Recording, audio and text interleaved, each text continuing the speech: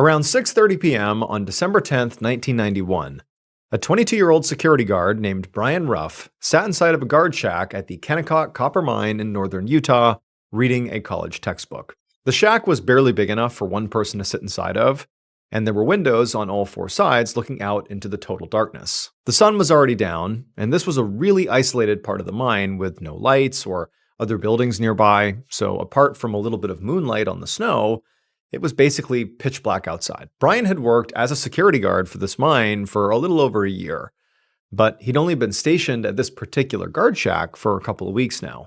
And in his opinion, it was the worst post he could have been assigned to. His job was to guard this chain link gate on a remote service road that led into the canyons. This was a really out-of-the-way entrance into the mine, which meant that not a lot of vehicles came this way. So the job was basically just really boring.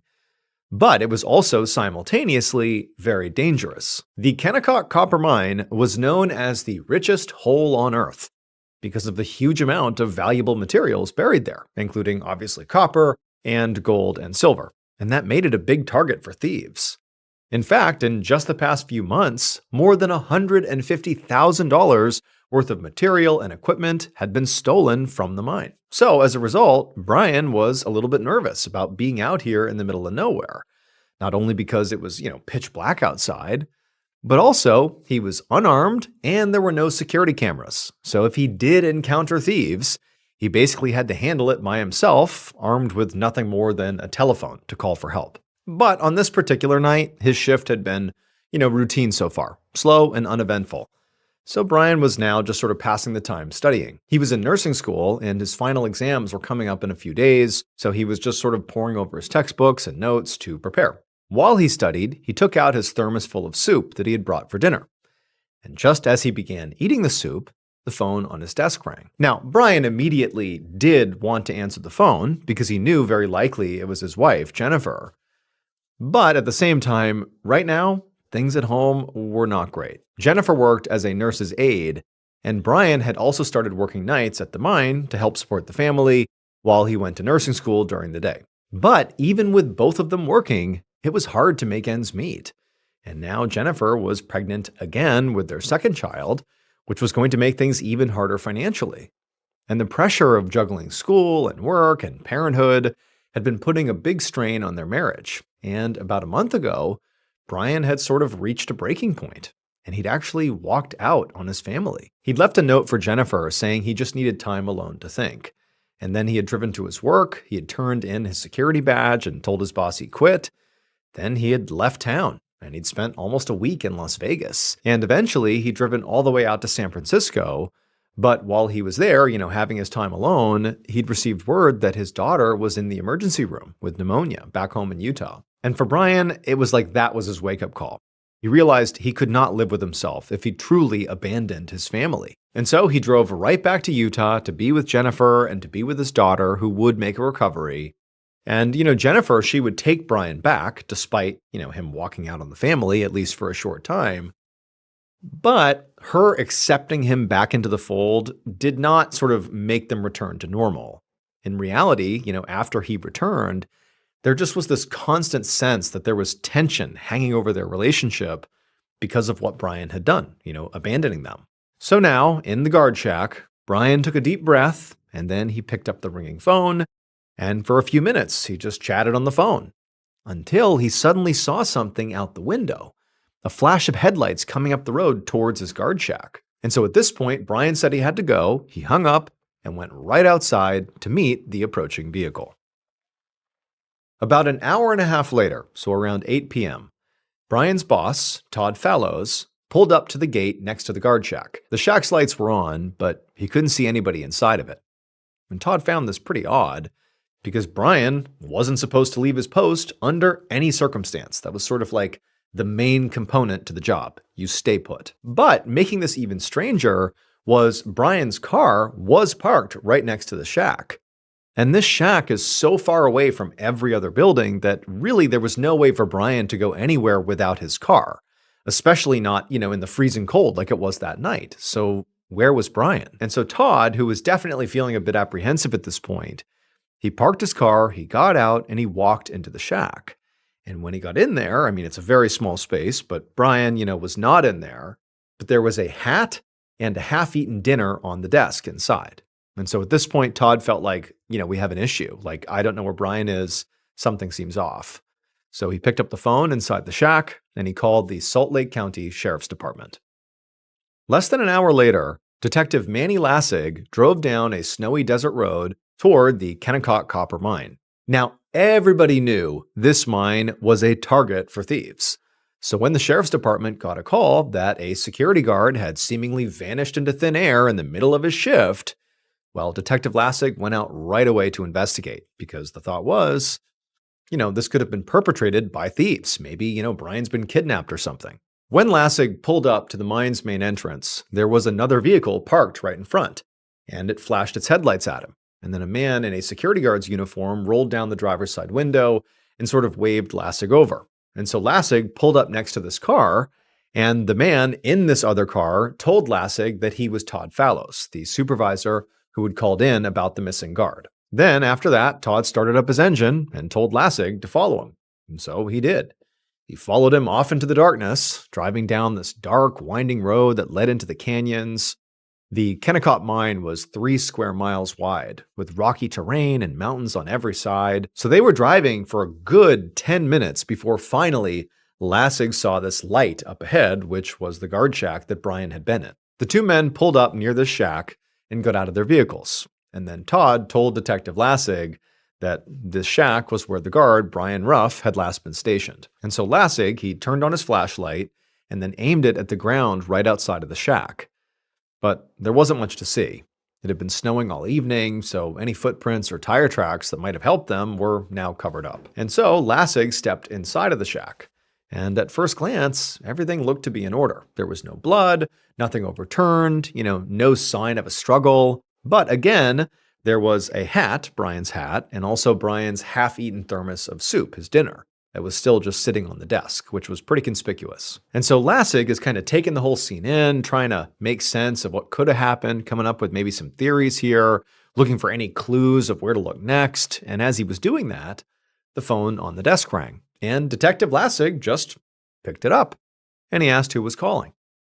And the woman on the line sounded very surprised, and she said her name was Jennifer Ruff, and she was trying to reach out to her husband, Brian Ruff. Lassig quickly explained that he was with the sheriff's department and that her husband Brian had at some point this night left his post and now couldn't be found. And so he was literally looking for her husband.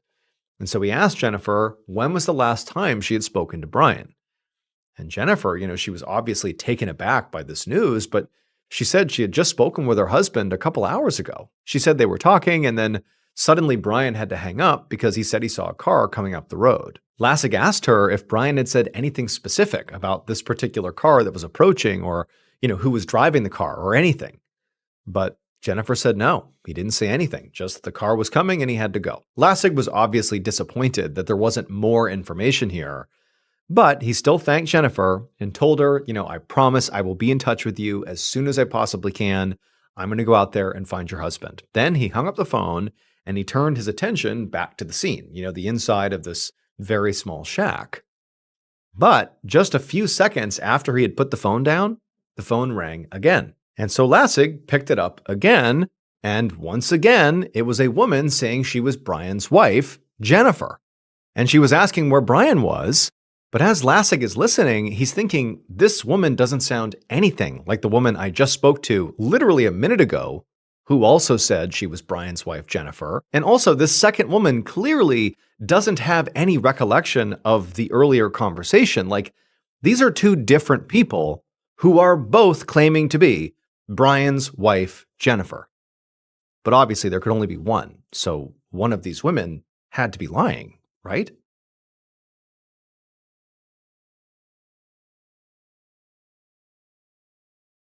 On a morning in mid-December of 1991, so just a few days after Brian Ruff's disappearance from his remote guard shack, and still he had not been found yet, Detective Manny Lassig sat down with a cup of coffee in the Ruff's dining room across from Brian's wife, Jennifer.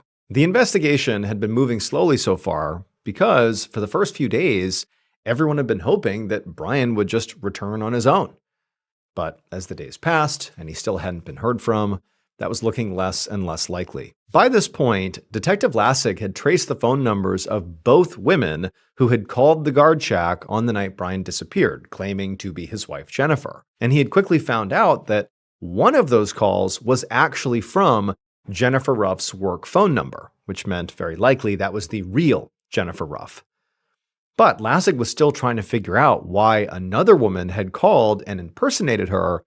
And also, the timing of the calls was odd. It happened one right after the other. It was just a very strange coincidence. So now, as Lassig sat across from the real Jennifer Ruff, he started out by asking her where she had been on the night Brian disappeared. She told him she had been at the hospital all night working, and then she gave Lassig names of some of her coworkers who could verify that. At this point, Lassig completely pivoted and just asked Jennifer point blank, "Is there any chance your husband could have been having an affair?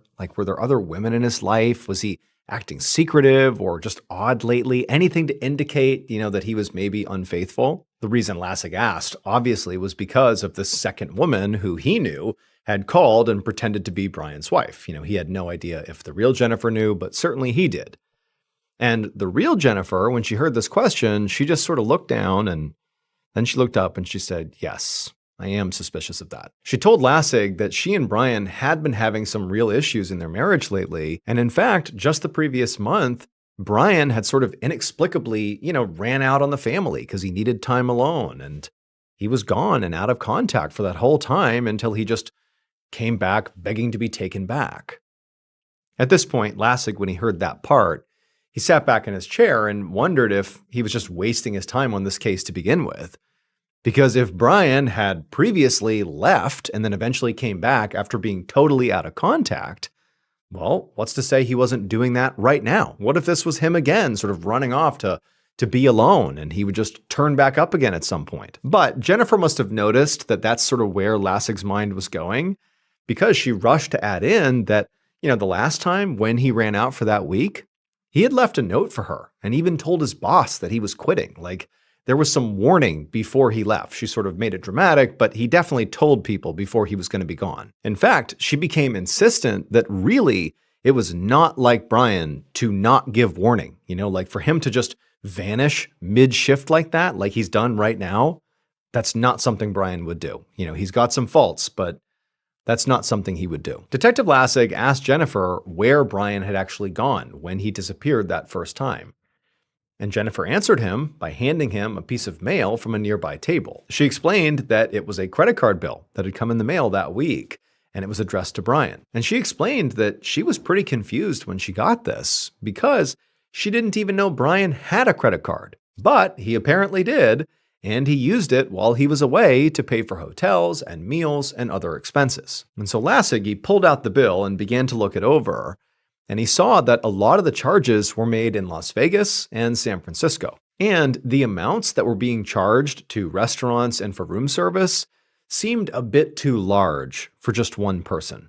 He looked up from the bill back at Jennifer, and just from the expression on her face, he knew that they had both drawn the same conclusion. Brian, when he was away for that week, likely had not been alone. Jennifer then grabbed another piece of paper from the counter and gave that to Lassig.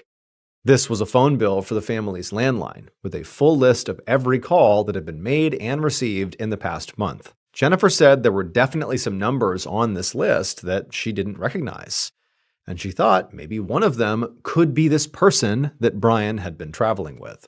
And as Lassig looked over this list, one of the phone numbers immediately stood out to him, because that woman who had called the guard shack on the night Brian disappeared and pretended to be Jennifer, basically called right after the real Jennifer, that phone number that was used for the fake Jennifer was the number he was now seeing on this list. Later that same day, Lassig sat down in the living room of the house that was associated with that phone number. And sitting across from him was a young woman named Christy Bradley. Her husband, Dale Bradley, was also a security guard at the Kennecott mine where Brian worked. Now, at the moment, Dale wasn't home, but it wasn't really clear when he would get home, and Lassig was really anxious to interview Christy alone, so before her husband got back. So the instant they sat down, Lassig pretty much just cut to the chase. He told Christy that he was nearly positive she and Brian had been having an affair. And then before she could say anything, he pulled out that bill that Jennifer had given him and showed her all the evidence. Christy, when she saw this, for a second looked defiant, but then just broke down and admitted it was true. She said they'd been seeing each other for a while now, and in fact, the month before, they had run away together for about a week. But even though they had ultimately come back and they both went back to their respective families, she said that they had still been very much in touch. Christy said that was the reason she had called the guard shack on the night Brian disappeared, just to call and just be in touch with him. That was it. But she said when the person answered, and it was a voice that was unfamiliar, it was Detective Lassig, she said that sort of on instinct, she just began to lie and pretended to be Jennifer, Brian's real wife, just so, their affair would not come to light. But Christy made it very clear that she had not heard from Brian since he disappeared, and she had no clue what happened to him. At this point, Lassig sat back on the couch and just looked at Christy, kind of sizing her up. And he thought, she seemed pretty genuinely worried about Brian. And even though the call she had made to the guard shack was ultimately very suspicious and pretty bizarre, her explanation for it did make sense. But at this point, he was certainly not going to rule her out as a suspect quite yet. Also, Lassig knew that Christy's husband, Dale, was also now clearly a primary suspect. Because, if he had found out about this affair, he could have easily hurt Brian in retaliation. The following day, Lassig walked into an interrogation room at the sheriff's station where Dale was already seated and waiting for him. And the moment Lassig walked in, Dale immediately asked him if there was any news about Brian. Lassig said no, not yet. And it seemed to him like Dale's disappointment was genuine, like he was worried about him. Lassig sat down and he asked Dale about how long he'd known Brian for. And Dale said they had met maybe about a year ago when Brian started working at the mine, and they'd become pretty close friends. They'd even hung out together outside of work. At this point, Lassig, almost to catch Dale off guard, he pivoted sort of abruptly and just asked Dale point blank about his wife's affair. And Dale, when he heard that his wife was having an affair, seemed sort of stunned, and he said he didn't know anything about Christy having an affair. At this point, Lassig just explained to him what his wife had already told him. And Dale appeared genuinely upset. Like, the idea she was cheating on him was horrible, especially with someone he considered clearly to be a close friend. And so as Dale is sort of reacting to this really shocking news, Lassig asked him where he was on the night of December 10th when Brian disappeared. And so Dale, who again is sort of like dealing with the shocking news he's just been told, for a moment he just was unable to answer. He ultimately composed himself and he said that actually his car had gotten stuck in the snow while he was at the University of Utah in Salt Lake City, almost an hour away from the mine. And in fact, he had even had to call a friend to come get him out of the snow. And then he gave Lassig the name of this friend so he could call and confirm it. After taking down this friend's name, Lassig told Dale that he really wanted him to take a polygraph test, and also they would have to search his car. And Dale agreed to both, with no hesitation. One morning, a few weeks later, Lassig walked across a parking lot toward an office building at the Kennecott mine. So far, Brian had still not turned up, and the search for him had been frustrating because none of the people Lassig had questioned so far had given him any useful information. Dale Bradley, along with his wife, Christy Bradley, had both taken polygraph tests, and both had passed. Lassig had also searched the red Mustang that Dale drove, but there was no evidence in it that linked Dale to Brian's disappearance. Plus, the friend who had helped Dale get his Mustang out of the snow had confirmed he had done that, so his alibi was solid. So at this point, Dale and Christy were sort of unofficially off the suspect list. Lassig had also considered the fact that maybe Jennifer, the real Jennifer, so Brian's actual wife, maybe she was involved in her husband's disappearance, despite how, honestly she came across. Now, her coworkers had confirmed she had been at work all evening on the night Brian disappeared, but it wasn't impossible that she could have maybe been working with an accomplice or maybe hired somebody to kill Brian or something. But with no evidence against her and also no body, Brian has not been found here, all Lassig really had here was just a hunch that, maybe she was involved, but who knows. However, just a few days ago, Lassig had received a new lead that sent his investigation in a new direction. That was why he was here right now at the Kennecott mine to speak to Brian's supervisor, Todd Fallows. So Lassig went inside the building and made his way down the hallway to Todd's office. And when Todd saw the detective, he jumped up and he very eagerly greeted him and said he would do whatever he had to do to try to help find Brian. Lassig thanked him, but told Todd to sit back down. And then Lassig sat down as well, and then he pulled out a tape recorder and he hit record. And then he told Todd why he was there. 2 of Brian's fellow security guards had just been arrested for stealing precious metal and equipment from the mine and then selling it at pawn shops. In fact, the investigation had discovered that a whole ring of Kennecott employees were involved in these thefts. Todd sort of began to shift in his chair and said he had heard about that, but he insisted he was never involved in any of these thefts. And he said he'd already been questioned by detectives from the Property Crimes Division. Lassig said he understood that, and that was not really why he was here.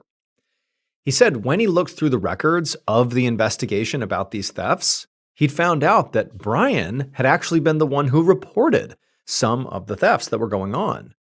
So now Lassig wondered if maybe on the night of Brian's disappearance, he'd stopped one of his coworkers' vehicles and found stolen materials inside, and maybe they had killed him to keep him quiet. Todd sat back in his chair and looked sort of lost in thought for a moment, and then he admitted that, yeah, that could be possible. He then told Detective Lassig he could actually think of several places on the mine's property where maybe Brian's body was hidden by these, fellow employees if they did this. And then as an example, he suggested the gravel pile by the concentrator, which crushes the minerals and grinds them up. Todd explained that if Brian had been placed there, he would have very likely gotten sucked into the grinders and pulverized with all the other rocks. He'd basically be gone. Detective Lassig was surprised by how specific Todd was being. I mean, Todd had really come up with this theory very quickly. So, sensing that Todd might be a little suspicious here, he just let Todd keep going. And Todd did. He just kept spitting out all these theories about maybe what could have happened to Brian, including at one point, he said maybe Brian could have been hidden under the waste piles, where weeks' worth of crushed boulders would have already fallen down and completely covered him up. And he said if that had happened, if Brian had been hidden in a place like that, he would already be buried under several tons of rock at this point, and the police would never find him.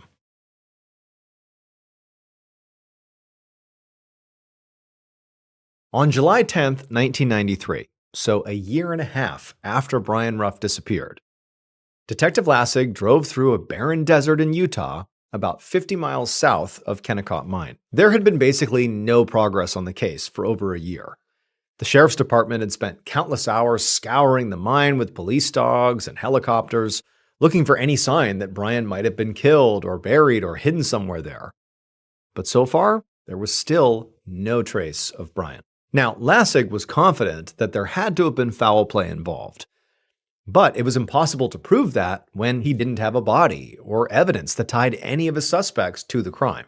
For months, Lassig's team had looked into every single security guard at the Kennecott mine, especially the ones who had been implicated in that theft ring, but they had ultimately verified that every guard on duty was at their post at the time Brian disappeared. And they'd collected alibis from everyone who was not scheduled to work that night. And so they had not been able to actually link any guards to Brian's disappearance. And that also included Brian's supervisor, Todd Fallows, who seemed, very eager to offer up these very specific theories. He too was not linked to Brian's disappearance. However, Todd was ultimately linked to that theft ring. As for Christy Bradley, the woman Brian was having an affair with, and Christy's husband, Dale, those two, they had alibis, they passed a lie detector test, and really had been ruled out much earlier on in the investigation, and nothing new had come up over the last year to change that, so they were still ruled out. And then as for Brian's wife, Jennifer, Lassig at one point thought maybe she was involved, maybe she had an accomplice or something. She certainly had the motive, to potentially harm her husband. Their marriage was on the rocks, he had clearly been having an affair, and she was on to him. But she really had been at work at the time he disappeared, and there was no link from her to any potential accomplice, and so it went nowhere. She was ruled out too. So again, after more than a year, the case basically had gone cold. However, that particular morning, the investigation had been reinvigorated. because a group of campers had called in and said they had found skeletal remains out in the desert. Lassig knew this was obviously a long shot, but he was holding out hope that maybe it was Brian. So when he arrived at the location the campers had described, Lassig got out of his car and he walked a short distance across the barren ground to where a forensics team was setting up crime scene tape in the brush. As Lassig got closer to the crime scene, he could see a human skeleton lying in a shallow grave. The skeleton was clothed in a dust-covered dark blue jacket, and when Lassig crouched down to get a better look, he saw that it was clearly a security guard's uniform. Lassig put on some gloves and then searched the pockets of this jacket, and his fingers immediately landed on a wallet. And when he pulled it out and he looked inside, he found ID cards and credit cards with the name Brian Ruff. Now, at this point, it seemed fairly apparent that the body had to belong to Brian, but because the body was so decomposed, they would have to examine Brian's dental records to definitively ID him, which would take some time. So while the crime scene techs carefully loaded the remains into a van, Lassig stayed at the scene with the canine unit that was searching for any other evidence nearby. And sure enough, just a few feet away from where the body had been, Lassig found 5 shotgun shells lying in the dirt. It looked like Brian, very likely, had been shot 5 times and then buried in this shallow grave. Then, just a few yards away from the shells, a police dog began barking, and an officer called Lassig over to look at what the dog had found. He walked over, and the officer held up a black work boot, and there was a pretty obvious bullet hole through the leather. And so Lassig figured the boot must have belonged to Brian. But other than this boot and Brian's actual body, 18 months of heat and, wind and sand and snow and rain out in this desert had basically erased any other traces of forensic evidence. So even though Lassig at this point felt very confident that he knew both where Brian was ultimately killed and how he was killed, because of this severe lack of forensic evidence, he was worried that he might not actually be any closer to figuring out who killed Brian. 12 years later, on April 30th, 2005, Detective Todd Park of the Salt Lake City Sheriff's Office got a call from the Sheriff's Department in the next county over. Since the beginning of the year, Detective Park had been working full-time on solving various cold cases. The detective on the line told him that he was investigating a recent homicide, and he thought it might be connected to one of Park's cold cases, specifically the murder of Brian Ruff. After speaking to this detective, Park hung up the phone and went right over to his filing cabinet and dug through until he found Brian's file. He sat down and began sorting through the decade-old papers, and he realized that there was a tiny piece of evidence the original investigators had somehow overlooked. And upon closer examination, Park realized it was actually the key to unlocking the entire case. Based on forensic evidence, this is what police believe happened to Brian Ruff on December 10th, 1991. Around 6:30 p.m., the killer drove down a winding service road toward a very isolated part of Kennecott Mine. Up ahead, they saw a single light in the distance. It was coming from a small guard shack right next to a chain-link gate. The killer pulled right up outside of the shack and parked their car and then got out. And then seconds later, Brian Ruff came out of the guard shack and waved hello. And the killer sort of waved back and walked over to Brian, and then as soon as they were close enough, the killer grabbed Brian, whipped him around, tied his hands behind his back, and then forced Brian, before he could do anything, into the back of the vehicle. At this point, the killer jumped into the driver's seat, did a U-turn, and sped out of the mine towards the desert. And as they were driving, the killer heard Brian screaming and kicking in the back, doing everything he could to try to escape. But the killer was unfazed. They stayed calm and just kept on driving for nearly an hour, all while Brian's acting crazy in back, until they eventually reached another very remote spot way out in the desert about 50 miles away. There, they pulled off the road and they stopped their vehicle right in this open, snow-covered patch of desert. They climbed out, they went to the back seat, and they opened the door up, and they grabbed Brian, who was still fighting and trying to escape, but he was pretty tired at this point, and the killer dragged Brian out, and as they dragged Brian out, Brian began pleading for mercy and promised that if they just let him go, he would never tell anyone about this. But the killer just grabbed a shovel and a shotgun from their vehicle, untied Brian, and then forced him at gunpoint to dig his own grave. And then when Brian was done, the killer just raised their shotgun and shot Brian 5 times. And then after he was dead, they dropped his body into the grave he had literally dug himself. And then the killer got back into their vehicle, a red Mustang. But when the killer tried to leave, their vehicle, the Mustang, got stuck in the snow. And so they had to call a friend who did come out, who had no idea a murder has just been committed literally right over there. There's a body buried, right over there. They didn't know. They helped the killer get out of the snow, and off they drove. The killer was Dale Bradley, the co-worker whose wife Brian was having an affair with. Dale's alibi that he had been an hour away, his car was stuck in the snow on the night Brian disappeared, well, it was true. Except that wasn't an alibi. He was basically describing being at the crime scene and having another friend come and help him flee the crime scene. But the friend who absolutely said, "Yup, he was an hour away. I helped him get his car out of the snow." The friend had no idea this is where a murder has just taken place. And so they told the truth, and Dale sort of acted like, "Yep, that's my alibi." And the police never checked. And so they didn't realize that that wasn't an alibi. It was basically a description of where the crime scene was. Additionally, Dale took a polygraph early on in the investigation, and he did pass it. So he really was dismissed as a suspect very early on. And so Dale and Christy had eventually gotten divorced, likely over the affair, and Dale had ultimately remarried. But when his second wife, Crystal, was murdered in 2005, the detective investigating that murder noticed that Dale had been sort of indirectly connected to now 2 people who had been murdered, Crystal and Brian.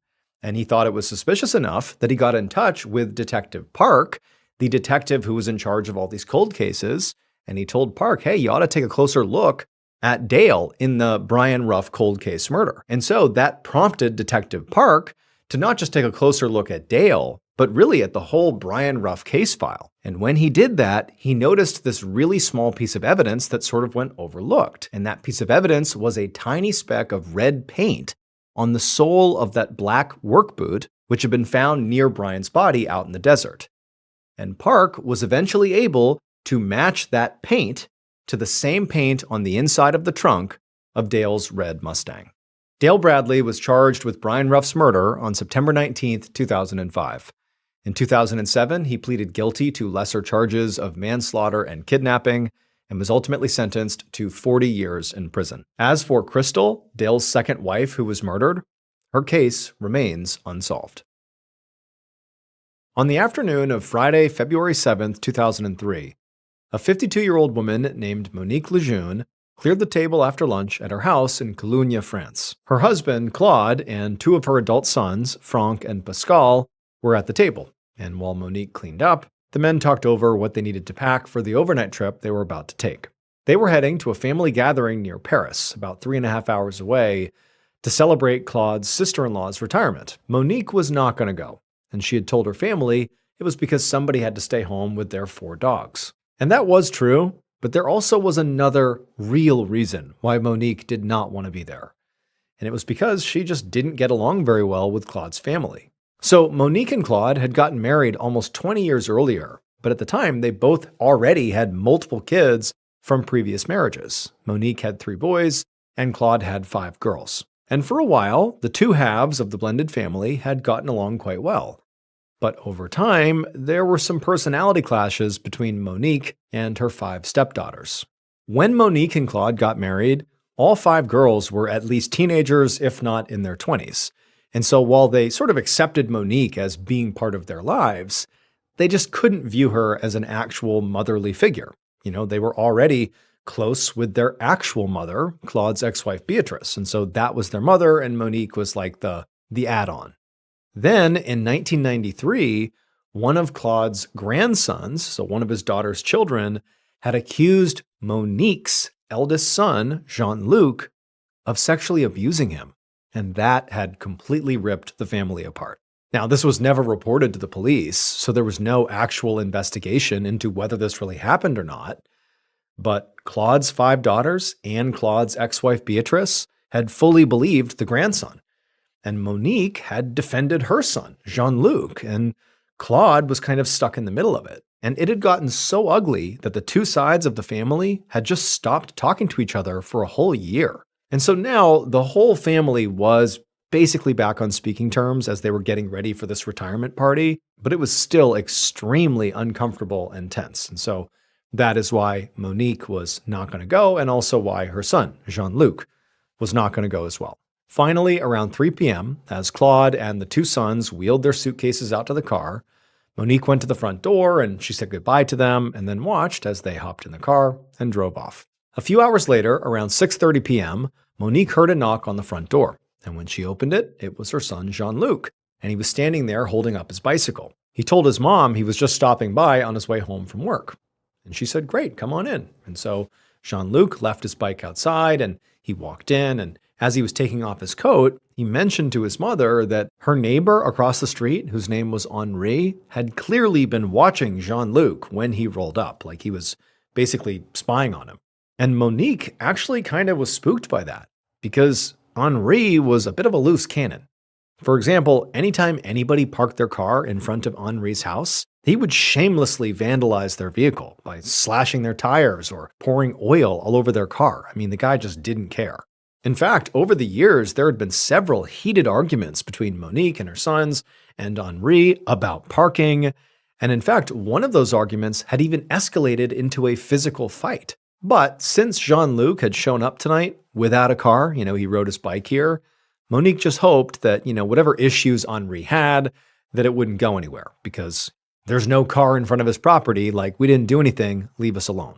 Monique led her son into the kitchen, where she poured 2 glasses of sparkling wine, and then the two just sat there and chatted for about half an hour, and then Monique gave her son a haircut, and then around 7:05, Jean-Luc said goodbye to his mom. He went outside, hopped on his bike, which had not had its tires slashed by Henri, and he left to go to his apartment with his wife to have dinner.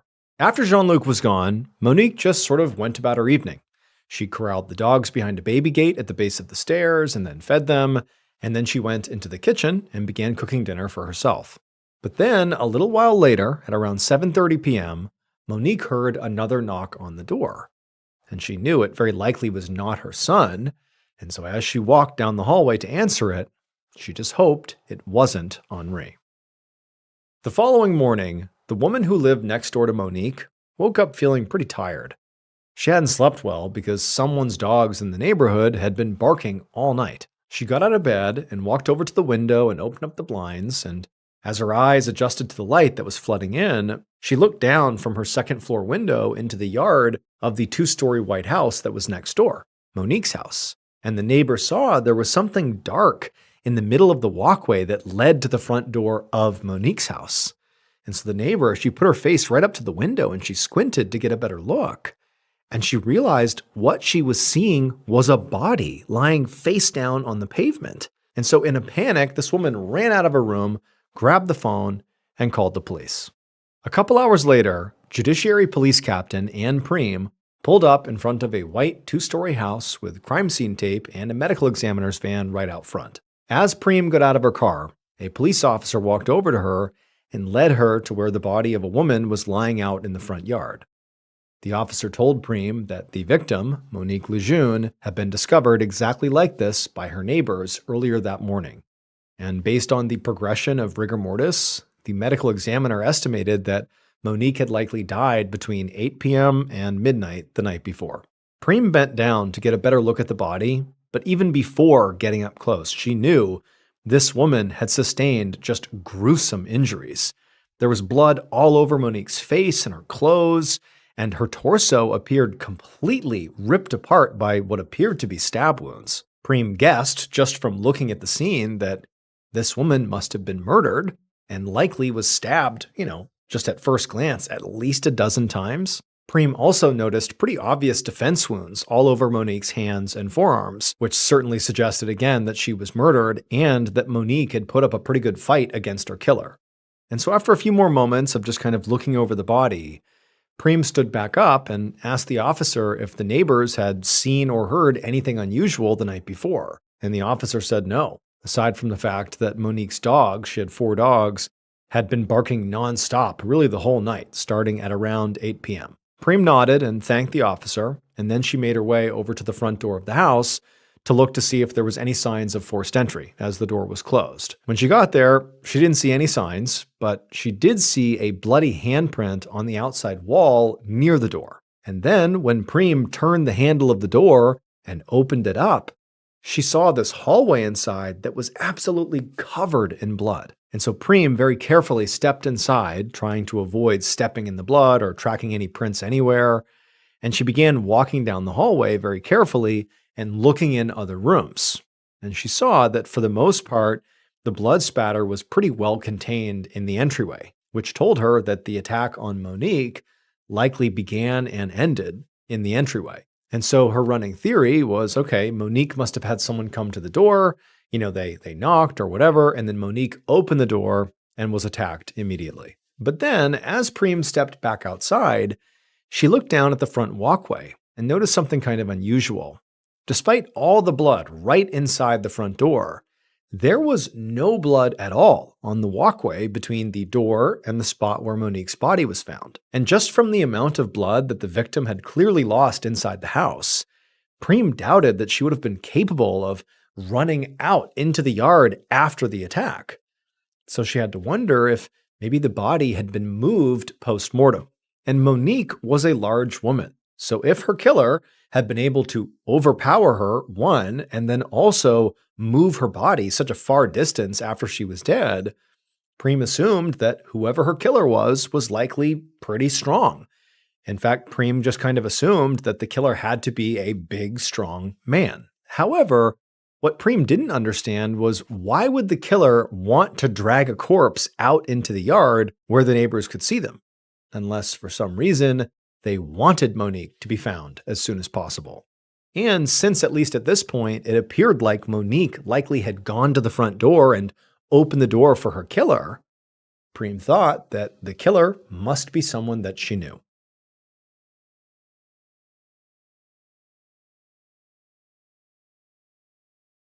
Around noon on that same day, so February 8th, 2003, Police Captain Ann Preem was about to go next door and speak to one of Monique's neighbors herself when suddenly a car pulled up at the curb and 3 men climbed out looking completely shocked and very concerned. By this point, Preem had learned from the neighbors that Monique had a husband and also adult sons, and so Preem assumed that these men must be them.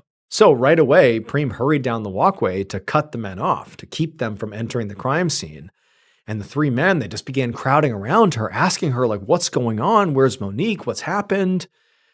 And she told them that, unfortunately, Monique had been stabbed to death. And at first, all 3 of them just went completely silent. And then one of them, one of the sons, just began to cry. Preem then told them that they couldn't go into the house because it was still an active crime scene. So instead, she led them over to the curb, and they all sat down. Preem could tell the men were in shock because as much as one man was crying, it just seemed like they couldn't even process what they were told.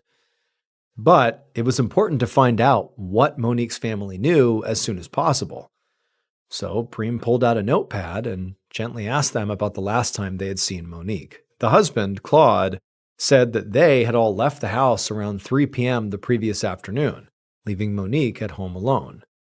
They said they had gone to a family gathering near Paris that evening and stayed overnight, and they'd only now just gotten back into town, and they'd seen this whole scene out front, the police tape and police. They had no idea what was going on. Eventually, Preem asked Claude to tell him all the names of all the people in their family, all their adult children, Claude's ex-wife, Monique's ex-husband, everybody. But as Claude was giving this information, he told her that he just couldn't imagine anybody in the family being involved in this. Preem nodded, but she knew that it was entirely possible that family was involved. Unfortunately, this stuff does happen. But she didn't give that off. Instead, she just said, well, can you think of anyone who would want to hurt Monique? And Claude thought about it and just said, no. She lived a pretty normal and uneventful life. But then one of the sons piped up and mentioned that actually there might be someone. He said her neighbor, Henri. and he pointed across the street at the house. A minute later, Prem was knocking on the front door of Henri's house, and after a few seconds, a middle-aged man answered the door, and he was very curious about what was going on across the street. And eventually, Prem told him that, well, your neighbor Monique has been murdered. And when she said that, Henri smiled. So immediately, alarm bells are going off in Prem's head. She's thinking this guy is very suspicious. And she asked him, like, can I come in and look around then? And Henri didn't even seem surprised by this request. It was like he already knew he was going to be looked at as a suspect and said, sure, come on in. So he stepped aside and Prem came in and began searching every room in the house, the living room, the kitchen, the upstairs bedrooms. But despite looking everywhere, she didn't find any traces of blood or really anything else suspicious or unusual. So eventually, Prem made her way back into the living room where Henri was waiting, and she asked him, where were you the previous evening? And he told her very casually that, well, he and his wife were home. They were here. Prem thought this was a pretty weak alibi, but she made a mental note to follow up with the wife and confirm it later. Next, Prem asked Henri if he had seen or heard anything out of the ordinary the night before. And Henri said no, except that maybe around 7 p.m., he had seen one of Monique's sons leaving her house on his bicycle. And at this, Prem perked up because the family had told her that Monique had a third adult son named Jean-Luc, who had not gone to that party in Paris. And if Henri was telling the truth, it meant that Jean-Luc was very likely the last person to see Monique alive. And maybe he was even the killer. The next morning, Prem led a forensics team up the stairs of a rundown apartment building in a sketchy part of town. She knocked on the door to Jean-Luc's apartment, and a moment later, a young man answered. After confirming that he was Jean-Luc, 2 officers led him away to be questioned back at the station. Meanwhile, Prem went in with the forensics team to search his apartment. And pretty quickly, as Prem was walking around the living room, one of the other officers called her over to look at something. And so she walked over to him, and she saw he had his flashlight out and he was pointing it at something on the wall. And when she got close enough, she could see that what he was highlighting were what appeared to be tiny drops of blood. And so Prem pulled out her flashlight, and she too began scouring the walls and the floor near the stairs, looking for any more blood. And she found a few more red droplets near the doorknob to a closet. And so she opened the closet up, and inside was a bike. And she shined her flashlight on the bike, on the wheels and the frame, and she saw all these reddish-brown splatters all over the underside of it, as if whoever had ridden this bike last had basically drove through a puddle of blood. An hour later, Prem walked into an interrogation room at the police station where Jean-Luc was sitting with his head in his hands. He looked up as she entered, and he had this very scared and confused expression on his face. Prem sat down across from him and right away asked him what he had been doing at his mother's house on the night of February 7th. Jean-Luc said he had just stopped by after work, as he often did, and he only stayed for maybe half an hour before riding his bike back home. When Prem asked him if he had gone straight home afterwards, Jean-Luc said no, he hadn't. He explained that his wife's brother, Christophe Gressier, lived in the same apartment building as they did on the floor right below them. So before going up to his own unit, he said he just stopped by to chat with Christophe for a few minutes, and then after that, he spent the rest of the night in his own apartment with his wife. However, to Prem, she felt like there had to be more to this story because they had found what appeared to be droplets of blood sort of scattered throughout Jean-Luc's apartment, and then, there was blood, or at least what appeared to be blood, on the underside of his bike.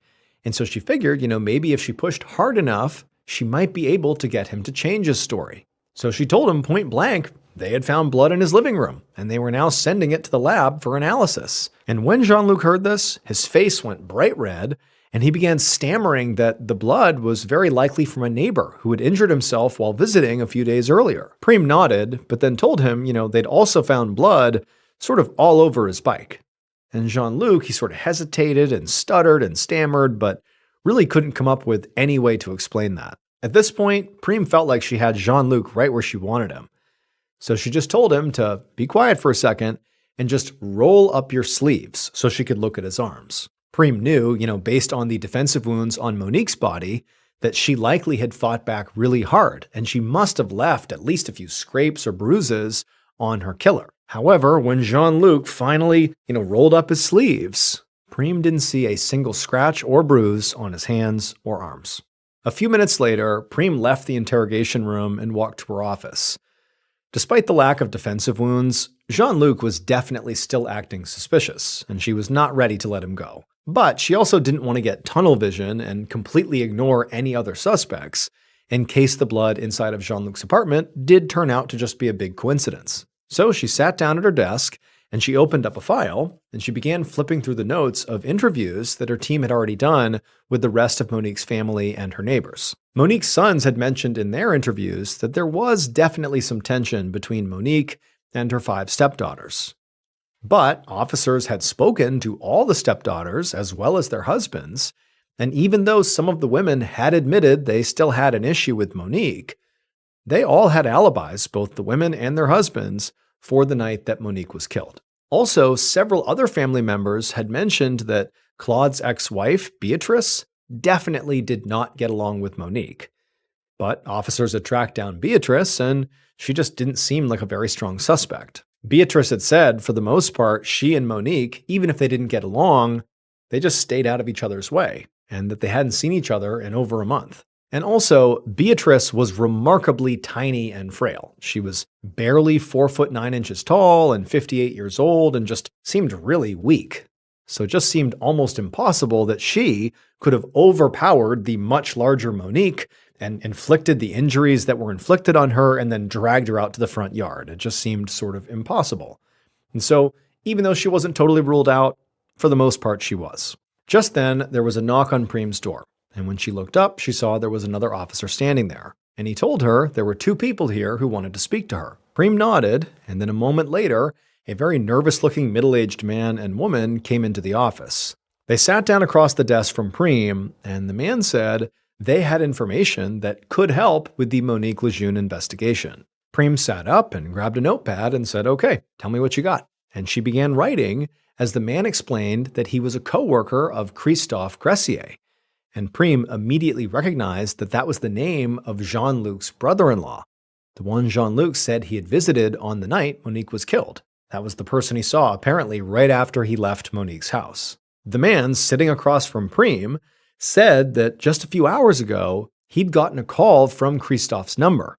But when he answered it, all he could hear was a sort of muffled conversation between 2 women. And at first, this man thought what he was hearing was just an accidental call, maybe by Christophe's kid who was just pressing buttons at random. However, the man said when he put his phone on speaker, he and his wife, who was the woman he was with, they both started listening really closely, and they were able to make out a snippet of the conversation. The 2 women on the line were clearly talking about needing an alibi and saying something about a man named Jean-Luc. First, the women had said something like, "It's not Jean-Luc's fault, he's depressed." And then the women had mentioned something about a pair of pants that needed to be washed. Prem couldn't believe what she was hearing. I mean, any doubts that she had had about Jean-Luc being the killer pretty much disappeared. And so she took down the couple's names and contact info, showed them out of her office, and then once they were gone, she grabbed her keys and she headed out to go to Christophe's apartment.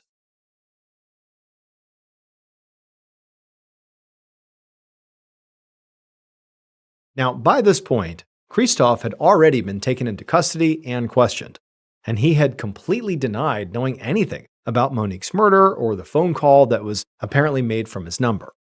But Prem hoped that maybe a search of his apartment would tell a different story. She walked through each room of the apartment until she found the washing machine. And there, she put on a pair of latex gloves, and she reached inside the washing machine and she pulled out a pair of pants that were still damp, as if they had just been washed earlier that day. And she held these pants up and kind of put them in the light, and she could see clearly there was a brownish stain on them. She also noticed that these pants looked like they'd be way too small for Christophe, who was a pretty tall and burly guy. But they definitely looked like they would fit a guy like Jean-Luc, who was much smaller. Later that same day, so this is on February 10th, 2 days after Monique's body was found, Captain Prem was in her office when her phone rang. She answered it, and it was a technician from the crime lab telling her they actually already had the results from the samples that had been sent in for testing. And so Prem, she's geared up, ready to hear some potentially, case-breaking news.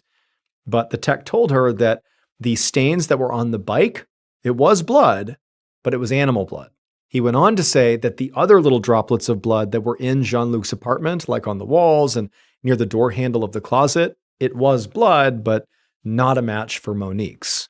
And then also those pants that had been found, that stain on the pants, that wasn't blood at all.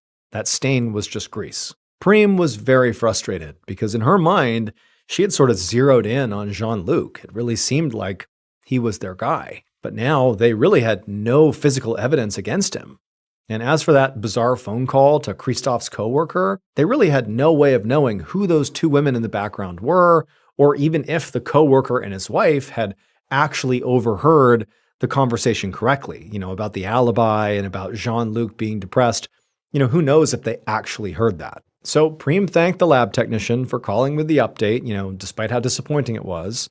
And she was about to hang up when he told her to wait, because he had one more piece of news for her. He told her that during Monique's autopsy, the medical examiner had actually found DNA under Monique's fingernails, and it was very likely skin cells from her killer that had been scratched off during the struggle. The technician said it would take at least another few weeks to analyze it, but once the results came back, they could definitely test it against DNA samples from any of their suspects, and maybe it would be a match. This definitely gave Prime some hope. And after she hung up, she began making a list of everyone they would need to get a DNA sample from so they could test against it. She definitely knew she would need one from Jean-Luc and Christophe, and then also that neighbor Henri seemed like a strong suspect too. Prime had actually spoken to Henri's wife and confirmed that, at least according to her, they were together that whole night Monique was killed. But she also knew that spouses were very likely to lie for each other, so it was a flimsy alibi. So at this point, Prime felt like she definitely had 3 good potential suspects to get DNA from. But realistically, that was where her list ended. The rest of Monique's family had been ruled out by this point, and none of the other neighbors really seemed like suspects. And by all accounts, Monique lived a pretty quiet suburban life and just didn't really get into trouble with anyone, so there really was no one else. And so to Prime, it just felt like something was missing here. Like, in the time I have between now and when the analysis is done on that DNA underneath Monique's fingernails, I need to see if there's something I've missed. And so over the next few weeks, that's what Prime did. She pored over all the evidence they'd collected, and she re-interviewed all the family members and spoke to all the neighbors. But despite this huge effort, nothing new came up that brought any other suspects into view. However, at the same time, this is early March by this point, maybe 3-4 weeks after the tech had said they would test this DNA, Prime got another call from the crime lab, and the technician said that the DNA analysis had come back.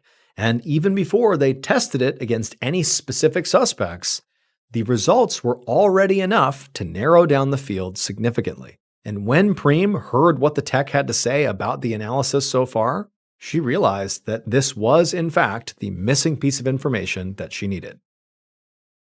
Based on this revelatory DNA evidence and also an eventual confession by the killer, this is what police believe happened to Monique Lejeune on the night of February 7th, 2003. The killer walked up to Monique's front door and knocked, and a few seconds later, the door opened and Monique was standing there. But instead of inviting the killer inside, Monique just kind of crossed her arms and stared. At this point, the killer began to speak. However, what was supposed to be a polite conversation quickly escalated into an argument, with both of them hurling insults back and forth. And then at some point, Monique slammed the door in the killer's face. But before she did, she said one last thing that was apparently so inflammatory that it pushed the killer over the edge. And so without even stopping to consider what they were doing, the killer, after having the door slammed in their face and hearing this totally inflammatory line, they stormed over to their vehicle, which was parked nearby, and they grabbed the knife they kept under their seat for self-defense. And they carried that knife right back to the front door and knocked again. And as soon as the door opened, the killer pushed their way inside, and with a surge of rage, they just started stabbing. But Monique was very strong and big, and she knocked the killer to the ground and actually pinned them there.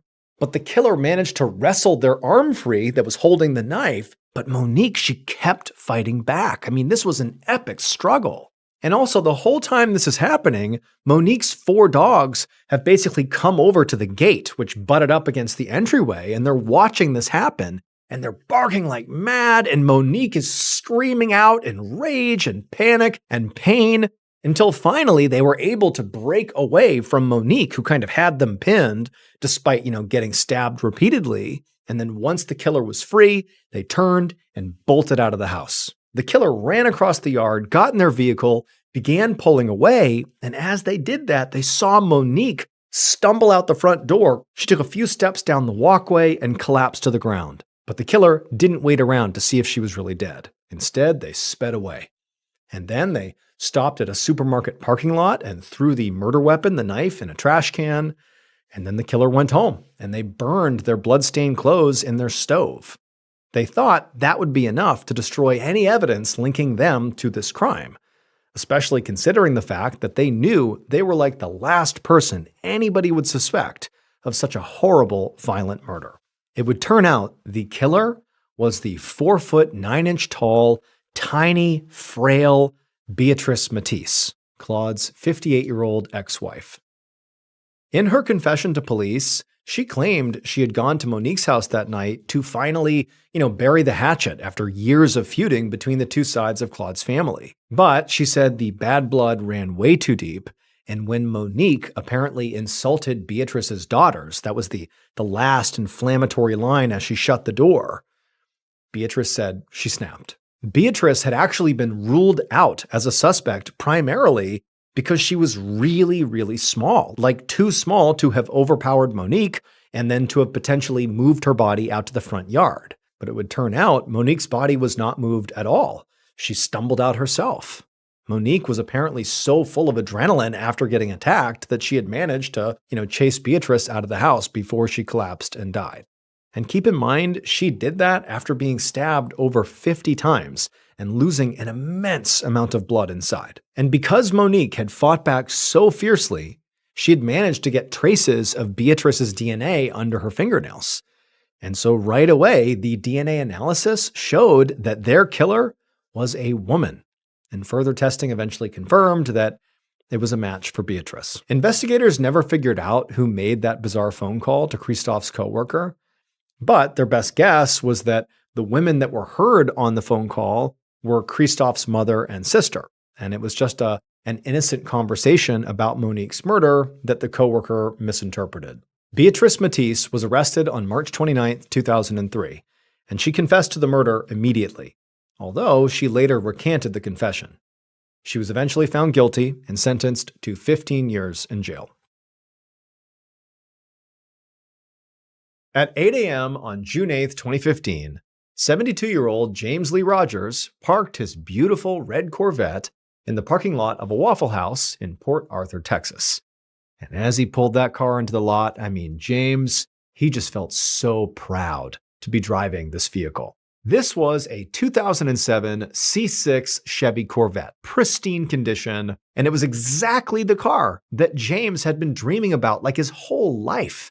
It drove amazing, it looked incredible, and more than that, it had all these modern elements to it. It didn't even have regular door handles. Everything was like push buttons and electric. To him, owning this car was like owning a really flashy sports car, and he thought that, anybody who saw him driving it, they knew this guy had made it. And on top of having this really cool car, James also had like a pretty awesome life here in Port Arthur. He had lots of family in the area. He had grown up here. He loved living here, but he also really loved this particular Waffle House. It was where he went basically every morning in his flashy car to get his coffee. But, it wasn't just their coffee that he was drawn to. It was the wait staff. It was the regulars who went to this Waffle House. This had become like a sort of second home for him, and he really looked forward to coming here basically every day. And so he parks his Corvette, he gets out, and before he walks into the restaurant, he has to tell his dog, he brought his dog along, Leia, this cute little dog, to stay in the car because the dog was not allowed in the Waffle House. This was something he knew, but it was going to be quick. So he told Leia, to be a good girl and stay in the car. Don't rip it up. This is his dream car. She was a very good dog. And so she sat down. He shut the doors, used the electric push buttons to do it. And then once he knew his dog was secure, into the restaurant he went. Once he got inside, James took his usual seat at the counter where his friend MJ was already sitting. MJ was in his 60s, and like James, he was also a fixture at this Waffle House. And so the two immediately began chit-chatting about the weather and their kids. And then at some point, James ordered his coffee and used that as a chance to catch up with some of the waitstaff that he spoke to every morning.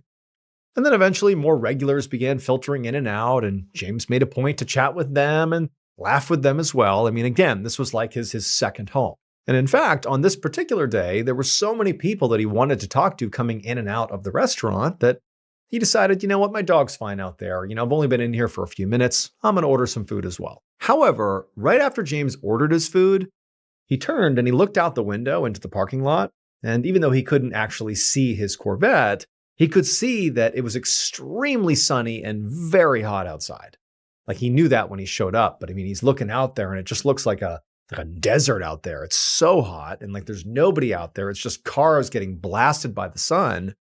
And he's thinking like Leia's out there. And even though he had the AC on when he pulled up, and so, likely his Corvette was still a little bit cool, there was no way that it was particularly comfortable in his car right now. And so before his food showed up, James turned to MJ and just said, "Hey, I'm going to be right back. You want to just like hold my seat? I'm going to go out and check on something." And MJ, who was kind of busy talking to other people, he's like, "Yeah, go ahead. I'll save your seat."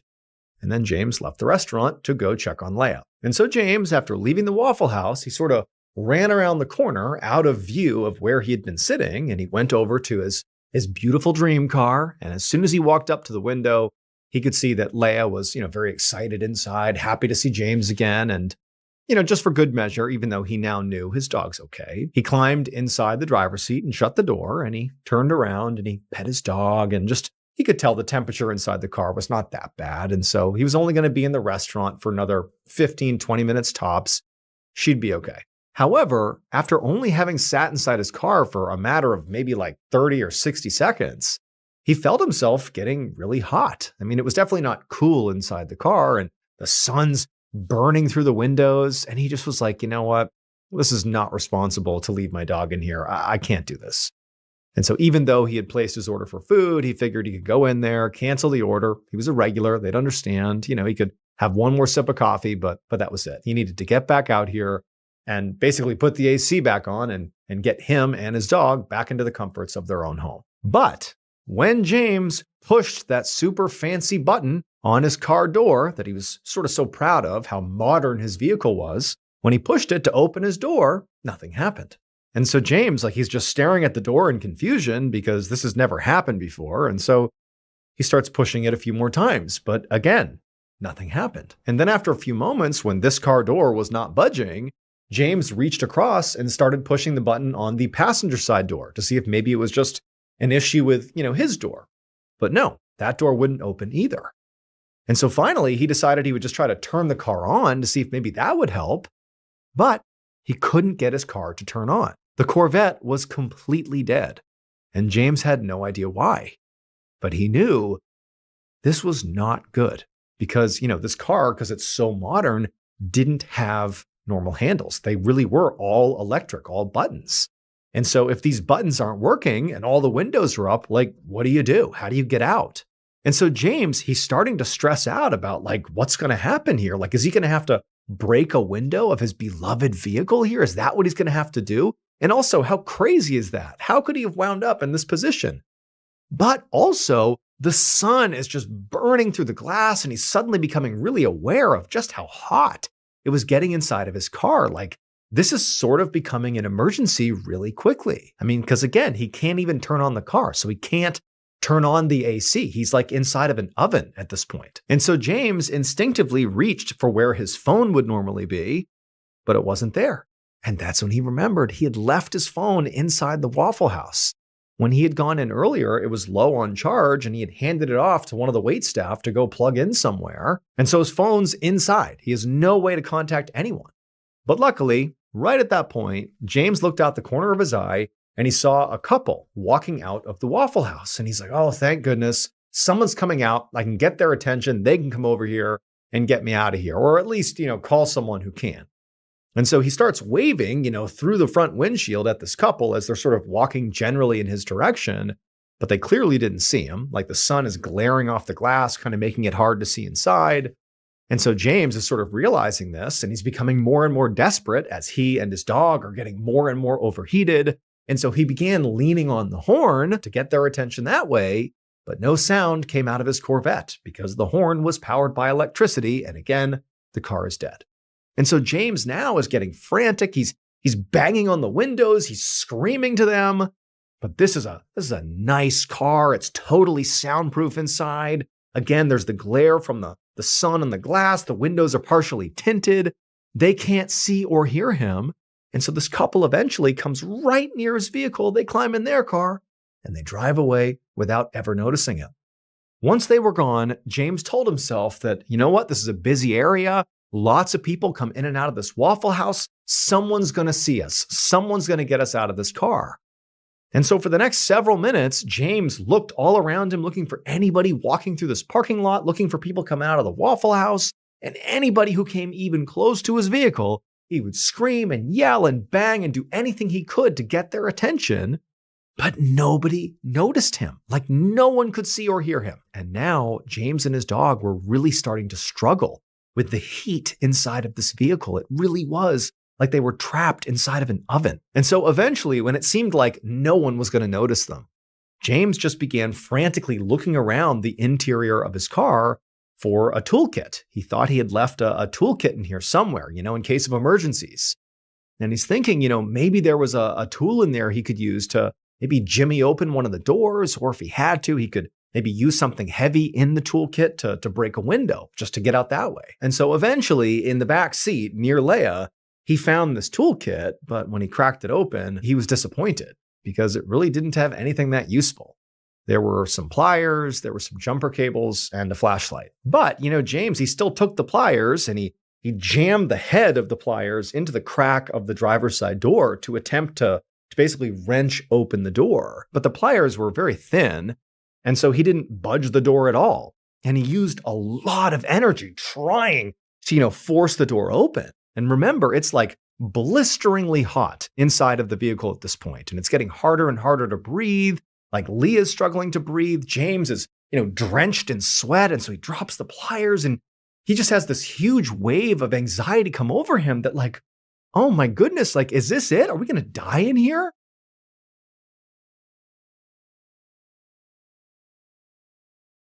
And so as like this crushing reality is coming down on him, James has this adrenaline surge, and he leans back in his seat and he starts kicking as hard as he can against the glass with his feet to try to break open the windshield or kick open the driver's side window. But amazingly, despite all of his energy going into this, he didn't crack the window at all. Like it felt like he was kicking a concrete wall. There was no budge, nothing. And so again, after exerting even more energy and now sweating even more, and it's getting harder and harder to breathe, James took those pliers and he's really gassed. He can barely breathe, and he starts smashing the head of the pliers into the window. That didn't do anything. So it's like, I can't do anything to get out of this vehicle. And so James, he sort of just like lays back in the driver's seat, which he had reclined at this point, and he's panting. He can barely breathe. He's opened up his shirt a little bit, and he's looking back at his dog, and she's really struggling. And he's just like, I can't believe this is happening.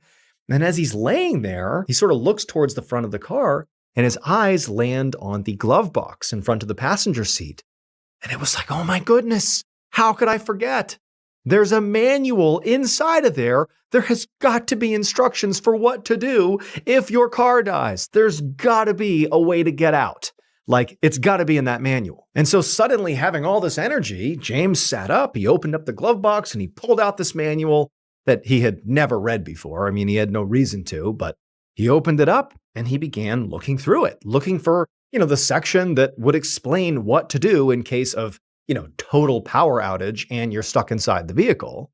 But like, as he's looking at the pages, like his vision's swimming, it's so hot. He's so tired, and it's all this little text. It's hundreds and hundreds of pages, and like nothing explained the situation. It was like so not user-friendly. And so James, he's flipping through all these pages, and even just the act of turning the page was becoming so laborious.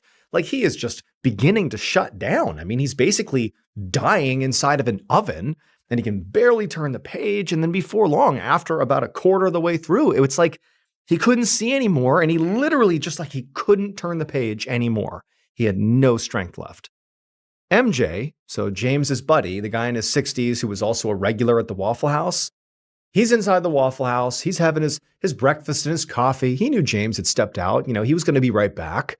And he did not come right back. But he figured no big deal. Like, he probably got caught up with something. Maybe he forgot that he had ordered food. But, MJ, he's got all these reasons for why James has not come back to the restaurant. And also, MJ, being a regular, he's chatting it up with other people. He's not really even aware of the fact that James has not come back inside the Waffle House. And eventually, after MJ had had his coffee and his food, he's getting ready to maybe make an exit himself when two employees come running in the front door of the Waffle House. And so everybody turns to these employees who clearly are sort of making a scene here.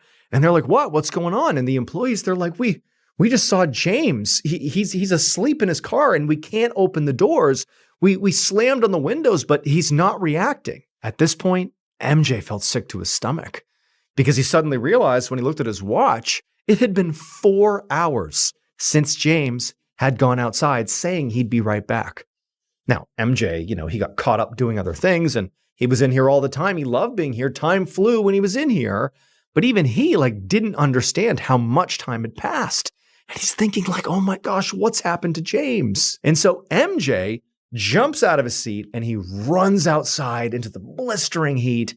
He goes around the corner to the red Corvette. He sees, through the tinted glass, there's James inside of the vehicle. He starts hitting on the window, but there's no answer. James isn't moving. And so MJ calls 911.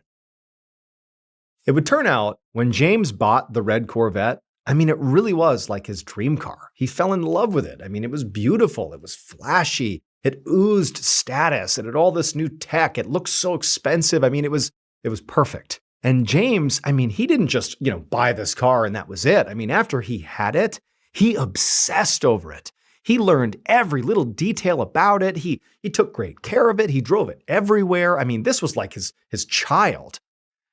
But despite, really obsessing over the car, he never learned one really important thing about this car, which is what do you do if you happen to be inside of the vehicle with the windows rolled up and your power goes out? Because the doors are not regular doors. They're powered by buttons. They're electrical. And if you have no power, you can't open them, as he found.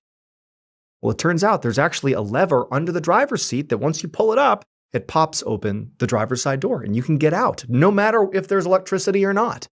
But that information was buried on page 80 of that owner's manual that he had pulled out and begun flipping through, but he was so delirious from heat exhaustion, he couldn't get that far into the manual. He's combing through all this really dense text. He made it about a quarter of the way through when unfortunately he and his dog Leia died from heat exhaustion.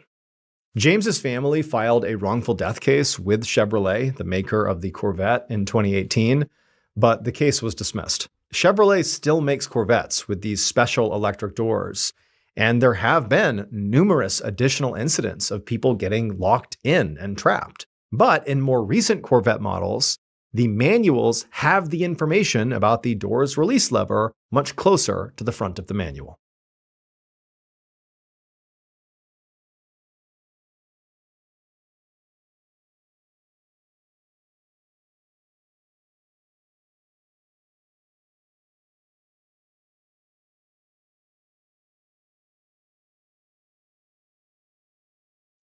On the morning of August 20th, 1862, a 17-year-old farmhand named Jean Leroux carried his axe over to a stack of logs by a barn on a farm in Ottawa Township, Minnesota. As a farmhand, Jean was responsible for lots of different odd jobs, like splitting the firewood and feeding the animals and helping with the crops. Basically, Jean had to know every single inch of the farm and the woods that surrounded it and how to take care of it all. But even though he was basically constantly busy, Jean still found his mind wandering to a place that was sort of difficult, which was he felt a lot of times pretty homesick. So Jean was actually from France, and he had left behind his whole family and his, previous life to come here to America, where there was supposed to be more opportunity. However, America was turning out to be a pretty violent place. The country was currently fighting the Civil War. And on top of that, the area specifically where Jean lived was pretty much like the frontier. And so there were these constant territorial disputes and virtually no law enforcement. So just a really dangerous place. But more than any dangers he faced, Jean just really missed his family, especially his mom. So he spent basically every spare minute he had, which was, few and far between, sitting out in the woods by this one particular just huge, beautiful oak tree.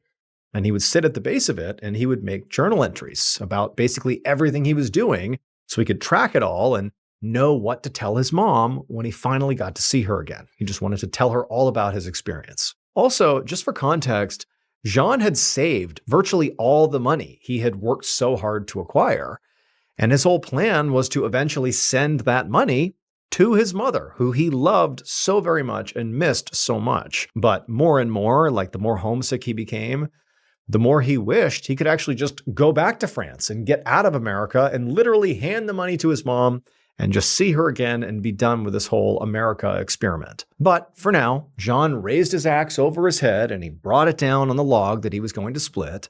And it did, it split open, and he raised the axe again to chop another log. But as he did, he froze because off in the distance, he could hear a series of repetitive booming noises, like really loud. And for Jean, immediately his heart started to race and he was so scared because he knew what those were. Those were gunshots.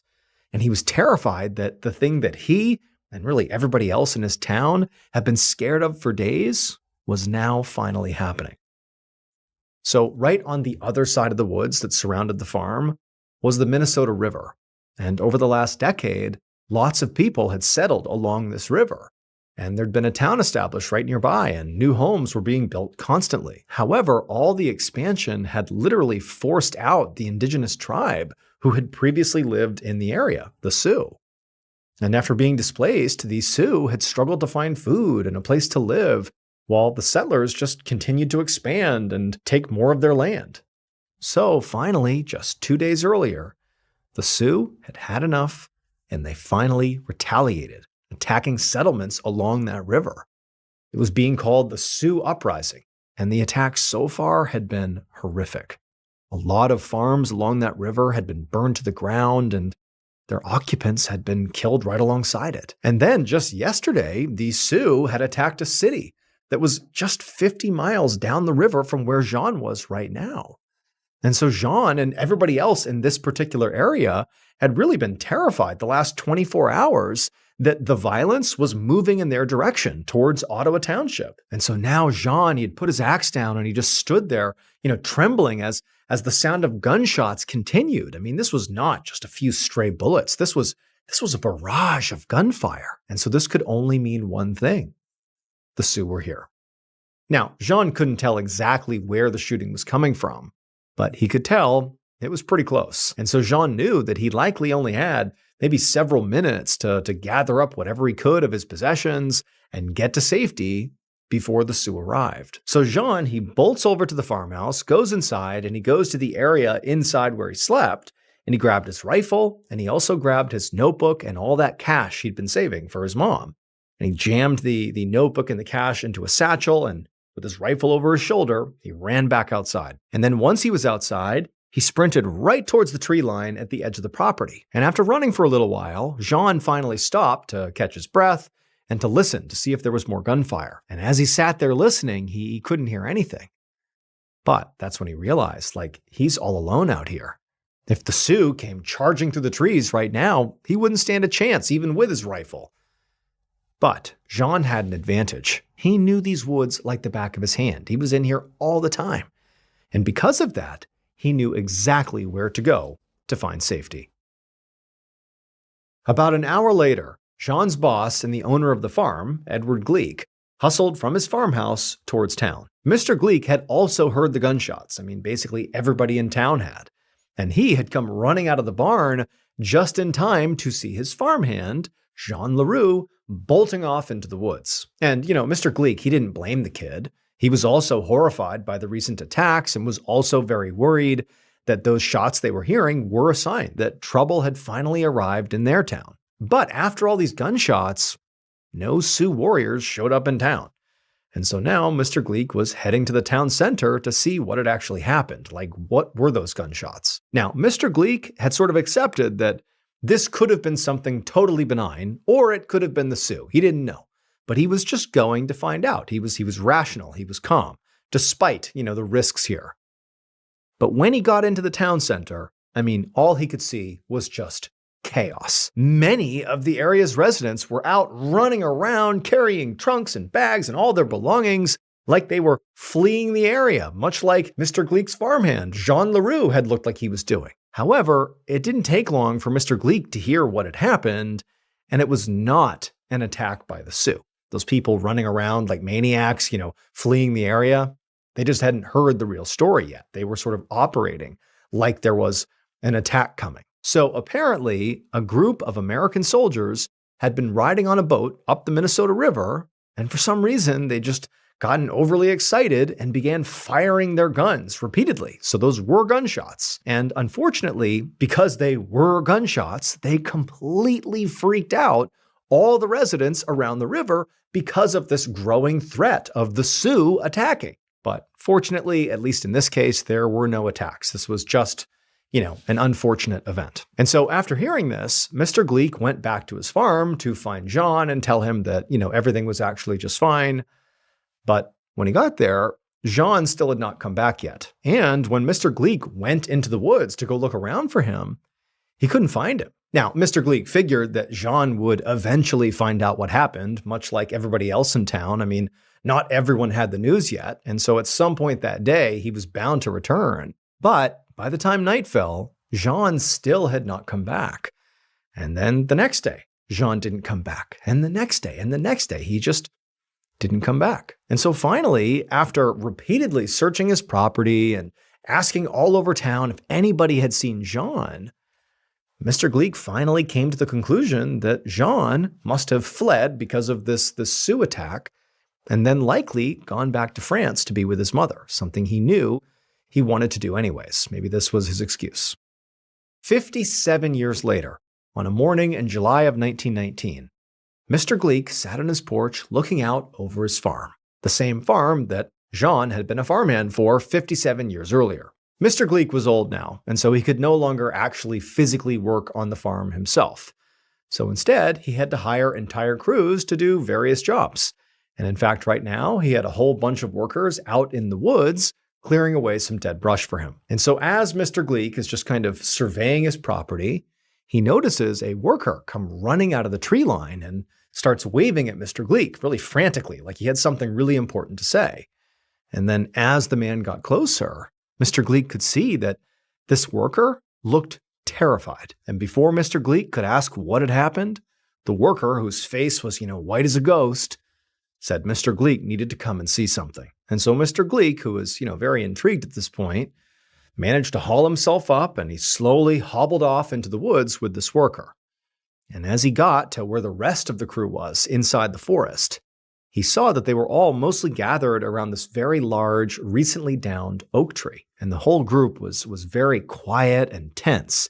And they were all just staring at a section of this tree that had split open. When Mr. Gleek joined the group and looked at this particular section of the trunk of this tree, this hollow part, at first he didn't even know what he was staring at. It was just this hollowed out sort of split section of the tree, and there was a few items that didn't belong there that were inside of it, like a cache of sorts.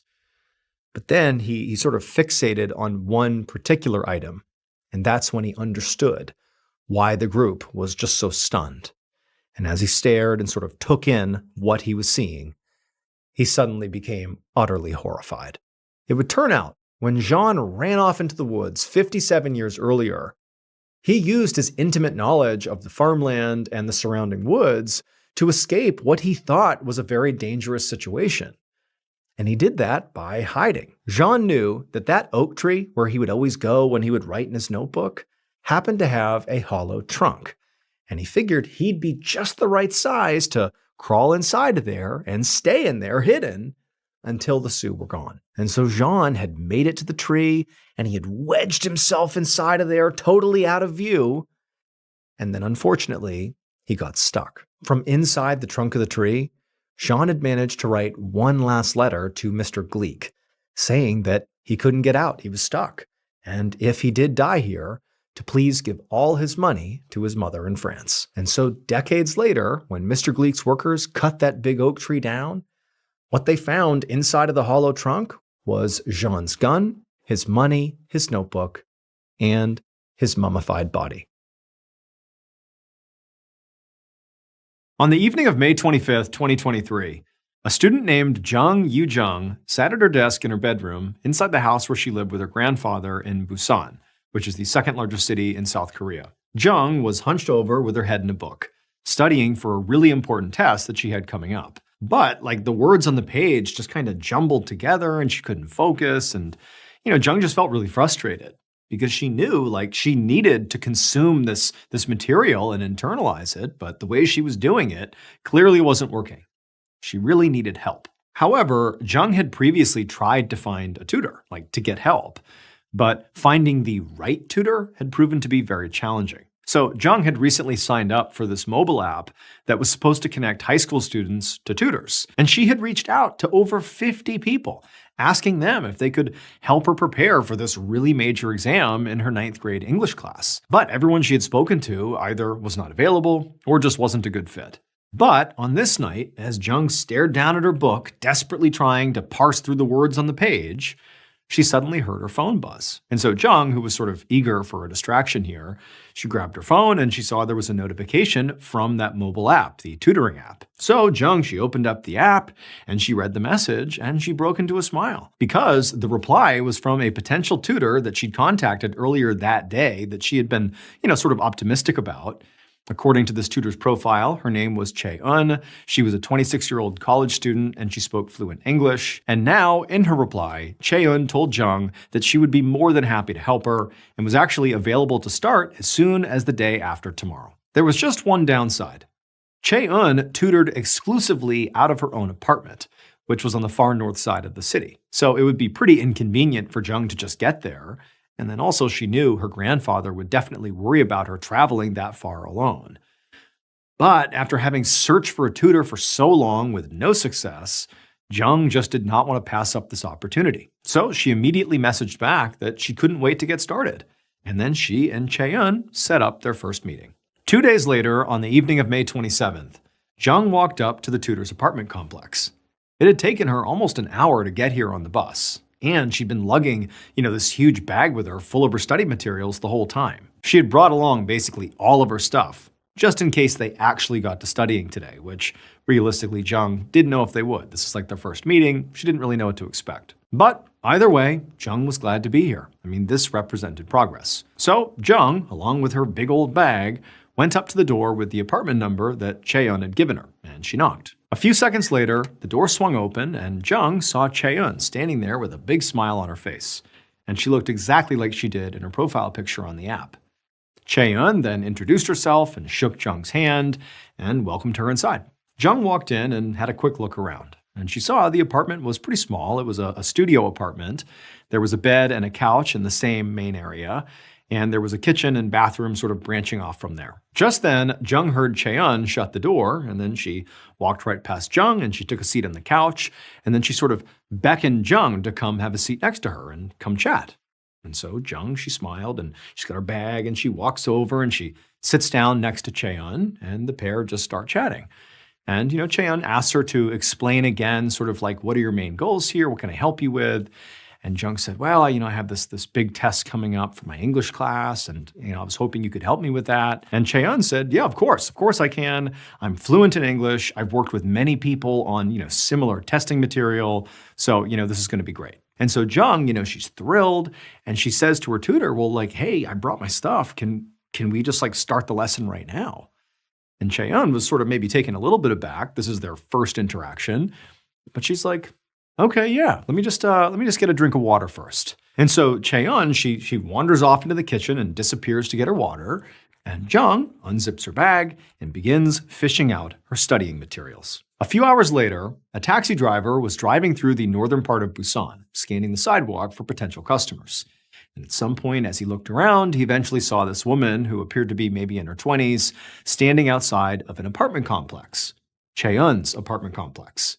And this woman, she had this large, very heavy-looking black suitcase by her side, and she was waving to the cab driver, clearly trying to hail him down. So the driver pulled up alongside the curb, he rolled down his window, and he called out to her and asked where she needed to go. And the woman told him that she needed to go to the Nakdong River. And this immediately struck the driver as being a little weird, because the Nakdong River was in a very isolated area far outside the city. It was like a really odd place for a young woman to go alone, especially this late at night.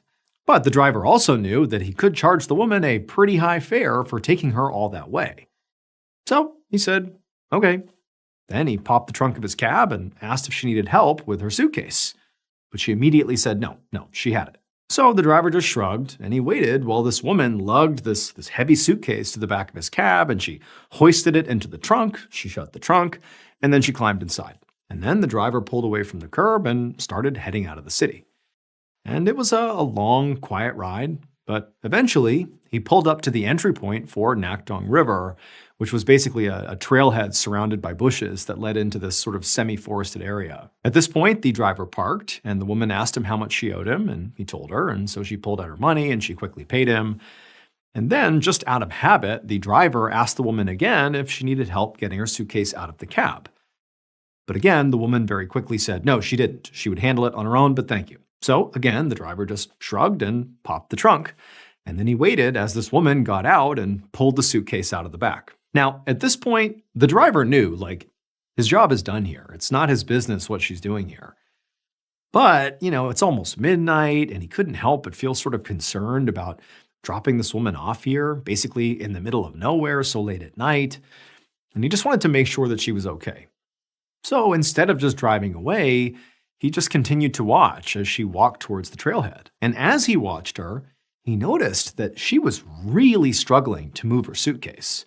I mean, it looked like it was so heavy that she could barely drag it through the dirt. And it was at this point that the driver couldn't help but feel like something's off here. This is not typical behavior. Everything about this just feels weird. What's going on? So, because he had this sort of gut feeling that something was off with this lady, instead of just leaving altogether and continuing his night, he just drove a little ways away from where he dropped her off and then stopped. And he turned and he just watched the trailhead to see if the woman would come back out or if anybody else would show up. And so he just continued to watch and nothing happened for a while.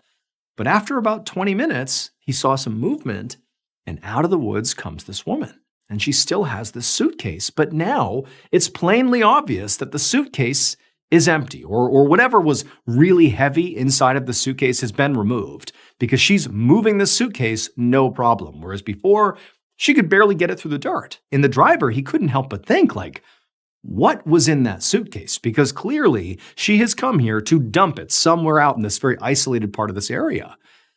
This just feels really bad. I don't even want to know what she's doing. Somebody needs to investigate this, though. This just feels wrong. And so he turned around, he started driving away, he pulled out his phone, and he called the police. A few minutes later, the woman with the suitcase stood at the trailhead, hoping that another taxi might pass by soon and she could hitch a ride home. And at some point, she saw headlights approaching in the darkness, and for a second, she felt really hopeful, and she waved her hand hey, I need a ride.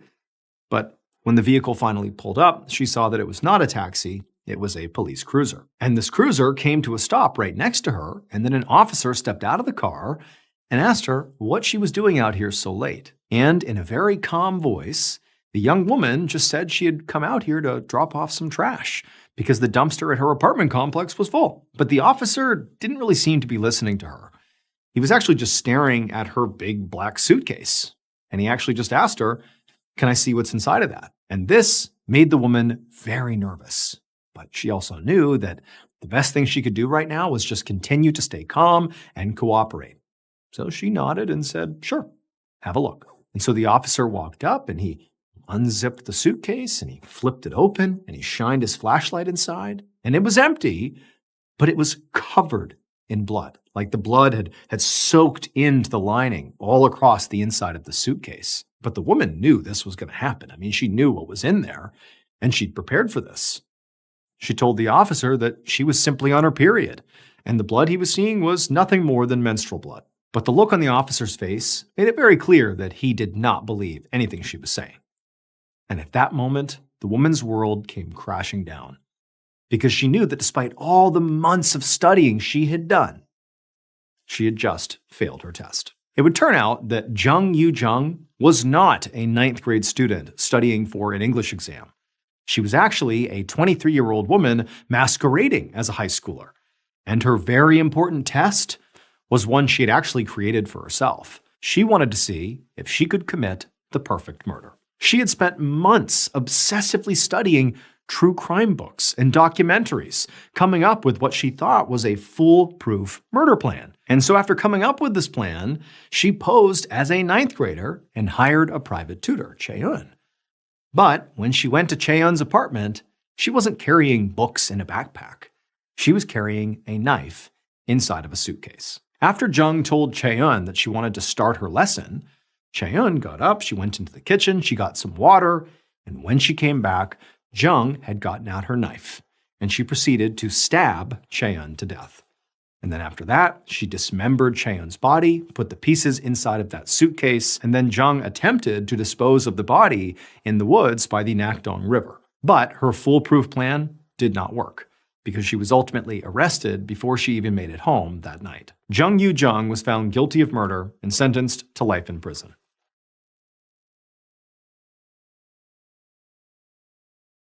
Everyday life is full of moments that you plan for, and also moments that just happen, often when you least expect them. Whether it's part of your normal routine or something unexpected, Amazon is where you go for everyday essentials, making shopping simple and dependable. From running out of household basics to last-minute surprises, Amazon's great deals and low prices on everyday essentials make it easier to handle whatever life throws your way.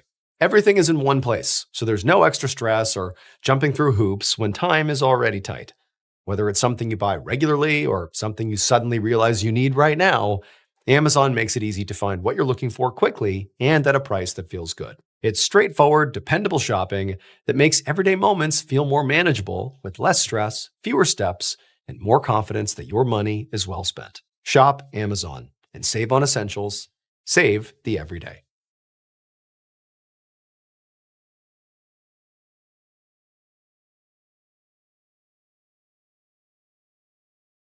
On the evening of January 31st, 2012, a 72-year-old retired high school teacher named Norm Johnson was playing the piano in his home in the tiny town of Madison, South Dakota, when his doorbell rang. And Norm was surprised. I mean, not because, just somebody had shown up at his house. I mean, the reality is getting unannounced visitors was not totally unusual in his household. But tonight in particular, it was odd, because the Madison High School basketball team had a big game that night, and pretty much the whole town was there cheering them on. Like, who isn't at the game ringing my doorbell right now? Who would that be? Now, usually Norm would be at the basketball game too. Not only had he coached several sports at the high school during the years he had taught there, but also he had grown up in Madison and he had gone to the high school and he had played on the football team and been on the track team. And, those had really been, in some ways, some of the best years of his life. And I mean, even now as an adult, he still had such strong feelings and such a strong affinity for Madison High. It was like a home away from home. But despite all that, Norm had chosen not to go to the game tonight because he had just had a long day of meetings for the local boards that he volunteered on, and just in general, he felt like he just needed some time home to relax. And so before he got up, Norm called out to his wife, Barb, who was in their kitchen, and he just asked, hey, do you have any idea who's at the door right now? She yelled back, no, I have no idea. So Norm got up from the piano and went to the door to answer it. When he opened the door, he saw a very unassuming man with gray hair and a beard who was standing out on the doorstep. Norm didn't know who this guy was, which was also just kind of odd because, again, Madison is like a really small town. Pretty much everybody knew each other. But before Norm could ask him who he was or what he wanted, this guy asked Norm, "Are you Norm Johnson?" And Norm said, "Yeah." And then, without another word, the man raised a pistol he was holding and he fired. An hour later, Madison Police Sergeant Justin Meyer parked his car outside of a little brown house that was now cordoned off with crime scene tape. Meyer had been totally shocked when the dispatcher had called him to tell him what had happened here, both because there hadn't been a murder in Madison in almost 100 years, and because Sergeant Meyer knew the victim, Norm Johnson. And so now Meyer walked up to the house and stepped over a huge puddle of blood right inside the front door. And then he found Norm's wife, Barb, sitting on the couch with a blanket wrapped around her shoulders. I mean, she looked like she was clearly in shock. Around Barb on the walls were all these old photos of her and Norm. And some of these photos clearly dated back to the 1950s when they had been high school sweethearts. Norm had been the star running back on the football team, and Barb had been a cheerleader. Meyer took a deep breath, and then he walked over and sat down next to Barb, and he asked her what happened. And she just said she didn't know. She didn't understand.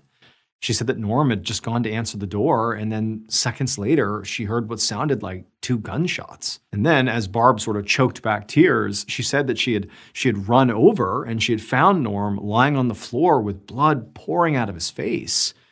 And through the doorway, she happened to see this gray-haired man that she didn't recognize, calmly just walking away down their walkway towards his car, and then he just drove off. And Sergeant Meyer, when he heard this, he really couldn't believe it.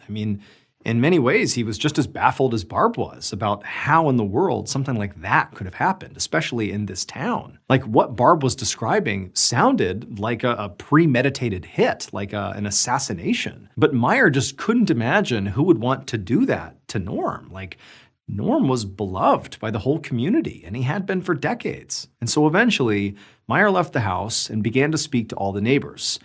But, as he discovered, pretty much none of them were home at the time of the shooting because they were all out at that basketball game.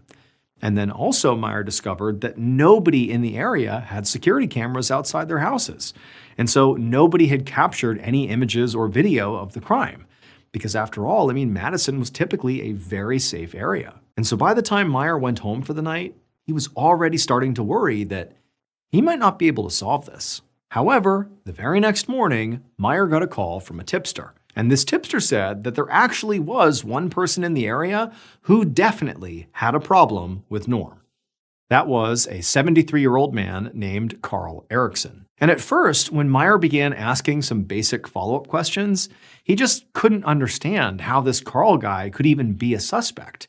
He lived over an hour away in a different town. He was like a retired insurance officer with no criminal record. Like, how in the world would he be the guy that's, assassinating Norm? That just didn't make any sense. There was no clear connection. And then also there was just the fact that as people, they couldn't have been more different. Like, they definitely would not have overlapped in society. You have Norm, who's like very outgoing and social and beloved, and you have Carl, who's totally a loner, keeps to himself, and for the most part was kind of rude and just people didn't really like him. So there's just no reason that these two would come together.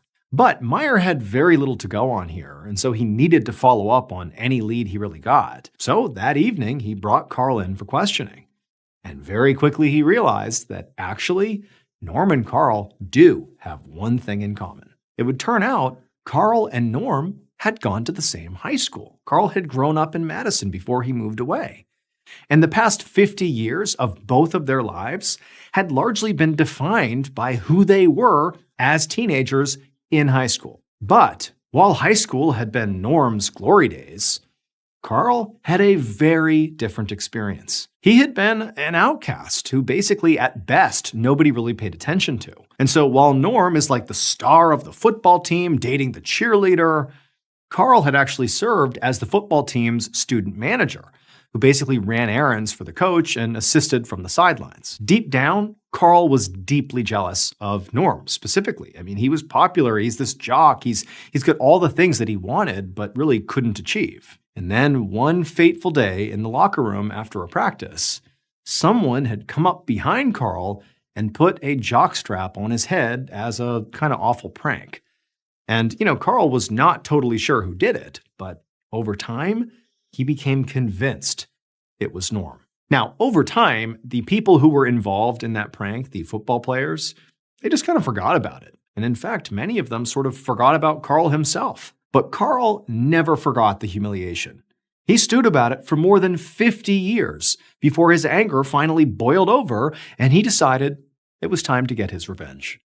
So, on January 31st, 2012, he drove to Norm's home and he shot him in the face. A few months later, Carl pled guilty to second-degree murder and he was sentenced to life in prison.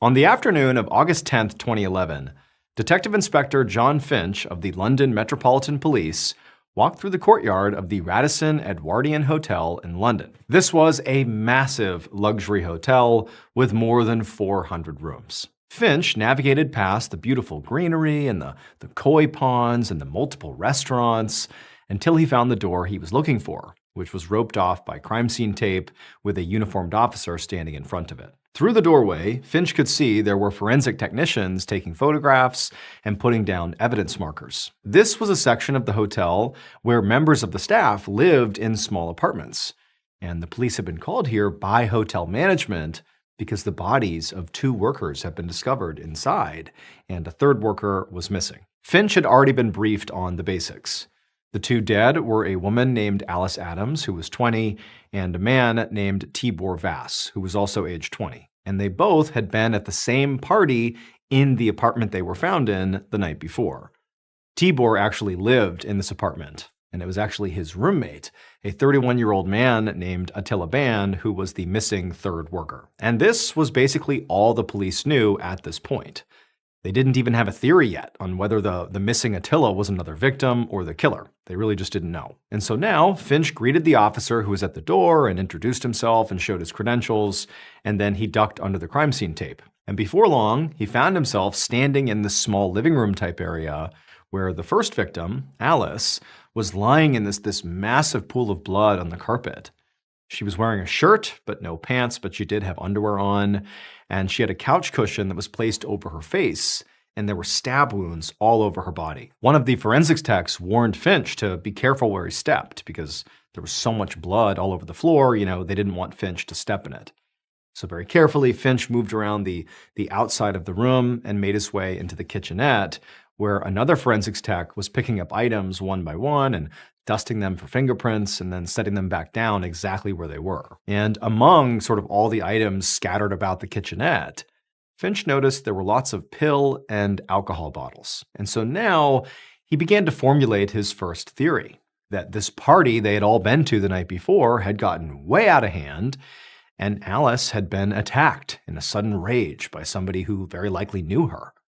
Her missing pants suggested a possible sexual element, and the sheer number of stab wounds on her body and the amount of blood spatter really did suggest the killer was in some sort of a frenzy. The cushion that was found over Alice's face suggested that after the killer had sort of calmed down after the murder, maybe they had felt guilty and couldn't bear to look at what they had done, and so they covered her up. To Finch, this basically felt like a substance-fueled crime of passion. However, when he stepped into the bedroom, the scene inside of there told a totally different story. On the bed was Tibor Vass, the second victim, and he was completely naked, and he had been very carefully posed in this strange position where he was on his back and his knees were bent. It was immediately obvious to Finch that Tibor had not been killed here on this bed. There was only a tiny bit of blood on the sheets, and Tibor's body itself was perfectly clean, like it had been washed, before being arranged on the mattress. And then when Finch walked over to get a better look at Tibor's body, he saw that the man's injuries were much neater than Alice's. Tibor only had 2 stab wounds, at least that Finch could see, and both of them were directly to his heart. So this was a very efficient murder. And so after a minute or two, Finch sort of backed up and just found himself feeling really confused because even though he was in one crime scene, there are 2 victims, 1 crime, it almost felt like it was 2 totally different crimes. Like the murder that took place out there with Alice had been messy and very impulsive seeming and possibly was because the murderer was, heavily intoxicated. And then this murder of Tibor, it seemed like it was committed by somebody who was much more methodical and potentially even sober. And so Finch couldn't help but wonder, like, how does this missing roommate, Attila Ban, fit into this picture? Because clearly, like, that's the piece that seems to be missing and likely would sort of answer all of his questions. And so at this point, what Finch decided he would do is he would go track down the other hotel workers who had been at this party the night before, to see if they knew where Attila was or what happened to Attila or why any of this happened. They were there. Maybe they knew something. And so Finch, he turned around and he left the bedroom and he very carefully navigated back across the living room, being careful not to step in any blood. And then he left the apartment. And as he did, he sort of noticed something strange. But right now he knew the most important thing was going and speaking to those other workers to see what they knew. And so for now, he sort of forgot this strange element he thinks he's discovered, put it over here and just said, I'll deal with that later. And off he went to go find the other workers. Over the next few hours, Finch spoke to a whole bunch of hotel workers, and they were able to tell him a lot about Alice, Tibor, and Attila.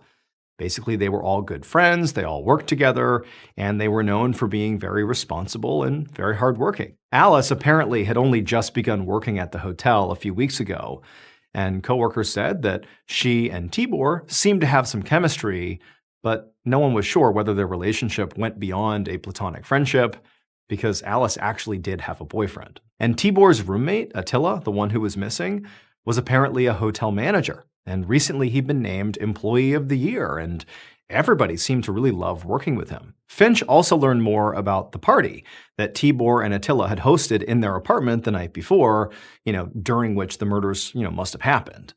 And apparently it was really just a small gathering to celebrate Tibor getting into college, and the only people in attendance were Tibor, Attila, Alice, and then 2 other coworkers. Finch had interviewed those 2 other coworkers, and they would say that, during this party, this gathering, everybody had been drinking really heavily. But they insisted that it was a calm night without any conflicts or fights. And they both said that when they left the party, Alice and Tibor and Attila were all alive, awake, and totally fine. And so this information certainly seemed to suggest that Attila did it. I mean, he was the most obvious one that could have committed these murders. The 3 were left alone, 2 wind up dead, the 3rd is missing, Attila. But Attila, despite the fact he was missing, which did sort of make him very suspicious, beyond that, he was like this unbelievably sweet guy who had no problems with anyone. He was like the Employee of the Year.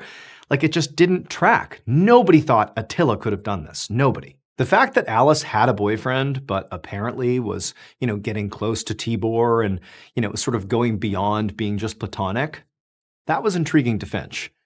Coworkers said Alice, flirted with Tibor a lot, and Finch thought it was definitely possible that maybe the boyfriend had come to the apartment and found Alice and Tibor together being sort of inappropriate and killed them out of jealousy. It felt like a very possible theory. However, that would explain why Alice's body was in the state it was in, but that theory would not explain why Tibor's body had been posed in such a bizarre way, or also what happened to Attila, like where's Attila? Now, Finch knew that all day his team had been pulling surveillance video from around the hotel. So in the evening, around 7 p.m., he went back to the station to start combing through the footage. He wanted to get his eyes on every single person who entered and left the employee housing area on the night of the killings. The hotel really was covered in cameras, and odds were the killer would be somewhere on those tapes. But later that night, when Finch finally got to the end of all the footage he was given, he was baffled. So the surveillance video didn't actually show the doorway to Tibor and Attila's apartment. It just showed the area around the building that contained the apartment. So Finch could only see who entered and left the building, not the individual apartment. So that was a limitation. But he could see Tibor and Attila and Alice and those other 2 party guests enter the building before the party, and he could see those same 2 party guests leave hours later, at almost the exact time they had told him they left. There was no sign of Alice's boyfriend at all, which meant he very likely was not the killer. Otherwise, you'd see him somewhere on this tape and he just was not there. And so as disappointing as that was, it, made sense and it at least sort of progressed the case. But Finch is also thinking, like, the thing the footage also doesn't show is what happened to Attila. Where is Attila? On the morning of August 12th, so 2 days after the bodies were found, Detective Finch went back to the apartment, now with his team of detectives. Attila, at this point, was still missing. Nobody knew what happened to him. And that was actually why Finch was back here with his team. He wanted to take a second look around, not just the building and the apartment, but really the whole area. Because they had traced Attila's phone, and it was pinging off a cell tower right next to the hotel, as if he was still here. But, keep in mind, by this point, police have searched the whole grounds, including every room, all the closets, all the utility areas. They've looked everywhere on this property, and they have not found a trace of him. But Finch thinks, what else can I do but just keep on looking? So now, Finch and his team greeted the officer, who was still standing guard by the crime scene door, and the officer let Finch and the other investigators in. And pretty much the second Finch stepped back inside this apartment now for the second time, he knew something was off. Finch had been staring at crime scene photos for the past 2 days obsessively, and as a result, he really had a good feel for how this place had been left. Because remember, when they take photos and when they, dust for prints and all that, they try to leave the scene exactly the way it is because it's all evidence until, the case is solved. But as soon as he walked in, he saw there was a vodka bottle that clearly had been moved. And his first thought is are you kidding me? Is this us? Are one of our techs moving stuff and not putting it back? Are we tampering with our own evidence? Or worse, has somebody somehow broken in here and moved things around, without our own guards knowing about it? What's going on here? And at the same time, Finch is faced with this new reality here. One of the other investigators pointed to the bedroom door, which was closed. And he said that he'd been here when the forensics team had left, and he was positive they had left that door open. And so Finch is totally flabbergasted.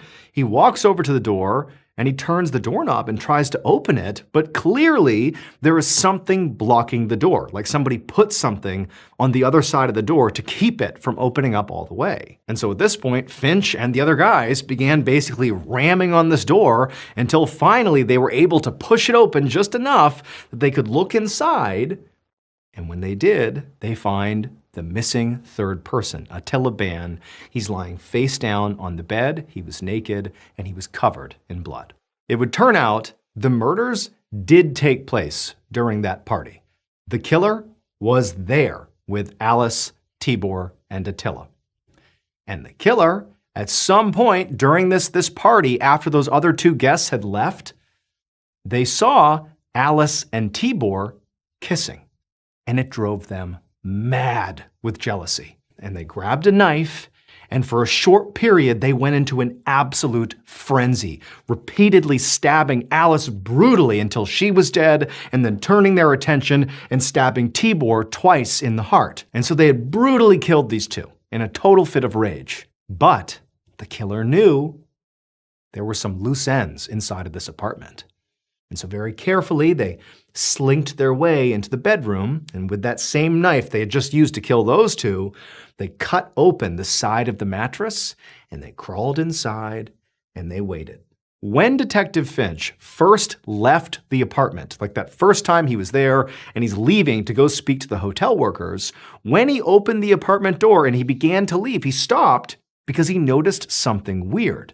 He didn't pursue it right then and there because he wanted to prioritize the interviews, but what he noticed was there's so much blood inside of this apartment. It's everywhere. The techs are telling me to be careful where I step so I don't track blood around, but he's looking down, he's just opened the door to the apartment, and there's no blood leaving the apartment. All the blood is contained inside of the apartment. How is that possible? Well, the reason it was possible is because the killer never left the apartment. And so fast forward 2 days to August 12th, the same day that Detective Finch and his team came back to the apartment to do another sweep. So earlier that same day, the killer is still inside the mattress, but they know now they have to deal with Attila. And so very carefully, the killer slides out of the mattress they've masterfully been hiding in for the past 2 days undetected. And for reasons not fully understood, they ended up moving some things in the apartment, like that vodka bottle that was moved. And then also they went back inside the bedroom with Attila, and they barricaded the door shut with something heavy. So they're barricaded inside the very room they've been hiding in. And now it's time to deal with Attila. And so the killer gets on the mattress, and they take their own clothes off, and they cut their wrists. Because it turns out the killer was Attila. They are the same person. And Attila was madly in love with his roommate, Tibor. And at that party, when he saw Tibor kissing Alice, he knew that his love was unrequited. And it threw him into a rage, and he stabbed and killed both of them. And then he sort of arranged Tibor, his love, in this sort of strange position, which probably was because he had such strong feelings for him. And then also when he attempted to take his own life 2 days later, when he staged his own death on the bed there, he sort of arranged himself in the same pose. But again, he didn't die. And so after Finch and his detectives broke into the room, they found Attila. They were able to get him to a hospital and treat him. And then once he was stable, he was arrested, found guilty of the murders, and sentenced to 26 years in prison. In March of 2015, 68-year-old Tamara Samsonova was having renovations done to her home in St. Petersburg, Russia. A friend of hers, 79-year-old Valentina Ulanova, had heard about Tamara's renovations, and she approached her and said, "Do you want to stay with me while that's getting done?" Tamara was very thankful, immediately said yes, and as soon as she moved in, she immediately started picking up the slack by cleaning up the house and doing the dishes, and made sure she always cooked food for her friend because she wasn't able to pay rent. After a couple of weeks, the renovations on Tamara's home were complete, but Tamara didn't want to leave. She was really enjoying living with Valentina, and so she asked Valentina, would it be okay if she stayed a little bit longer?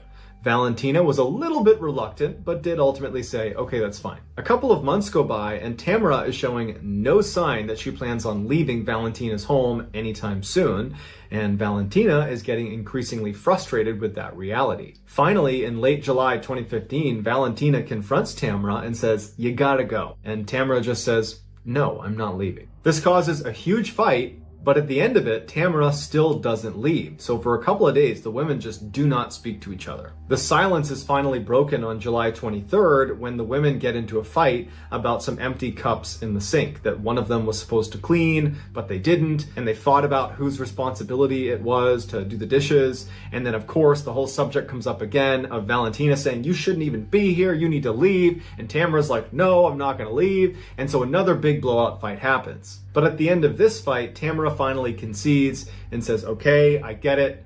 I need to leave. Just give me a couple of days and I'll be out of your hair." Immediately, the tension is gone in the room. They're no longer fighting. And Valentina is happy that she's finally going to get her apartment back.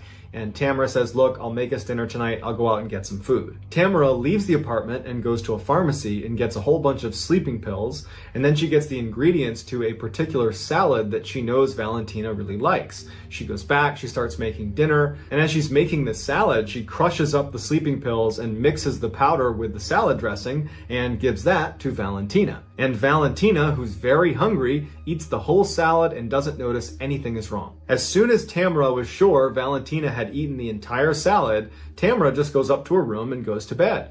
A couple hours later, at about 2 a.m, she goes back down to the kitchen and she sees Valentina is passed out on the ground. Tamara goes up to her and sees that she's still breathing, which was a disappointment because she wanted her to die from taking all these sleeping pills, but it doesn't matter. She takes out her hacksaw that she had borrowed from the neighbor earlier in the day and proceeds to butcher Valentina. And she makes special care as she's cutting her into pieces to remove her lungs and not damage them, because Tamara had a taste for human lungs. It was actually her favorite food. She took Valentina's head and she put it into a big pot of water and began boiling that to eat it. The rest of her was cut up into as small of pieces as she could get them and then wrapped in a shower curtain and placed in various bags. As Valentina's head and lungs are being cooked on the stovetop, Tamara begins making dozens of trips from the apartment down the stairs, out the front door, all the way down to the lake that was near their property, where she would dispose of the body parts before coming back and getting more. Valentina's hips and legs were apparently too heavy to haul all the way down to the lake, so she took them to a nearby forest. Tamara's final trip sees her carrying a big silver pot, inside of which is Valentina's head, or at least whatever is left of it after Tamara was done eating most of it. 4 days later, on July 27th, a young couple that was living in the same apartment complex as Tamara and Valentina were out for a walk with their dog out near that lake. And as they're walking, their dog takes off running and stops in front of this huge bag that it's sniffing and pawing and trying to open. And the owners of the dog try to call it back, but they can't get it to get away from this bag. And so the owners walk over and they kind of poke the bag. They can see it's pretty heavy, and they open it up and they find a human torso, and it's Valentina's. When the police show up, the first thing they do is they go to Valentina's apartment, and they're surprised to find Tamara living there. And they're kind of sensitive with her, and they say, your friend, your relative, was just found deceased and we need to look around the apartment. Tamara was completely indifferent. She did not care. They had just discovered her body and she didn't care that they were searching the apartment. It was like she knew someday this was going to happen. During the search, the police officers quickly find blood all over the bathroom and in the kitchen. They even find the hacksaw she used that's got blood on it. And they find Tamara's diary that's sitting next to this book about black magic. And the police are horrified when they see that the diary contains meticulous notes that Tamara had kept of all of the ritualistic killings she had perpetrated over the past 20 years. And there was 14 of them. And almost all of them were motivated by Tamara's desire to cast spells that she apparently was reading about in these black magic books she had. And virtually all of these spells required human flesh or other human components. And so she would kill these people, she would use their bodies to cast these spells, and then afterwards she would consume them. Not because that had anything to do with the spell, but because she liked the way people tasted, in particular, human lungs. The police arrest Tamara, who doesn't put up a fight, and she says, yep, you got the right person, I did all this. While Tamara was on trial, she seemed like she was in a great mood. She told the judge, I hope you give me a really severe punishment. I expect to die in prison. She was seen blowing kisses to reporters. It was like she was just totally out of touch. Or maybe she literally knew this was going to happen and just didn't care anymore. Tamara, who would be nicknamed the Granny Ripper by newspapers over the course of this trial, was given a life sentence, and to this day, she is still sitting in jail. Here is the surveillance footage of Tamara disposing of Valentina's body, as well as some shots of Tamara during her trial.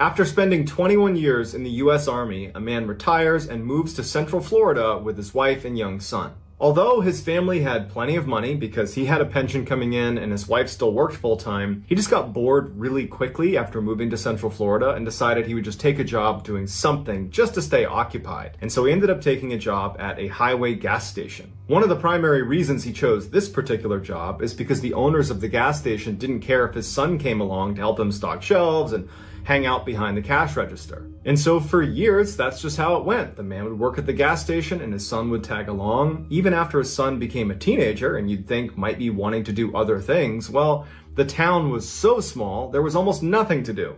So his son still came along well into his teenage years. One night in 1990, his son, who was 15 years old at the time, was at the station and he was actually taking a break sitting outside on a picnic table. He was reading a magazine, drinking a Mountain Dew, and it's dark out, and he notices out of the corner of his eye that there is a woman walking off of the highway towards the gas station. It was a very quiet night at the time, so there's no cars getting gas, there's nobody there, and there's not really anybody even driving on the highway, and so that's why she really stood out to him. And he turns and he notices her and he thinks to himself, no one ever walks to our gas station. We're on a highway. Everybody drives here.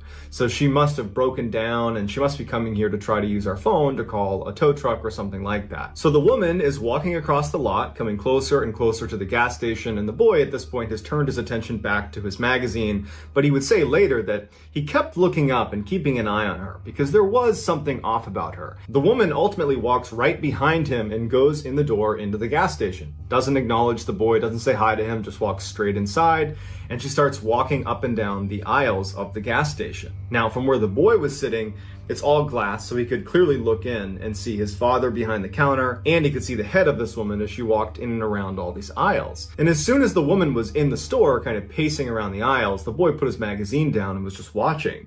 And he noticed that she was not really shopping. She was just looking down for a few seconds, wouldn't pick anything up, so she wasn't buying anything. And she would look up at the counter where his father was, and she would just stare at him.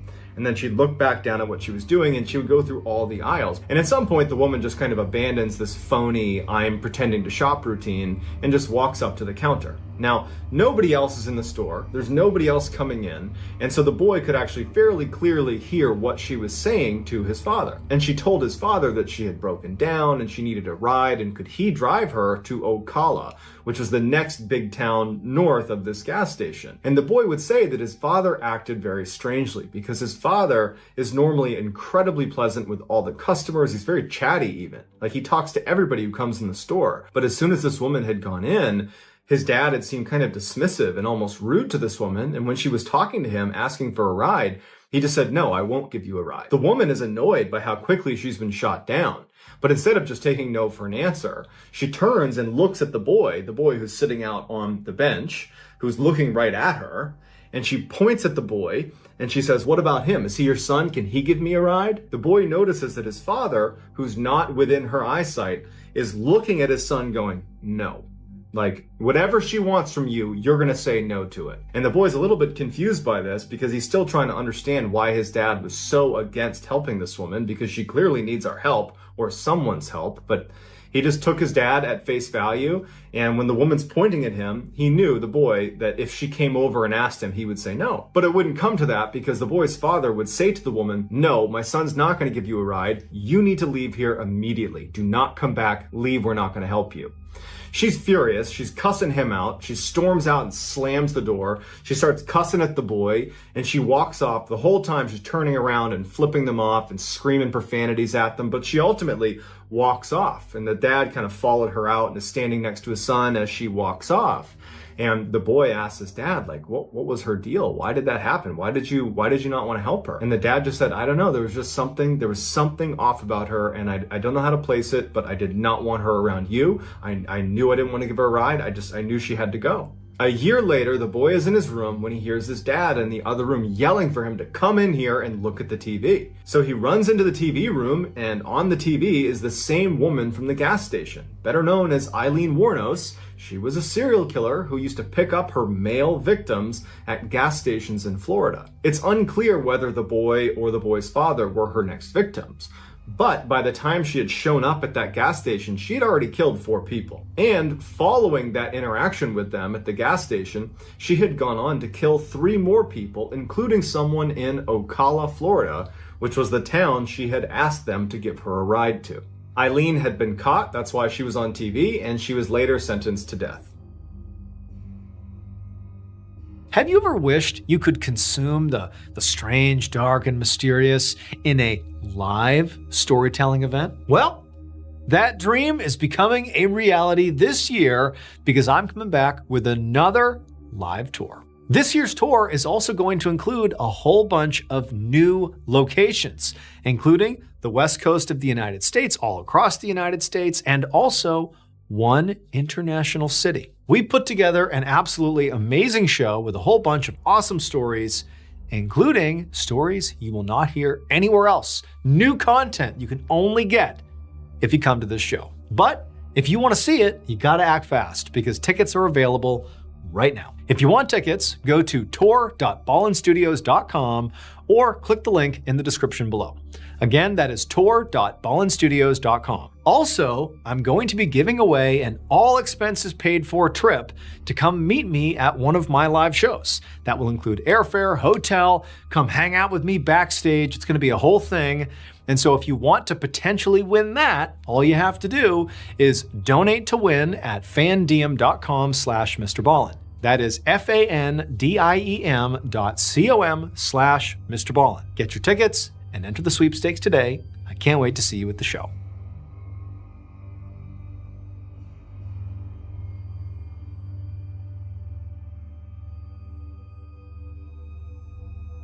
In the early evening of May 7th, 2008, a 65-year-old woman named Zivana Temolkoska walked around her kitchen inside of her apartment in the little southeastern European city of Kisevo. Kisevo is a quiet place at the base of this huge mountain in northern Macedonia, and while it's totally beautiful, it's utterly remote, and basically nothing really of note happens here. Zivana cleaned houses for a living, but on this particular day, she was on a day off, and so she was just kind of hanging out at her apartment, waiting for her adult son, named Zoran, to come home. It was a beautiful, warm evening that night, and so Zivana had the windows in the kitchen open as she walked around making herself something to eat, and at some point as she was doing this, she heard her phone ring. And so she grabbed it and answered, and she heard the sound of her friend on the other line.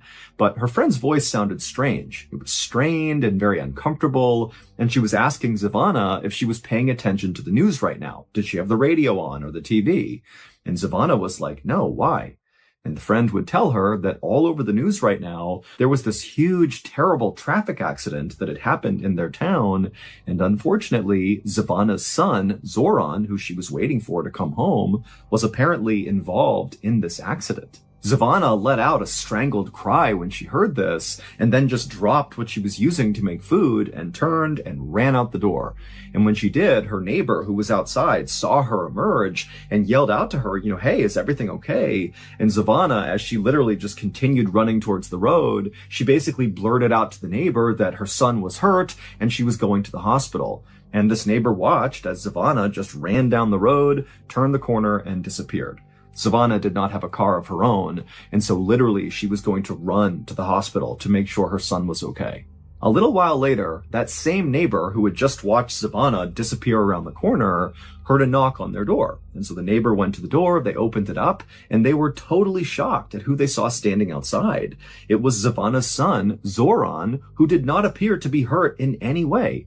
But before the neighbor could ask any questions about this, Zoran, who looked visibly confused, said to the neighbor, hey, have you seen my mom? We were supposed to meet and have dinner together, and it's just totally unlike her to disappear without telling me where she was going. The neighbor just stared at Zoran for a second, having no idea what was going on here. And then the neighbor was like, well, wait a minute, Zoran, were you in a car accident? And Zoran's like, no, what are you talking about? And then the neighbor kind of filled Zoran in about how they had seen his mother run outside, and she had mentioned how her son had been in this car accident, and she literally ran to the hospital. Zoran was just as mystified by this as the neighbor was, and so Zoran just grabbed his phone and called the hospital to see if his mother was there. But when the hospital picked up, they would tell Zoran that his mother was not there, she had not been there all day, and two, even though they had heard reports about this car accident in town, there had not been any car accident victims brought to the hospital at all that day. And so by the end of that night, when Zoran really had no idea what had happened to his mom, where she was, or, what was going on with this car accident thing, he just did the only thing he could think to do, which was go to the police and report his mother missing. 9 days later, on May 16th, when still Zivana was missing and the police had no idea what happened to her, there were no new leads, nothing. On this day, a 56-year-old reporter named Vlado Teneski, who actually happened to live not that far away from where Zivana lived, he got a call from one of his police sources. And the source would tell him that Zivana had actually just been found, even though this was not public information, and unfortunately, Zivana was dead. Her body, which had been beaten and strangled and stabbed, had been found wrapped up in plastic and dumped in this illegal dumping area not far from the town's football stadium. The source told Vlado that when her body was searched, they discovered she still had valuables on her person, and so that kind of ruled out the possibility that this was a robbery gone wrong, which was the initial theory about what they were seeing. However, when police had done an initial probe into Zivana's life to figure out who this victim was, they discovered that she was just this poor old cleaning lady who had no enemies to speak of, and so it really just made no sense that she was the victim of such an obviously brutal and intimate murder that was not financially motivated, at least not on the surface. Vlado thanked his source for all the information and then hung up. Vlado's source had sounded really shocked by this murder as he was telling Vlado, but now, as Vlado was sitting here thinking about what he had just been told, he wasn't really shocked as much as he was suspicious. He He felt like something just was off about this murder. Maybe Zavana appeared to be this poor old cleaning lady with no enemies, but in reality, maybe that wasn't who she was. Maybe she was leading a secret life that got her killed. Or maybe she had stumbled upon something she was not supposed to see, and that got her killed. Vlado had no idea, but he just felt like, what? There's something off about this, and it needs to be investigated. Now, Vlado had a reputation in town for being this very aggressive and kind of fearless journalist who had no problem diving headfirst into some of these really murky stories that could involve corruption or misuse of power, and he would get to the bottom of it, and he would publish these articles where he spoke really critically about the government, about police, about anybody really who was in a position of power. But as a result of conducting himself this way, over his 30-year career, Vlado had been threatened with violence many, many times for things he had written or things he was about to write. But even though Vlado knew this Zavana murder case had the potential to once again put him in hot water with the powers that be, he still felt like it was his responsibility to dive into this thing and get to the truth. So, feeling determined, Vlado grabbed his notebook and pen, and he walked out the front door of his house, and he made the several-minute-long walk over to Zavana's house. And when he got there, her son, Zoran, opened the door, and a few minutes later, Vlado and Zoran were sitting in the kitchen talking about what had happened.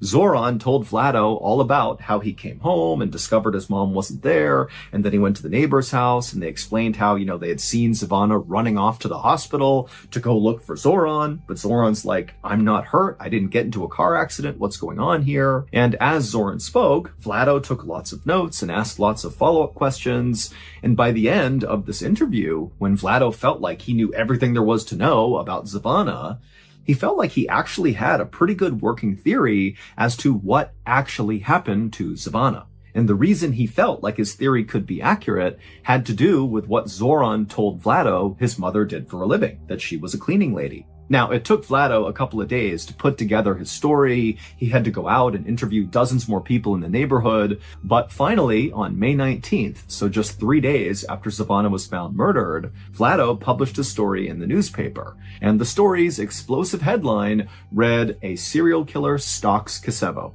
In the story, Vlado says that Zavana's murder was very likely not an isolated killing.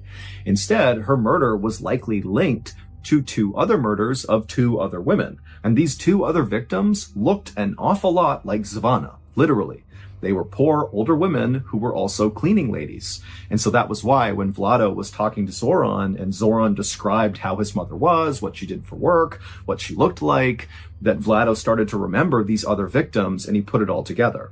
The other 2 victims were 64-year-old Mitra Simjanoska, who was murdered in 2005, and the other victim was 56-year-old Lubitsa Lukoska, who was murdered in 2007. Now, Vlado's story was totally explosive because what he's saying is that there is a serial killer that is on the loose in this town.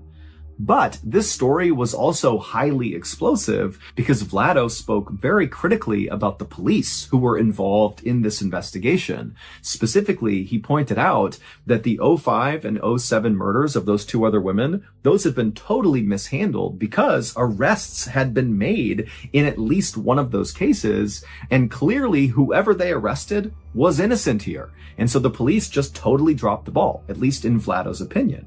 And when the police read Vlado's story, they were very upset at him because he was so critical of them. However, the police also did see that Vlado had managed to uncover a lot of new details from all of his interviews with witnesses and people in the neighborhood that did seem to paint a picture of this potentially really being a serial killer, not individual isolated killings. And so the police, based on Vlado's story, would actually begin investigating a serial killer in their midst. They linked all 3 murders and they began basically a new investigation. However, at the same time they began this new investigation, Vlado began to notice that he was being tailed all the time by police. He would be out in town doing his job, reporting and interviewing people, and there'd just be a police officer standing somewhere in the distance watching him. But Vlado had anticipated that no matter what, he was likely going to face some sort of blowback from the police, and so he just kind of accepted that they were going to watch him and maybe try to intimidate him, but it wasn't going to bother him because he had done his job, he had reported the story the best that he could, and if they wanted to watch him from a distance, they could do that.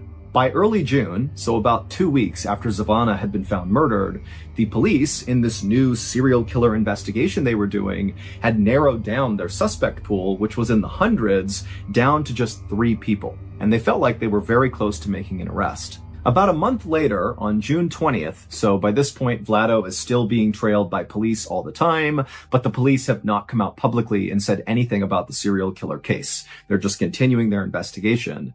But on this day, June 20th, Vlado's editor at the newspaper got a call from a police officer telling the editor they were about to make an arrest in the serial killer case. And as soon as their conversation ended, the editor called Vlado to tell him the news. But when he called Vlado, Vlado didn't pick up, which was very unusual. Vlado always answered his calls. And the editor was also thinking to himself how strange it was that this officer had contacted him and not Vlado. Like, why aren't you going to the guy writing the stories and telling him about this new development? Why are you coming to me? The editor would continue to try calling Vlado several more times, but Vlado never answered. And so ultimately, the editor just kind of assumed that Vlado must be busy, interviewing someone, or maybe more likely, he had already learned about this imminent arrest, and he was on scene, ready to capture in real time this arrest that was about to take place. Meanwhile, on a quiet street in Kosovo, the police had surrounded this very modest 2-story home that was very overgrown out front. It was surrounded by tall fir trees, and all the windows had heavy drapes covering them up. And then once the police felt like they had totally surrounded this building, a team of officers walked up onto the porch and knocked on the door and yelled out that they were police and whoever was inside to come out with their hands up. And for a moment, it was just silent and tense.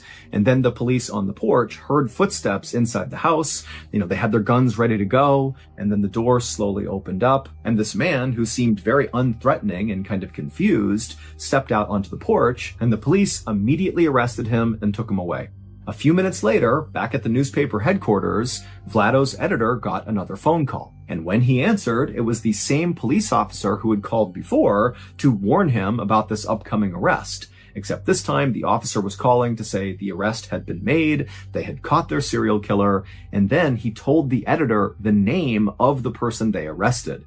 And when the editor heard the name, he dropped the phone in shock. The serial killer was Vlado. It would turn out that Vlado appeared very professional and calm on the outside, but inside, he was full of rage, specifically at his mother, who he viewed as this terrible, cruel person. And after she died in 2002, Vlado became obsessed with this idea of getting revenge on his deceased mother.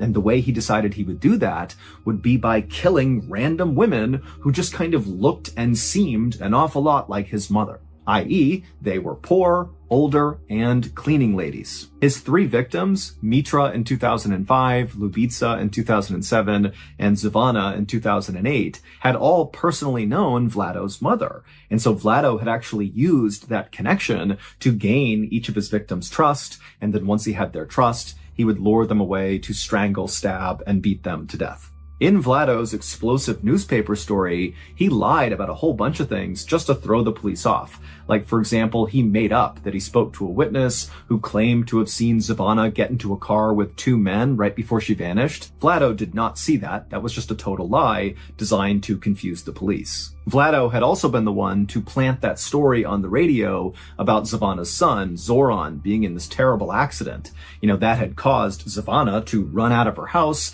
and be vulnerable to be scooped up and killed, which is exactly what Vlado wanted. He had called the radio station and told them about this accident, and because he had previously worked for that radio station, they believed him without doing any fact-checking and broadcast the story. And so really that whole radio broadcast was just a very intentional trap by Vlado to kill Zavana. But what ultimately got Vlado caught was in the article he wrote, he left in some really specific details that the police had not revealed to the public. And so basically by including these in the story, it meant Vlado had an inside scoop into what was really going on.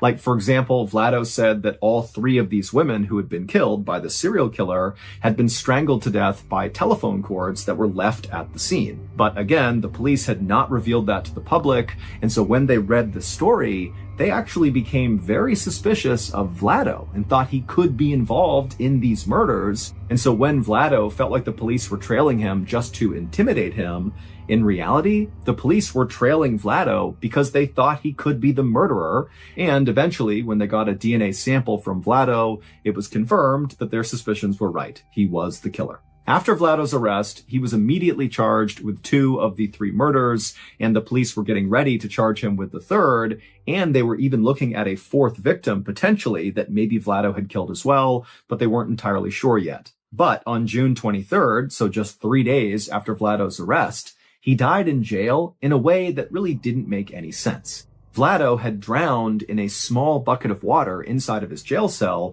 while there were 3 other people inside of that jail cell with him who all said they didn't notice it happening. Officially, Vlado's death was ruled a suicide. And after his death, all of the murder investigations were closed.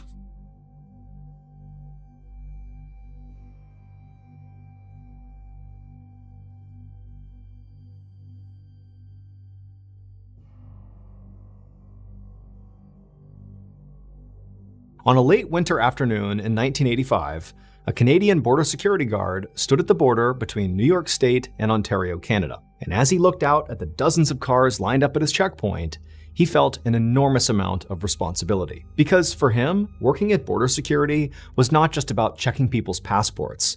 It was also about making sure dangerous criminals from the United States did not flee their country and enter Canada. And today, there was one particular dangerous criminal from the United States that this guard was on high alert for, a 30-year-old man named Alex Mangle. A few days earlier, Alex Mangle had been stopped by a police officer near New York City. And during this traffic stop, Alex had somehow taken the police officer's gun and shot the officer in the head, killing them, and then Alex had fled, and he was still on the run.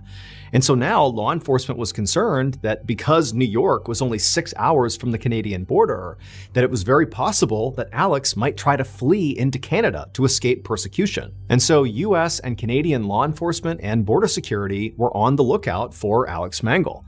And he was this 30-year-old white man with thinning brown hair and a wispy mustache. And so all day long, that Canadian border security guard looked very closely at every person who came through his checkpoint to see if they were Alex Mangle.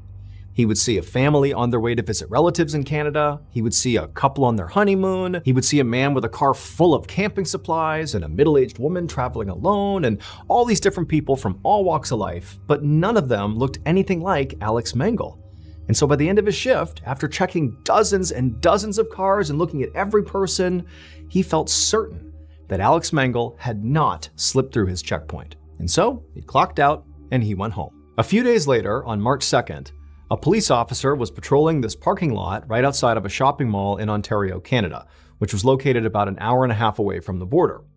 And during his patrol, at some point, he noticed there was this one car, a white Toyota, that had been loitering in the area for quite a while. And so he decided to drive over and see what was going on. And when he got there, he looked inside the vehicle and he saw someone sitting on the passenger seat. And he was a white man, probably in his 30s, with thinning brown hair and a wispy mustache. And this officer immediately recognized this guy as being the wanted criminal, Alex Mangle. And so the officer immediately called for backup, and then he parked his car, got out, and approached the white Toyota where this guy was sitting with his gun drawn. And as the officer approached the passenger side door, the man inside turned, noticed the officer, jumped into the driver's seat, fired up the car, and the Toyota sped out of the parking lot. And so the officer, he jumps back in his cruiser and he takes off after him. And before long, it was like the entirety of the police force in Toronto was a part of this high-speed chase to catch this guy. And eventually they funneled the car into a dead-end street, and the white Toyota crashed into a stop sign, and then the man inside with the mustache and the thinning brown hair pops out, and immediately everybody sees, yep, that's Alex Mangle. He didn't put up a fight at that point. He was taken into custody. However, despite how relieved law enforcement was to have this cop killer in custody, they realized they didn't understand something. How was it that Alex Mangle got past border security and got into Canada? Everybody was on high alert looking for him. What happened? And so police were baffled until they searched that white Toyota Alex had been driving. On the night that Alex shot and killed that police officer near New York City, he immediately fled to this wooded area and hid out overnight. And then the next day, when he got up, he was walking around and he happened to pass by this commercial building. And as he was looking at it, he saw this middle-aged woman, whose name was Beverly Capone, come out of the building and make her way towards her car, and she was all alone. And so Alex walked up to her and abducted her at gunpoint, and then he drove her to this cabin out in the woods that he knew would be totally isolated, no one was there. And once they got there, he murdered her, and then once she was dead, he stole her clothes and put it on, and also cut off her face and her scalp and put those on as well. He was literally wearing her skin and hair. And he hopped in that white Toyota and he drove up to the Canadian border, and amazingly, he got through the checkpoint into Canada without anybody noticing. It would turn out that Canadian border security guard, who all day was checking for Alex Mengel, did actually see Alex Mengel. He just didn't recognize him because Alex Mengel was wearing Beverly Capone's face, hair, and clothes. And so he thought he was just a middle-aged woman traveling alone, and he let him on through. And so police would figure this whole thing out when they searched that white Toyota, because they would find lying on the floorboard was Beverly's dress, scalp, and face. Alex was deported back to the US. However, before he could stand trial, he attempted to escape a prison transport and in the process got shot to death by police. However, that was not the end of Alex's story. Following his death, officers continued to investigate him and also his property, and at some point during a search of his property, they would discover all these photos of unidentified women, along with these maps where these very isolated places in New York and Pennsylvania were circled, and nobody knows what they mean. Now, police have not conclusively linked Alex to any other murders, but he does remain a suspect in several cases, and in fact, many investigators believe Alex was actually a serial killer. However, we'll probably never know how many people Alex actually killed because he took all of his secrets to the grave.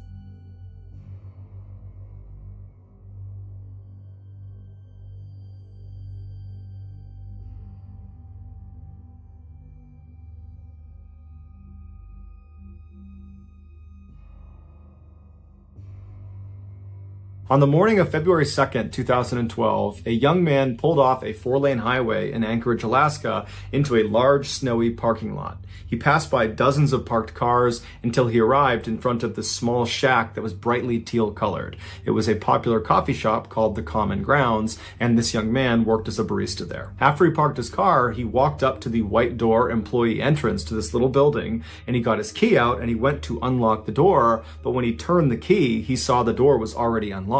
He knew the girl who had worked the previous night and would have been responsible for locking the shop up. She was 18-year-old Samantha Koenig, and although she had only been on the job for about a month, she seemed very responsible and had never had any issues closing up before. The young man shrugged it off though. He figured people make mistakes, and he went inside. Right away, he noticed that a couple of things just seemed out of place. It was like Samantha must have just left in the middle of her shift without even attempting to clean up. There were napkins on the ground, there were towels out, there were cups still out. And so as this young man is walking over to the cash register to unlock it, he's running through scenarios in his head about how Samantha could have been so sloppy. And then he reached down with his register key, and just like the door, the cash register was already unlocked. When he pulled the tray out, all the money was gone. And that's when he knew they had been robbed.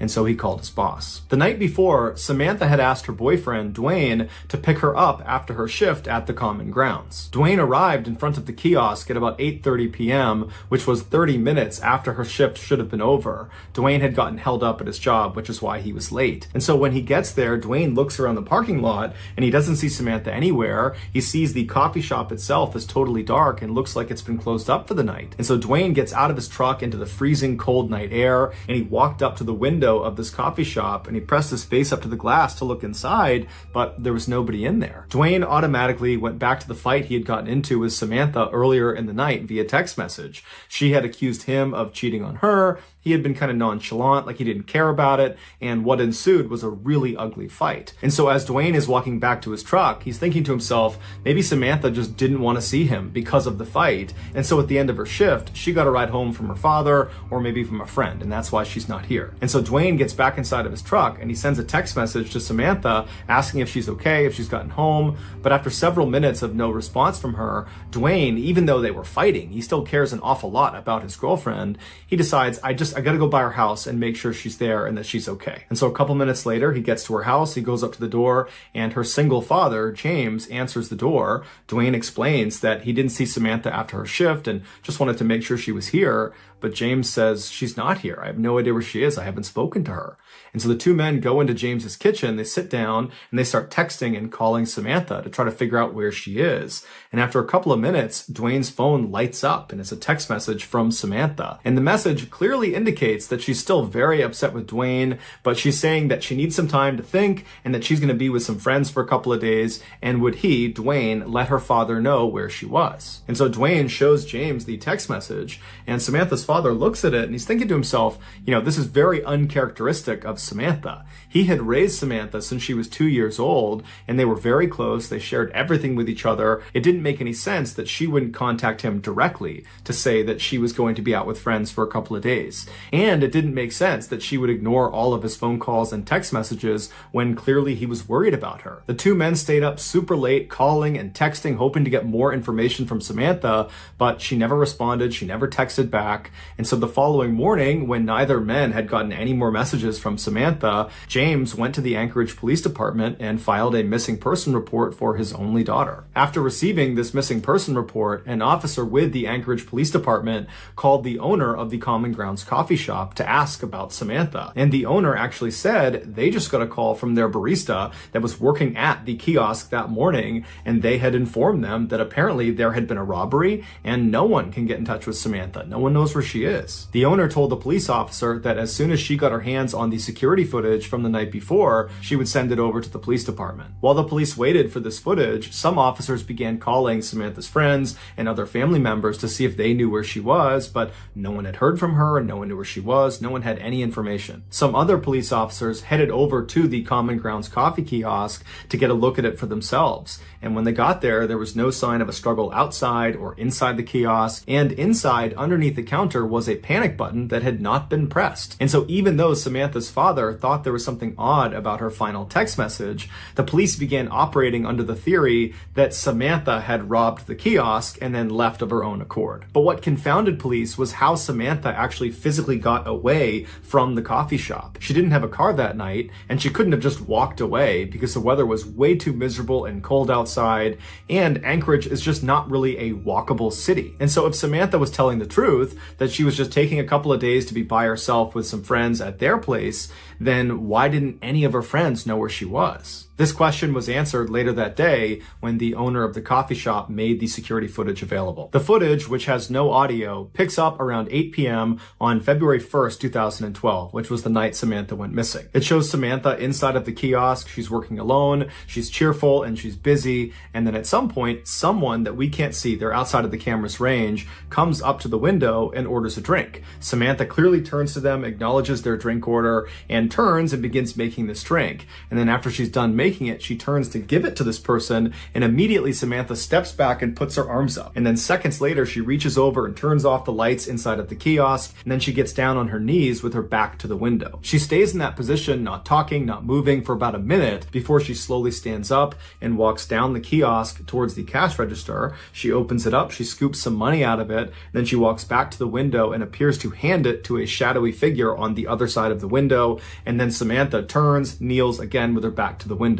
2 more minutes go by before this person outside the window leans their entire upper body inside of the coffee shop. They reach down and they appear to tie Samantha's hands. Now, because it was dark inside of the kiosk, the footage winds up being extremely grainy, and there's no way to identify who this figure is. Although it's fairly obvious that it's a male. He's wearing a big sweatshirt and he's got a hat pulled down low over his face. After this mystery man is done tying Samantha's hands, he leaps through the window and then shuts the window behind him. And then he stands Samantha up, he puts a gun into her back, and then he marches her out the employee door and then out across the lot, all the way to a white pickup truck where he puts her inside and they drive off. Over the next couple of days, the police and also the FBI, who had been called in to be a part of this investigation, they just kept hitting dead end after dead end because there was no evidence. All they had was this surveillance footage that was too grainy to tell who this guy guy was that took Samantha. Meanwhile, Samantha's father, James, had rallied the support of nearly all 300,000 people that lived in Anchorage to go out and look for his daughter. His efforts were so profound, it had attracted major news outlets across the country, and suddenly his daughter's story had grabbed national headlines everywhere. This led to strangers donating thousands of dollars to fund a reward for anybody that had information about Samantha's whereabouts. But despite this reward growing in size every single day and the national news media becoming increasingly more interested in this case, no one came forward with useful information that led to developments in this case, and Samantha never got in touch with Dwayne or her father. Then on February 24th, so 3 weeks after Samantha's gone missing and no one's heard from her, Dwayne got a text message from Samantha's phone, and it was directing him to a particular sign inside of a nearby public park. And so Dwayne and James read this text, they shared it with the police department, and then they raced to this park and actually beat the police there by about 15 minutes. And so Dwayne and James, they walk through the gates and they start walking down this main trail, and they stop in front of this sign. It was actually a bulletin board, and tacked on the bulletin board was a Ziploc bag, inside of which was a typed ransom note, and on the ransom note, literally Xeroxed onto it, was a black and white photo of Samantha. And in this photo, Samantha looks kind of dazed, like she's got a blank expression, and she's not really looking at the camera, she's looking just to the side of the camera. And then in this picture, a man is holding a copy of the Anchorage Daily News newspaper that's dated February 13th, 2012. This was a proof of life photo where Samantha's captor was holding up that newspaper to indicate that Samantha was alive as of February 13th. And so to everybody involved in this case, including Samantha's father, even though this is still not a good situation at all, it was kind of a relief to know that at least as of last week, Samantha was alive. As for the demands of this ransom note, James was told to deposit $30,000 into his daughter's account immediately, and if he did that, she would be released 6 months later. As advised by the FBI, James deposited a portion of the ransom money into his daughter's account, and then the FBI just waited and watched, because they knew if anyone tried to withdraw money from that account, they could track where the card was. A few days later, 3 separate withdrawals were made within Anchorage, but each time the FBI got a notification about one of these withdrawals, they would rush to the scene, and whoever it was that had tried to make this withdrawal was long gone. When they pulled the security footage from these 3 different ATMs, the person that was making these withdrawals was a man wearing a ski mask and big sunglasses, so they had no way to identify him. After these withdrawals, the account went silent for over a week,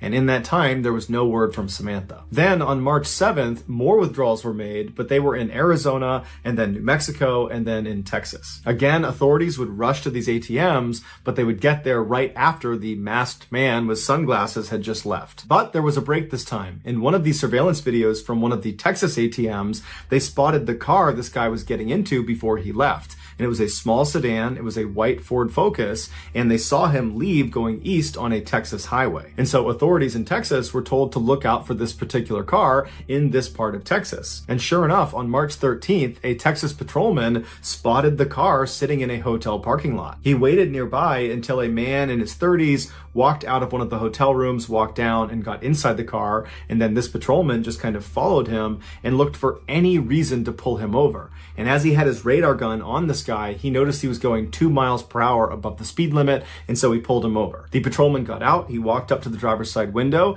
the window was already down, the man was very calm. The patrolman asked him for his license, and the guy handed him an Alaskan license. His name was Israel Keys, he was 34 years old, and he lived in Anchorage. The patrolman knew this was the guy. He called in backup, and before long they were searching Keys' car, and in the trunk they found a ski mask along with other clothes that matched the description of the guy who was making withdrawals from these different ATMs.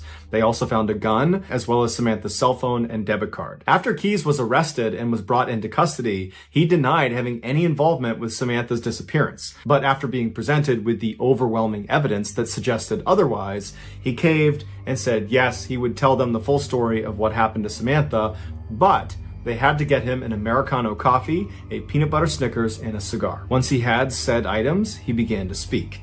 And what he said was so disturbing and so graphic, the FBI still has not released the full transcript of his confession. Here is the version of events based on what was made public. On February 1st, 2012, Keyes decided he was going to rob the Common Grounds coffee kiosk. He walked up to the window expecting there to be some teenager working inside, and he was right. It was Samantha. He asked her for an Americano, and while she turned to make his drink, suddenly his plan changed. Not only was he going to steal money from inside of this coffee shop, he decided he was going to steal Samantha from this coffee shop. When she turned back with his drink and handed it to him, he discreetly pulled his gun out and aimed it at her and told her this was a robbery. That's when she backed up and put her hands up, and then she turned around, he tied her hands, he jumped back inside, and then he said after he shut the window, he jammed napkins inside of her mouth so she couldn't make any sound, and then he marched her out the door, outside, into his car, and they took off. Once they were in the vehicle, he pulled the napkins out of her mouth, and he told her if she tried to escape or if she tried to flag anybody down that he would just kill her. And so he said she was very obedient. She was obviously very scared,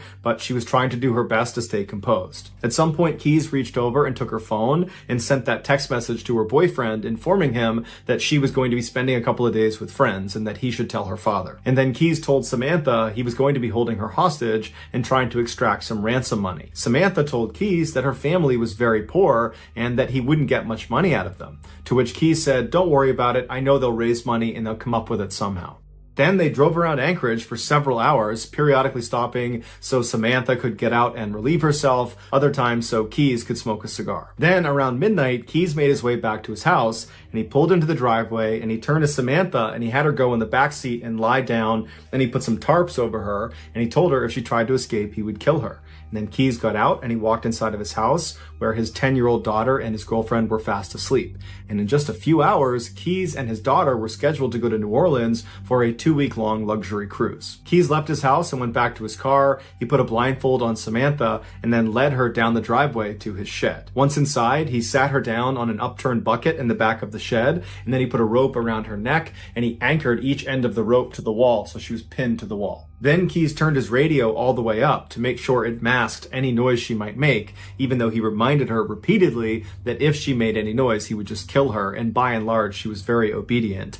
And then he gave her a couple of cigarettes to smoke and told her it was going to be just fine, to just chill out, that he was going to get the ransom money from their family, and then as soon as that was done, he would let her go. He turned on some space heaters to keep the space warm, and then he left and locked the door. He walked back into his house and double-checked that his daughter and his girlfriend were still asleep. They were. Afterwards, he started drinking some wine and relaxing, and then after a little while, he got a cup of water and he went back out to the shed. He went inside and he gave the water to Samantha, and he said Samantha was very composed. She was obviously frightened, but she asked him, "Did you speak to my father? Did you figure out the ransom situation?" And Keyes told her that, "Yes, I talked to your father. Everything's working out fine. He's going to raise the money. We're going to get you out of here. Everything's going exactly to plan." After that, he walked up to Samantha and he unscrewed the 2 anchors that were holding that rope up against her throat, and then he cut the zip ties on her wrist, allowing her to relax and sit forward and just kind of be at ease for a second. And it was very obvious that Samantha was relieved. Her nightmare was about to be over. But then seconds later, Keyes grabbed her really aggressively and tied her up all over again, this time much more thoroughly and much more tightly. It had been a cruel trick. When he cut her handcuffs and undid her necktie, he just wanted to see what she would do if she thought she was being let go. When in reality, he was never going to let her go. There was no ransom. He had not spoken to her father. It was all a big lie. Keyes told investigators that as he was tying her up for that second time, he looked at her face, and she had this look of total resignation. He said she knew what was about to happen to her. After Keyes tied her up, he left the shed and locked it behind him. He went inside to check one more time to make sure his 10-year-old daughter and his girlfriend were still asleep. When they were, he went back to the shed, he opened it up, he went inside, and this time when he stepped inside, it smelled like urine and sweat, and he looked down at Samantha and she was terrified. He walked up to her and he began to assault her, and then after he was done, he was standing over her getting his clothes back on, and Samantha very stoically looks up at him and says, "Are you going to kill me?" And he says, "Yes, I am." As he put on his leather gloves, she tried to talk him out of it, but he said there was no other way. Keyes would tell investigators that he was very impressed with Samantha's bravery. Shortly before 4 a.m., Keyes drove a knife into Samantha's back before choking her until she stopped moving. He told investigators that she never made a sound. After she was dead, Keyes left the shed and locked it behind him. He went into his house, he took a shower. Afterwards, he woke up his daughter and told her to start getting ready because they were leaving soon for the airport. While his daughter was getting ready, Keyes went back out to the shed. He went inside, he rolled Samantha's body up in a tarp and pushed her towards the back. He unplugged the space heaters, turned off the lights, turned off the music, and then double locked the shed and went back inside the house to make his daughter breakfast. At 5 a.m., a cab showed up at the house, and Keyes and his daughter hopped inside, and they made their way to the airport and then on to New Orleans, where they went on their 2-week-long vacation. After they got back, Keyes went inside of his shed, he unrolled Samantha from her tarp, and by his account, she still looked fairly lively, and so he dressed her in some new clothes, he put lots of makeup on her face, he braided her hair, and then he stitched her eyelids open so it gave the impression she was alive and alert. And then he held up a copy of the Anchorage Daily News next to her, and then took several photos, creating that proof of life photo for the ransom note. If you want to see this photo, you can Google it, but that's up to you. After he took these pictures, he chopped her body up into pieces and then disposed of her in a nearby frozen lake. It would turn out Samantha was not Israel Keyes' first victim. He was in fact a serial killer who specifically preyed on completely random people because he enjoyed watching them die. Over the years, he had hid what he called kill kits all over the United States, which were these caches filled with weapons and other tools designed to capture and kill people. This way, no matter where he was in the country, when he had an urge to go kill someone, he would just go to his nearest kill kit, dig it up, and then go target a random stranger. And he didn't care if you were young, old, big, small, male, female, alone, or in a group. Everyone was a target of opportunity. Keyes told investigators that as soon as he saw Samantha inside of that coffee kiosk, instantly he knew he was going to kill her. Everything about the ransom, the robbery, all of it was just a lie to keep her in line, to give her some hope that she might get out of this alive. When in reality, the second she walked outside of the doors of that kiosk, she was dead. Keyes admitted to killing Samantha as well as an older couple up in Vermont, but he would take his own life in a jail cell in December of 2012 before he named any of his other victims. And so to this day, we have no idea how many people he killed. The best guess is 11 based on a drawing he made in his jail cell, but that's just a guess. Early in the morning on February 5th, 1990, 57-year-old Laverne Pavlinok stood in the kitchen of her Wilsonville, Oregon apartment making some coffee. Mornings were the best part of Laverne's day because she had the whole apartment to herself. Now, she lived with her boyfriend, John Sosnovsky, but he worked at a nearby mill and had to be out early in order to catch the bus there. And each time he left, Laverne felt like a huge weight lifted off of her. Because when John wasn't home, Laverne could go about her day and pretend she was safe. But that's all it was pretend. John, in reality, was an incredibly violent man. I mean, he was seriously physically abusive, especially when he was drunk, which was basically all the time. So Laverne had actually been married, but her husband had died of cancer, and she had ultimately met John following her husband's death. And so when they met, Laverne was very vulnerable and lonely, and she really hadn't realized the kind of person John was until it was too late. It had been 10 years now, and Laverne still had not, built up the courage to leave him. I mean, the reality was she was just scared of how he would react, and so she sort of felt trapped. Now, she sat down at her kitchen table with her coffee, and she opened up the local paper. And as soon as she did, the first thing she saw was a big black and white photo of a smiling young woman who likely was in her 20s. The photo was connected to an article about a recent murder that happened 30 miles away, just northeast of Portland. The victim had been identified as a woman named Tanya Bennett, and Tanya Bennett was the girl in the photo. The article said she had been beaten and then also strangled with a rope, and then she had been left on the side of the highway. And when Laverne read about the area she actually had been, dumped, she realized it actually was only about 1.5 miles down from this famous scenic overlook that Laverne had actually been to before. Like, she was familiar with this area. And so Laverne, she's reading the article and she's looking at this picture back and forth, and it was like something was sort of forming in her mind. She just had like this weird sense that she knew something about this case. And then as she stared at this photo for a little bit longer, it's like it all came together. And she realized almost certainly that she knew John very likely killed this woman. And so even though she loved her peaceful, quiet mornings with her coffee, Laverne immediately stood up, she grabbed the phone, and she called the police. After she hung up with police, Laverne was very shaken up. I mean, her heart was still racing. I mean, this was a very risky thing she was doing because she had no way of knowing if what she had just given authorities was enough to arrest John. If it wasn't, it was entirely possible that John would discover this betrayal of her calling the police about him, implicating him in a murder, and he would probably just continue his abuse, if not amp up his abuse of Laverne. And so the way she saw it is either what she just did was going to end the chapter with John and he was going to go to jail for murder, or Laverne might wind up being the next dead girl on the side of the highway.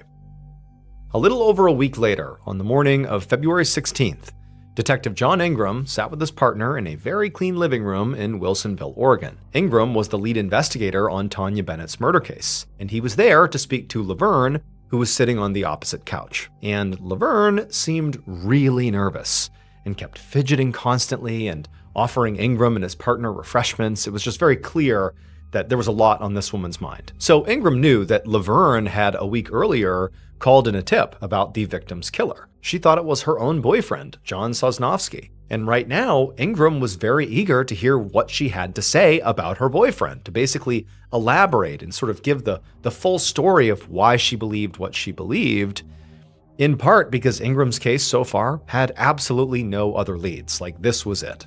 The victim's body had been found on a grassy slope so close to the edge of the highway that you could see her from the road. But Ingram and his partner had not been able to find any witnesses. A few people had claimed to have seen Tanya along with some man at a bar earlier in the night before she went missing, but no one had been able to effectively describe that man. It was just some guy she was with. And so Ingram and his partner had basically talked to just about anyone they could think of that might have known Tanya. They'd canvassed her neighborhood, they'd interviewed her family, coworkers, friends, and they still had not been able to find anybody who fit as a suspect. They also hadn't found any good physical evidence at the scene, like fingerprints or helpful forensics. So now Ingram was hoping that Laverne was going to be the key to his whole case. And so eventually Ingram looked at Laverne and said, "Whenever you're ready, tell me what you know. Tell me the story of why you believe John killed Tanya." Now, at first, Laverne just continued to squirm in her seat, and she was, obviously very nervous, but eventually, after Ingram told her to just, take a breath, calm down, it's okay, we just want to hear your story, eventually, with a shaking voice, she told them that on the night of the murder, John had come home around maybe 1 or 2 in the morning and immediately got in the shower. Now, this was unusual. I mean, this is not something that he typically did. He didn't shower at 2 in the morning, but Laverne really hadn't thought much of it until the next day when they went to a local bar, and she'd literally overheard John bragging to somebody about murdering Tanya, describing how he had picked her up at a truck stop, killed her, then took her to the highway by Columbia River Gorge to dump her body by this scenic overlook. As Laverne spoke, Ingram and his partner were shocked. Basically, Laverne had overheard effectively a confession, and the details of that confession did seem to line up with what they had heard so far. Tanya had been seen out late at night with some man, although nobody could really describe the man. And also where her body was found, it was near the scenic overlook, something that was, publicly known, but still, that's what Laverne heard John say. It lined up. But he kept a poker face and just told Laverne to please keep going, keep elaborating. And so Laverne, she continued speaking, and she went on to say that the reason she didn't come forward right away was because she was scared of John. He was a violent alcoholic who abused her, which is also part of the reason why this seemed real to her. She was totally not shocked at the idea that maybe John killed someone, but she was basically fearful that he might kill her too. And so she had kept it to herself until she had seen the article in the paper and also saw the picture of the girl, and she just looked so young and innocent, and she just couldn't help but feel like she owed it to that girl to come forward. Now, at this point, Ingram's mind was whirling. If this was all true, it was huge for this case. Potentially, this just solved the whole murder. This is what happened potentially. But he also knew, right now, it was just one woman's story. He needed actual proof. He couldn't just take Laverne's word for it. So he asked Laverne if he and his partner could just go ahead and search the apartment. And as soon as Laverne nodded, the detectives jumped to their feet and got to work. Laverne led the detectives down the hallway to the master bedroom, and then from there, she backed off and just, let the men get to work. And the detectives, they immediately split up and spread out to cover more ground.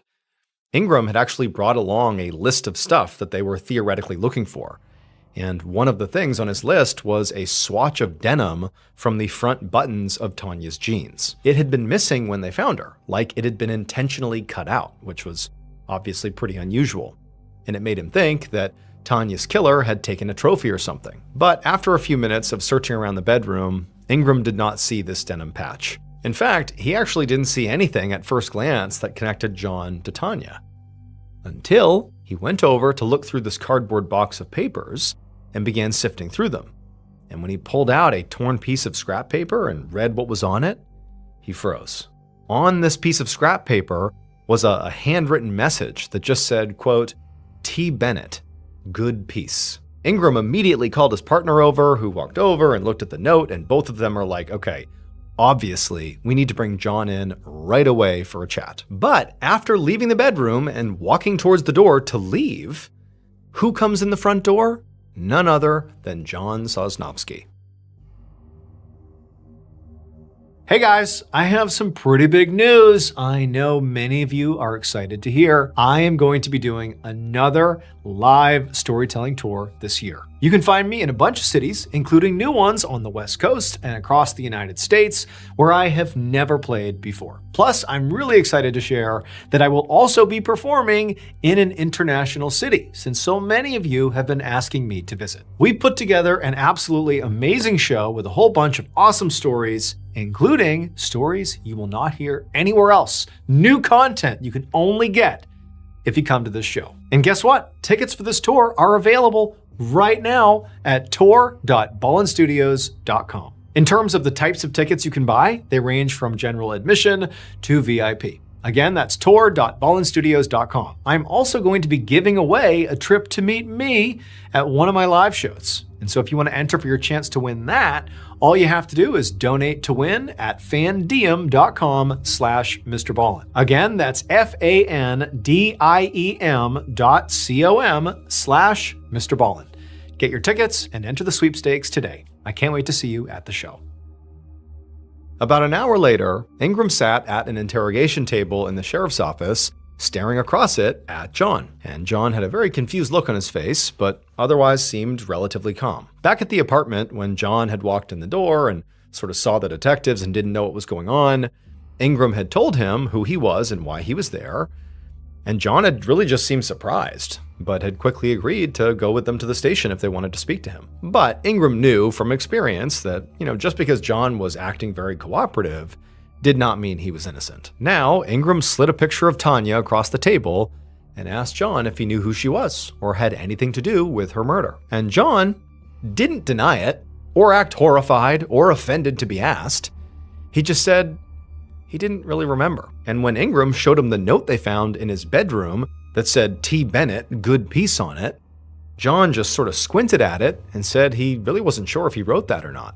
So these were all very straightforward questions, and it was highly suspicious to Ingram that John apparently just couldn't answer them, at least not cleanly. And really the rest of his interview went the same way, with John giving mostly just vague non-answers to everything Ingram asked, no matter how binary the question was supposed to be. And Ingram was just sort of struck by how nonchalant John seemed whenever he responded, even though, he was being questioned about his connection to a murder.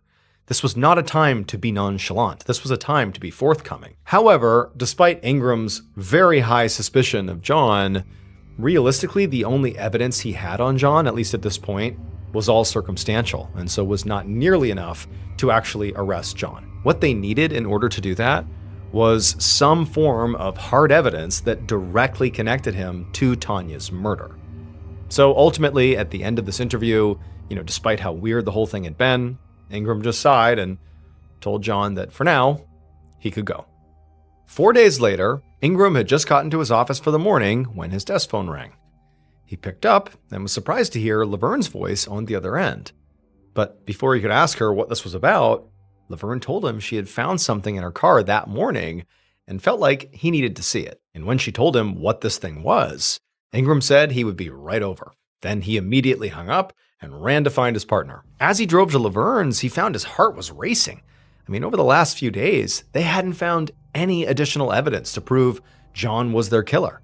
In fact, if anything, they had actually lost some evidence since that note they found inside of John's things in his house ended up being a dead end because their analysts couldn't actually match the handwriting to John, so they didn't know for sure if it was him. But now, based on what Laverne had just told him on the phone about what she found in her car, he was pretty much positive that this was the break he needed. Within the hour, Ingram and his partner were standing in Laverne's garage with Laverne staring into the open trunk of her car. Laverne had told Ingram that she kept her car and really her whole life very, very clean, like her apartment's clean, everything's clean all the time. And when she went into her car that day, she noticed there was a little swatch of denim sitting in the trunk. And she knew that she had not put it there, and considering she was sort of on high alert about John and about his connection to this murder, it just seemed like something worth flagging to police. And for Ingram and his partner, as they're staring into the trunk at this little swatch of denim that looks very much like the swatch of denim they were secretly looking for, they had not publicly revealed that the killer had taken a little swatch of denim from Tanya's jeans. That was private. They're looking at this thinking, oh my goodness, like this is the break we needed. Clearly, that's the denim from Tanya's jeans. And so Laverne was right to call this in. This is potentially huge. Now, obviously, Ingram knew that they would still have to get this denim tested to make sure it really was Tanya's. I mean, it's entirely possible that it was actually Laverne's or John's or was unrelated, but circumstantially, this felt like hitting the jackpot. And so Ingram watched as his partner picked up the swatch, put it into an evidence bag, and then they left and said they would have it tested and they would be in touch. The following morning, Ingram was at his desk reviewing all the evidence that they had so far. And by this point, they had a lot of evidence. The previous night, after finding the denim, they had brought John in for a polygraph test, and he had completely failed it. The test administrator had even noted that, in his opinion, John definitely knew what had happened to Tanya. So now, realistically, Ingram was just sort of waiting on confirmation that that fabric was a match.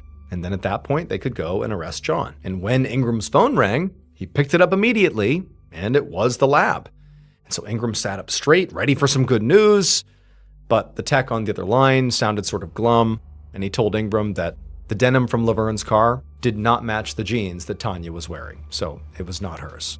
And at this, Ingram was just completely stunned. I mean, the idea that they had just found the same unique cut of denim in a car in their main suspect's house could not be a coincidence. I mean, it was not typical for people to have little swatches of denim lying around. Like, this is not something that you just happen to have. It felt sort of specific. And so there just had to be more to this than met the eye. And even though Ingram tried to work out some kind of reasonable explanation for why that swatch was there, the only thing that actually made sense was that the fake denim was planted there. And so feeling a mix of, again, shock, but also just frustration here. I mean, he thought he was so close to solving this thing, and now he was sort of back to square one.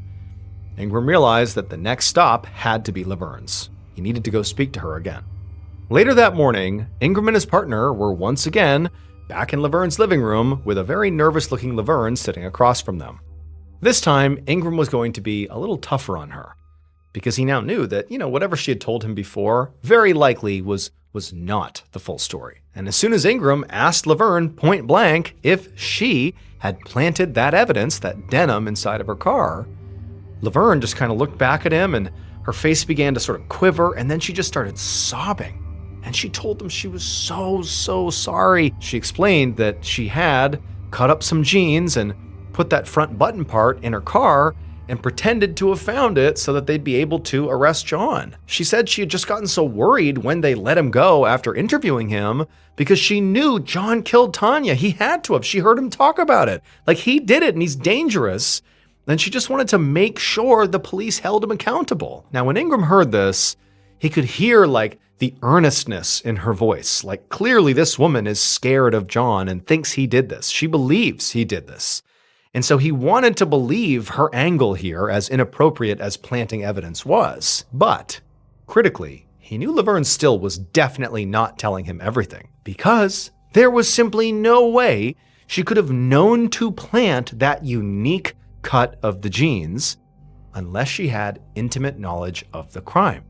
or some other inside information, but there was just something missing here. Why would she randomly choose that front cut of denim as just the evidence? Oh, here's some evidence that's going to make John look guilty. Why would she choose that? That's way too on the nose. And when he pointed this out to Laverne, it was like Laverne's energy completely shifted, from sobbing and sadness and remorse to just pure hesitation.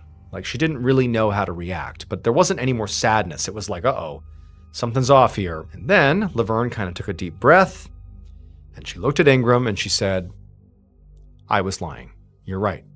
My story about planting the evidence, that was a lie. But she went on to say that the reason she had lied was because she had ultimately been too afraid that if the police knew the whole story, that she would get in trouble too. Then Laverne explained what really happened to Tanya. On the night that Tanya was murdered, Laverne said John called her that night and he was sort of frantic.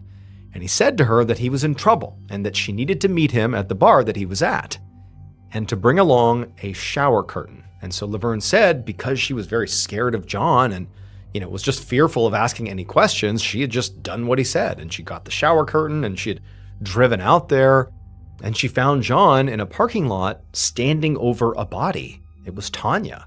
And she was just lying there on the ground, motionless. Laverne said she was horrified and didn't know what to do, so she just helped. She literally helped John put Tanya's body into her car, Laverne's car, wrapped her up in that curtain she'd brought along, and then together they dumped her body at a spot along the highway. But as Laverne continued to talk, her story suddenly got much darker because she actually eventually confessed that actually Tanya had not been dead when she had first arrived, but instead she was still clinging to life.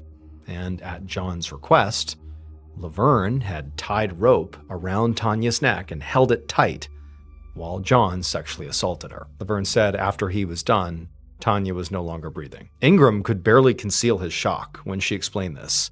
I mean, here was this gentle, soft-spoken lady who was now telling him that she had actively participated in the sexual assault and murder of this young woman. It was hard to wrap his head around it. And at the moment, all Ingram could think was, this can't be real. But what Laverne was saying just fit. It explained John's cagey answers to his questions, his failed polygraph, and how Laverne knew the right part of the genes to cut out and fake his evidence, because she and John had been the ones who actually made the cut on Tanya's genes. They knew. But despite getting this earth-shattering confession here, Ingram wanted to be completely sure that this version of the story Laverne was telling him was actually the truth, and he knew exactly how to prove it. The following day, Ingram was behind the wheel of his cruiser next to his partner, and Laverne sat in the back, sort of absent-mindedly staring out the window. They were driving down the highway northeast of Portland, and Ingram had instructed Laverne to let him know when they reached the spot where they dumped Tanya's body. Now, the newspapers had published the general location of where the body had been found, but certainly not specifics. So Ingram knew that if Laverne could point out the exact spot, well, that meant she was telling the truth. As they began to get closer and closer to the spot Ingram knew was the spot, he sort of felt his heart rate pick up, but he didn't drive any faster or slower. He didn't signal that it was coming up. He just kept on driving, steady, going straight, sort of expecting Laverne to call it out any moment. But the cruiser drove right past the actual spot where the body had been found, and Laverne didn't say anything. For a few minutes, they just kept on driving down the road in total silence, and Ingram's feeling really disappointed here. And as they're driving along, suddenly Laverne says, "Hey, wait a minute, turn around." So Ingram did, and soon they were headed back the way they'd come. And this time, when they passed the actual crime scene, so the actual spot where Tanya had been found, Laverne called it out and said that's where she was. Stop. As Ingram parked the car, he looked back at Laverne, who was staring intently out the window, right at the exact spot on that slope right off the highway where the body had been found. Then, once they were parked, all three of them got out of the car, and Laverne went over to the edge of the road and pointed, right to the exact spot where Tanya had been found on this slope. And even though Ingram tried to keep his expression neutral here, internally he was sort of amazed. I mean, clearly Laverne was telling the truth. It would have been impossible for her to have chosen that specific spot without having prior knowledge of where Tanya had been, meaning she was telling the truth. She must have been involved in killing Tanya. As they all climbed back into the car, Ingram knew they now had more than enough to formally arrest John and also Laverne. She'd done the right thing by coming forward, but of course now there were going to be consequences. On February 21st, so 16 days after Laverne called with her first tip, John Sosnovsky was arrested. And 5 days after that, Laverne was arrested as well, and both of them were charged with murder. About 11 months later, Laverne's trial started, and at that point, Laverne actually tried to change her story again. She tried to recant her confession and said, "No, I didn't actually do this." But the jury didn't buy her change of heart and convicted her of murder, and she was sentenced to life in prison. As for John, 2 months after Laverne's sentencing, he was given the same sentence, life in prison. And that should have been the end of the case, at least from the legal perspective. But for the next 3 years following sentencing, Ingram just couldn't stop thinking about Laverne and John and Tanya Bennett. Despite what Laverne had done, he felt a lot of empathy for her. She'd obviously been under John's control and had seemed genuinely terrified of him. But more than that, Ingram had this horrible, nagging feeling that they'd gotten something wrong here. Then, one March afternoon in 1994, Ingram was in his office at the sheriff's department going over some paperwork when his desk phone rang. When he picked it up, it was the prosecutor who'd worked Tanya's case. And the prosecutor said they'd just gotten a very strange letter about Tanya's murder. And as soon as the prosecutor described the letter's contents, Ingram felt sick to his stomach. Ingram had been right to worry that he and his partner and really the whole legal system had potentially just gotten something wrong with this case. It just felt like there was something left unsaid. There was some loophole, there was some loose end something, but he didn't know what it was. It would turn out the thing that was wrong was Laverne, because their star witness, Laverne, was not just this sweet older lady afraid of her abusive boyfriend who had come forward and told the truth despite the consequences.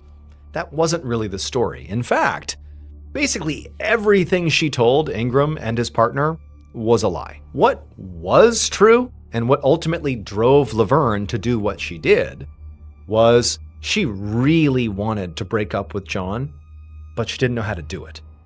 And so what she ultimately did to attempt to rid herself of John was to frame him for murder. And at first, she did an incredible job.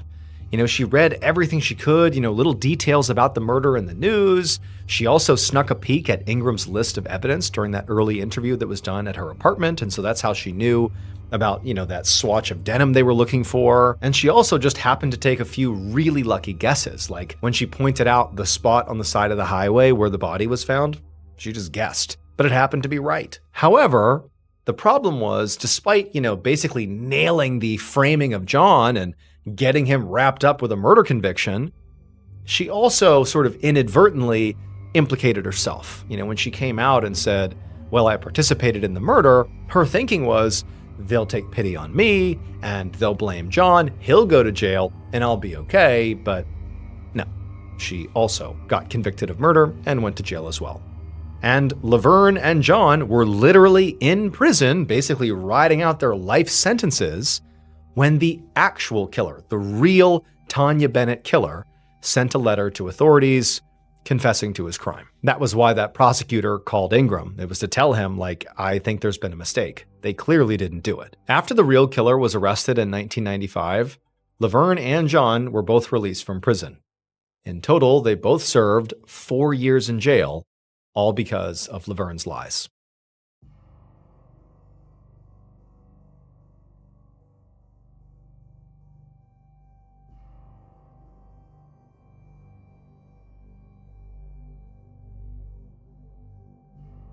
One morning in early November of 2023, a 71-year-old woman named Patrice Miller stood in front of her fridge in her little home in the rural town of Downeyville, California, and she saw she was running low on food, which meant it was time to place an order with the market in town, which delivered her groceries for her. Getting her food delivered was essential for Patrice and where she was at in her life right now.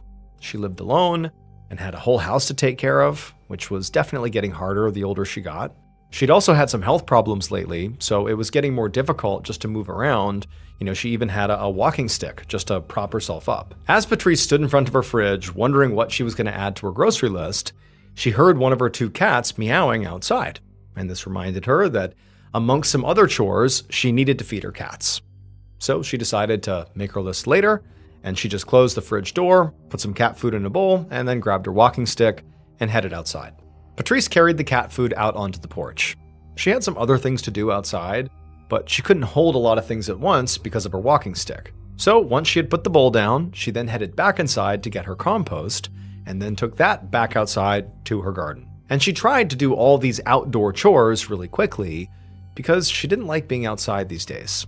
She had lived in Downeyville for a long time, but over the past few years, it had gotten really dangerous there. Now, she hadn't realized how bad it was at first because she mostly kept to herself, but eventually she learned that her neighbors were starting to get intruders on their property. There had also been a clear uptick in vandalism in people's yards and to their homes. And in fact, over the past few months, Patrice herself had begun to experience this directly. In fact, she had dealt with so many attempted break-ins at her own house that she had become convinced that she had a stalker. She'd even put bars on her windows as a security measure. So that's why Patrice did not like being outside. She felt exposed, like her stalker or whoever it was that was doing this was going to be watching her and would come over here and attack. And so as fast as she could, she dumped the compost in her garden, turned around, hustled inside, and shut the door behind her. And as soon as she had done that and was safely inside her house, she felt hugely relieved. A few days later, on November 8th, at the market in town where Patrice typically got her groceries, a 55-year-old cashier named Cassie Koch rang up a customer at the register. But as she bagged their purchases, her mind was elsewhere. She was thinking about Patrice. Cassie was typically the person that delivered Patrice's grocery order, but over the years, they had become closer than just a customer-provider relationship. They were friends. In fact, these days, the two of them would speak on the phone fairly often, just to chat. But now, Cassie realized she hadn't heard from Patrice in days, which was very odd, both because of their friendship, but also because she knew it had been a while since Patrice made her grocery order. And so Cassie had begun asking around at the store and had found out that nobody else had heard from Patrice either. Now, Cassie knew it was possible that Patrice was just busy, and for pretty much anybody else, one missed order or even a couple missed orders wouldn't be enough to make Cassie worry. But in this case, Cassie was extra concerned because she knew about Patrice's stalker. And she knew that Patrice had even called the authorities about it, but they really hadn't been much help. Remember, this is a tiny rural town in California that had experienced a lot of exactly what Patrice was experiencing: break-ins, harassment, and other kinds of vandalism or damage. However, neither Patrice nor anybody else had reported any actual violence. So authorities were basically overwhelmed with a flood of what they considered sort of relatively minor complaints. And Patrice's situation really didn't seem much worse than anybody else's in town. And also officials just didn't have the manpower to deal with it. And so ultimately, all authorities did was just advise Patrice on ways she could handle it herself, which was why she'd installed those bars on her windows. All this is to say, Cassie knew that Patrice was genuinely terrified of her stalker, who Patrice referred to as Big Bastard. And she was worried about what the stalker might do next. So after Cassie was done with her shift that day, she tried to get in touch with Patrice one more time. But when she couldn't reach her yet again, Cassie called the police and asked them to go do a wellness check. That evening, a deputy from the Sierra County Sheriff's Department drove up to Patrice's house and parked in front. And immediately, he could tell something was wrong. The front door of her house was clearly smashed in, and there was a garden hose that was laying across her porch steps and was spraying water everywhere, like the water had just been left on. And so the deputy got out of his cruiser and he walked over to the house and he found the turnoff for the water on the side of the house. And then he walked up the front steps of the porch. And as he did this, he was constantly looking around and listening, trying to figure out what was going on here. I mean, he didn't know if there was an active threat inside the house. He had no idea what he was walking into. And so he's on the porch, and before going in through the front door, which was obviously, smashed open, he looked in a window to see if he could see into the house to gauge what was going on here. And when he looked inside the house, the first thing he saw was blood all over the floor. And at that point, he unholstered his gun. And so now, with his gun raised, the deputy stepped into the house. And he slowly walked through the living room, listening for any signs of sudden movement or an indication there was someone still in the house. But he didn't hear anything. And so there didn't appear to be an intruder present right now. But there was also no sign of Patrice. All he saw was that blood towards the front of the house. That was it. And so the deputy, he left the living room and walked towards the kitchen. And as soon as he stepped across the threshold into the kitchen, he breathed in and just kind of held his breath because what he saw was just chaos. All the cabinets were open, and all over the floor were remnants of all the food that likely was in the cabinets, like pieces of food and ripped up packaging and broken jars. A window at the far end of the room was also smashed, and the security bars that Patrice had put on the window were bent and hanging by their hinges. There was actually so much just debris and just chaos in the kitchen that at first, the deputy didn't register what was actually laying in the center of the kitchen on the floor. But then, when his brain sort of processed it, he realized what he was looking at was Patrice, at least what was left of her. But she no longer looked human because her body had literally been torn apart. The deputy quickly left the house and called in his terrible discovery to the sheriff, and within an hour, Patrice's property was swarming with police and crime scene techs and a forensic expert who specialized in this type of scene, and detectives fanned out all across the area and began speaking to Patrice's neighbors. And because pretty much everyone in the neighborhood had been experiencing the same type of break-ins and property damage that Patrice had been, it actually didn't take long for police to develop a profile of Patrice's killer. Their conclusion was that very likely the killer was the same individual who was harassing everybody else. But what officials couldn't understand is why had everybody else experienced effectively minor vandalism, but Patrice went from minor vandalism to really excessive violence. And this required developing a profile of Patrice.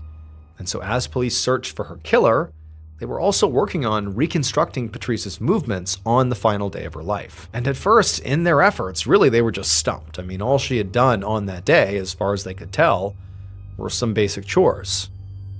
But as they dug into what those chores consisted of, they found two things that actually explained everything. It would turn out that every day for the past couple of years, Patrice had been making two terrible mistakes. She fed her cats out on the porch, and she emptied her compost into the garden. And these two actions ultimately were what sort of attracted her stalker, Big Bastard, to her home. Because Big Bastard was a black bear. He loved to eat cat food and kitchen compost scraps. And eventually, he decided that Patrice was food too. So on that day in early November of 2023, when Patrice fed her cats and emptied her compost for the last time, Big Bastard waited until Patrice was in bed and then broke into her house and savagely killed her. By the time the deputy arrived at Patrice's home, Big Bastard had been eating Patrice's body for days. And so what he saw in the kitchen was what was left of her. Black bears are not typically dangerous to people. In fact, Patrice was the first known black bear fatality in California history. But it was exactly that sort of lack of perceived danger, which is why officials didn't help Patrice or any of her other neighbors get rid of these black bears when they were coming into their neighborhood and causing all this property damage and all this alarm. They basically said, what's the worst they could do?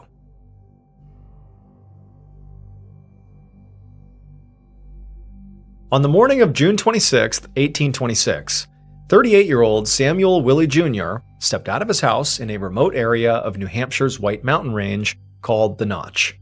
His wife, Polly, was at his side, and together they looked around in shock because the land surrounding their home was almost completely destroyed.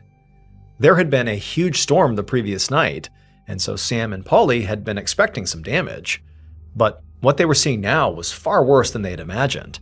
The heavy rain had caused the river in front of their home to completely overflow, so half of their property was now completely submerged in water. The deluge had also triggered a rock slide from one side of the mountain slopes behind them, so there were also rocks and mud and entire trees that were now kind of littering their yard and adjacent fields. Sam saw, luckily, The slide had missed their house and the barn where they kept their livestock, but only barely, and there was damage to those structures from the storm itself that he would have to repair. So Sam began calculating how much time and money it was going to take to clean all this up. And next to him, he heard Polly kind of mumble to herself that this had all been a really bad idea. Sam sighed because he knew that Polly was referring to their decision to move to the Notch in the first place.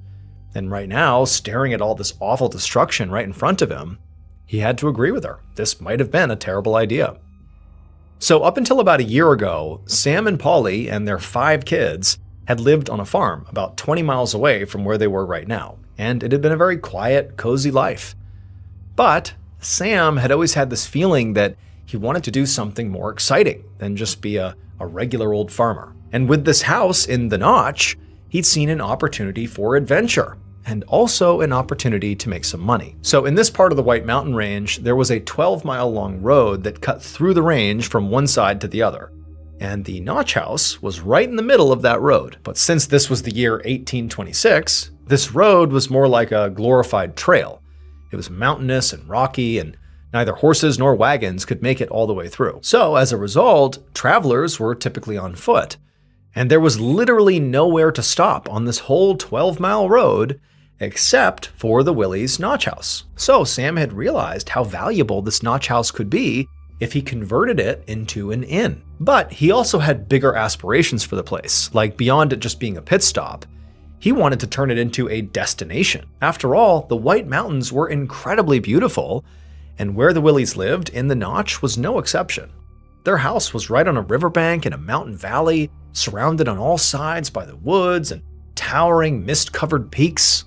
It was all honestly breathtaking. And as soon as Sam had seen it, he knew that it could be a famous destination for poets and authors and artists because it was the kind of place people would write songs and books about. I mean, it was perfect. But so far, his dream, of coming out here to the Notch house had been a lot of work.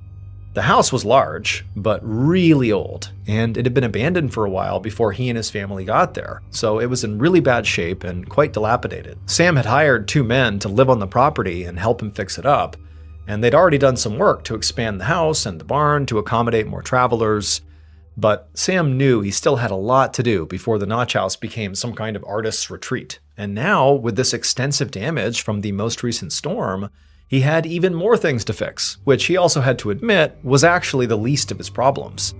Because as he and his wife Polly looked around at the aftermath of the storm, he knew really he was lucky that their house was even still standing, and that he and his family were even still alive. I mean, that storm was catastrophic. And as Sam thought about how close they'd come to death, his heart began to race. I mean, he wondered if Polly was right, and they should really at this point just pack the family up and go back to simple farming because it was safer. But leaving meant sort of admitting failure. His big dream would be over.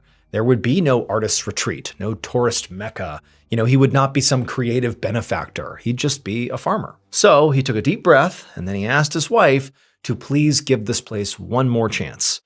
He promised he would do everything he possibly could to not just repair the property, but also make it safe and secure so it could withstand whatever the mountain threw at them. And Polly hesitated, but ultimately she believed in her husband, and she nodded in agreement. For the next 2 months, Sam and his 2 hired workers worked practically around the clock repairing the damage from the storm.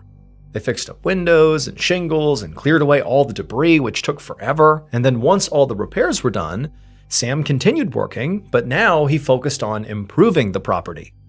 As the weeks passed by, he worked very hard to build his family a very secure home so they'd be much safer against future storms. He reinforced walls and built a whole new roof and mapped out disaster scenarios so that he and his family would always be prepared. One disaster scenario that he was especially concerned about was the large boulder that was right behind their house. He was worried that if there was another big rock slide, that boulder might just topple onto them and crush them. And he and his workers soon realized that they couldn't actually move the boulder. It was just way too big. But in the end, they found a very creative way to make sure it would not be dangerous. And while Sam did all this work, he started to feel a lot better about everything. Each security measure he put in place was proof that he didn't have to sacrifice his ambitions for his family's safety. He could have both. A few weeks later, on the night of August 28th, Sam Willie stood by a downstairs window, watching another wild storm rage outside. Heavy rain pummeled the glass, and Sam could hear powerful wind battering the sides of the house. It was pitch black out, but every now and then there was a burst of lightning that would light the whole valley up for a few seconds before it went dark again. Each time this happened, a crash of thunder would follow that was so loud it shook the house down to its foundation. Behind Sam, Polly, along with their 5 kids and the 2 men that were working on the property, were all sitting at the kitchen table.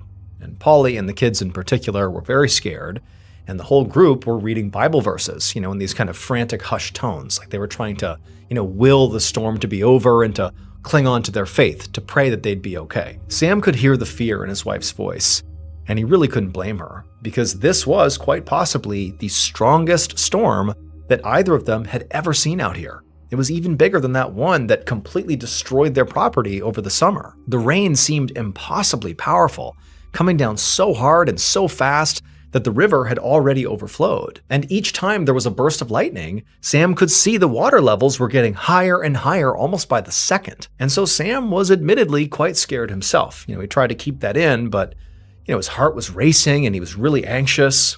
But he told himself that this was the moment he'd prepared for all summer long. I mean, this was it. He had done so much work to make sure this was a safe place during storms. And he felt like they'd be okay. But at the same time, the deafening sounds outside and the terrified voices of Polly and his kids were making it really hard to believe that was actually true, that they were really okay here. So for a little while, Sam just kept looking out the window, listening to his family behind him, but then eventually he turned around and as calm as he could, he told them all to go to bed. It was going to be fine. He would stay up and keep watch. Polly, who was visibly still very scared, nodded and got up and went off with the kids. And for the next few hours, Sam stayed at his post by the window and watched the storm. And for the most part, there wasn't a whole lot of drama. I mean, it was very loud and windy. It was obvious the river was flooding. I mean, there was going to be damage tomorrow, but Sam was thinking that, maybe we're going to get through this thing. But a little after midnight, Sam heard this sudden, extremely loud banging sound outside, and he froze because he knew it was not thunder. It sounded more like an explosion. Almost immediately, Sam knew what it had to have been. The barn must have collapsed. And thinking that this storm had just taken out an entire building that he had reinforced for a storm, turned Sam's worry into outright panic. And so Sam screams for his wife and the workers and his kids to wake up, that it's not safe, get away from the windows, we have to find cover. And so for the next few seconds, the family and the workers, everyone's frantically scrambling around, trying to find a safe spot, but they don't know where it is. But as they're sort of navigating, trying to find the right place to go to weather the storm, Sam heard an even louder bang, and then there were screams all around him, and then he felt himself go airborne as a heavy object slammed into his back.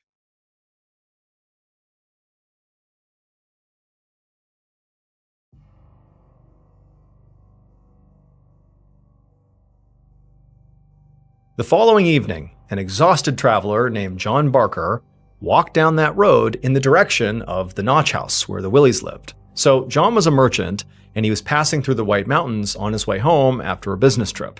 And he had made this trip many times before. He knew the road, but the road currently was flooded and there was rock slides and damage everywhere, so it was quite slow going and pretty miserable. But he knew at the halfway point was this house, the Notch House, where Sam Willie and his family lived, and they were looking to convert their house into an inn for travelers. And even though it wasn't fully established yet, John knew he could very likely get into that house, have a hot meal, rest a little bit before he made the rest of his journey. But when he finally rounded the corner into the valley where the house was, he just froze because the area was a complete disaster. The river had clearly completely flooded, and now half the land in front of him was just underwater.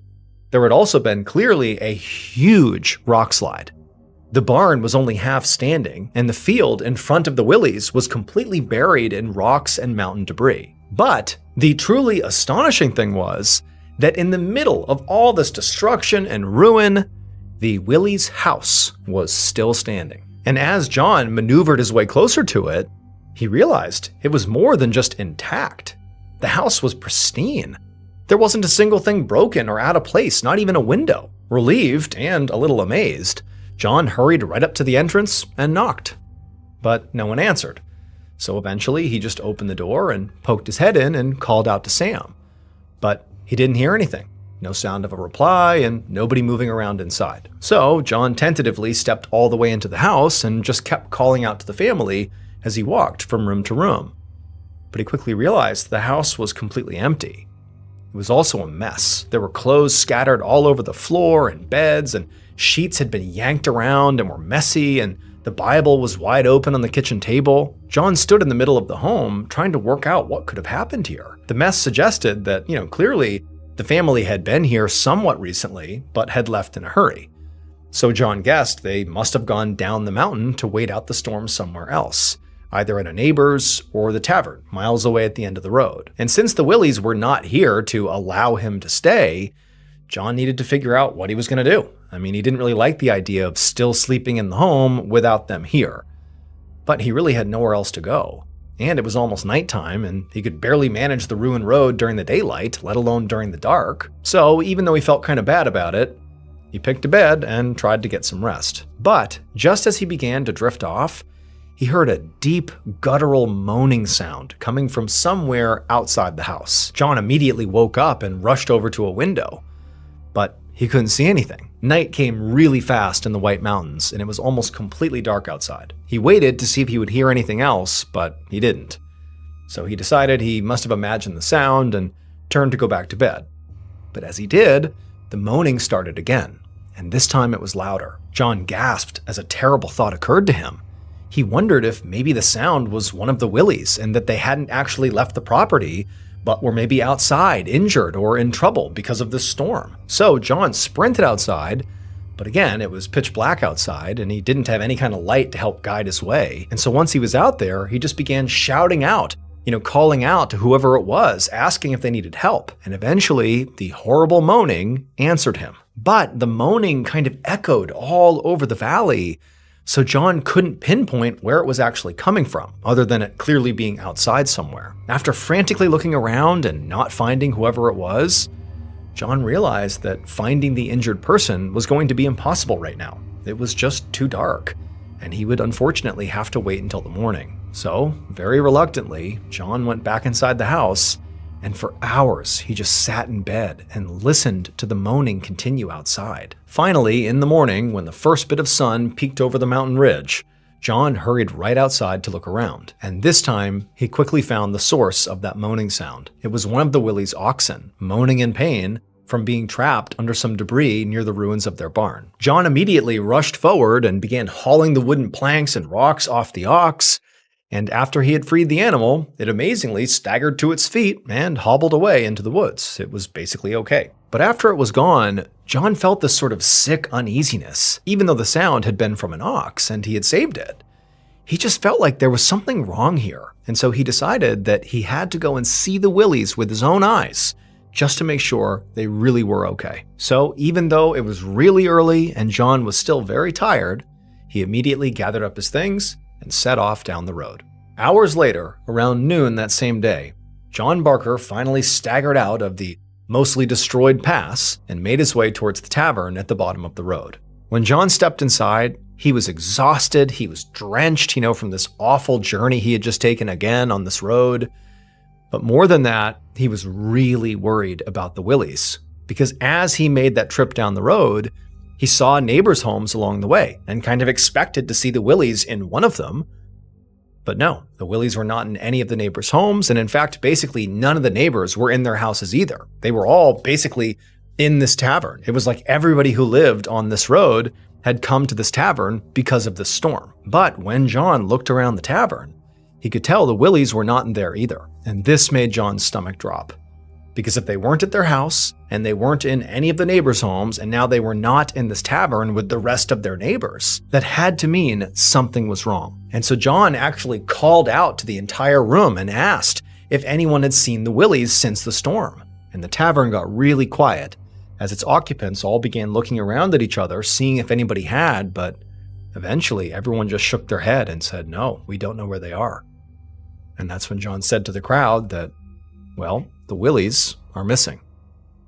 A few hours later, a 12-man search party left that tavern and headed right back up the road towards the notch. They were led by one of the Willys' neighbors, a man named Edward Melcher, who lived at the base of the mountain on a farm with his family. The recent storm had done quite a bit of damage to Edward's property, and so he and his family, like most other people that lived in this area, had gone to the tavern to seek shelter. Edward and his family, much like the Willys, were good people who were just trying to carve out a living in this part of the world.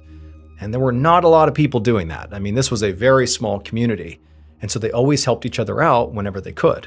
And so this was no exception. But as desperately as Edward and the rest of the search party wanted to get to the Willys' property and find these people, it took so long to navigate the road that by the time they actually got to the property, it was after midnight and really too dark to look for anything. So they just went right into the Willys' house to wait until morning. Once he was inside, Edward could see, the home really was just as John described. It was sort of a mess, but there was absolutely no damage to it from the storm. Edward had heard that Sam was really freaked out about a storm that they had had earlier that summer, and because of that storm and because of the damage it had done, he had gone way out of his way to really develop his property to prepare it for the next storm. And it seemed like all his preparations and reinforcements on his land had paid off because here his house was standing tall. But that was also kind of confusing. It's like, if you prepared this house for a storm, and clearly it was able to withstand the storm, why did the Willys leave? As Edward continued to walk around the house, he saw that the Willys' Bible was still lying on the kitchen table wide open, and when he leaned over and read the passage that was on the page, he couldn't help but, kind of shiver when he saw what it said. It said, "The Lord also thundered in the heavens, and the highest gave his voice, hailstones and coals of fire." Hours later, when the sun finally began to come up, Edward and the others went outside and began searching the property for signs of the Willys. And over the next few hours, the original party of 12 grew as more and more people showed up to assist in the search. By this point, word had spread pretty far about the family's disappearance, and so residents from all over the White Mountains had come here to help. And eventually, hundreds of people were combing the mountainside to find the Willys, or at least to find a clue about where they might have gone. At around noon, when still there had been nothing found, Edward decided he would go search closer to the river, since by this point, the water levels had gone down some. And when he got to the water's edge, he began to hear this strange buzzing sound, and so he followed it, and eventually, he saw something poking out from behind some debris. And when he saw what it was, Edward began to scream for help.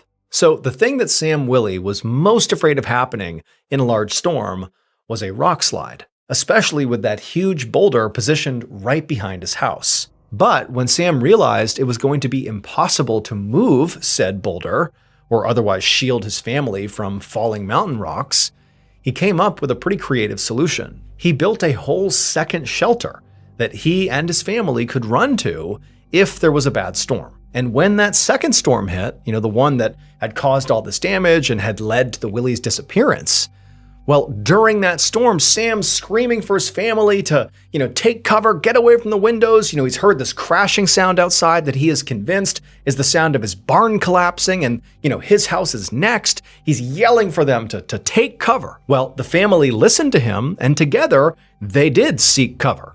They left the main house and went into that second shelter that they believed was better protected from a potential rock slide. But unfortunately, this would be a catastrophic mistake because that humongous boulder right behind the house was not actually a safety risk. In many ways, it was like a protective barrier. When there was an actual rock slide during this horrible storm, well, the rubble actually piled up on the backside of that boulder and did not strike the house at all. And so in essence, this boulder basically made the Willys' original home the single safest place to be on the whole property. But unfortunately, Sam and his family did not stay there long enough to realize that. They ran out of the main house as a big group, and as soon as they were outside, they were overtaken by the rock slide and killed. Eventually, the residents of the White Mountains would find the family. The buzzing that Edward heard was actually a group of flies gathered around a single human hand reached out from underneath the rubble. Ultimately, because of this tragedy, the area became a famous tourist destination, just like the Willys had hoped it would. People from all over the country heard about the family and what happened, and before long, artists and authors were coming to the White Mountains in droves to see the site of the tragedy, and some even wrote books about it. And so, in a sort of cruel twist of fate, Sam's dream did come true, just not in the way he hoped.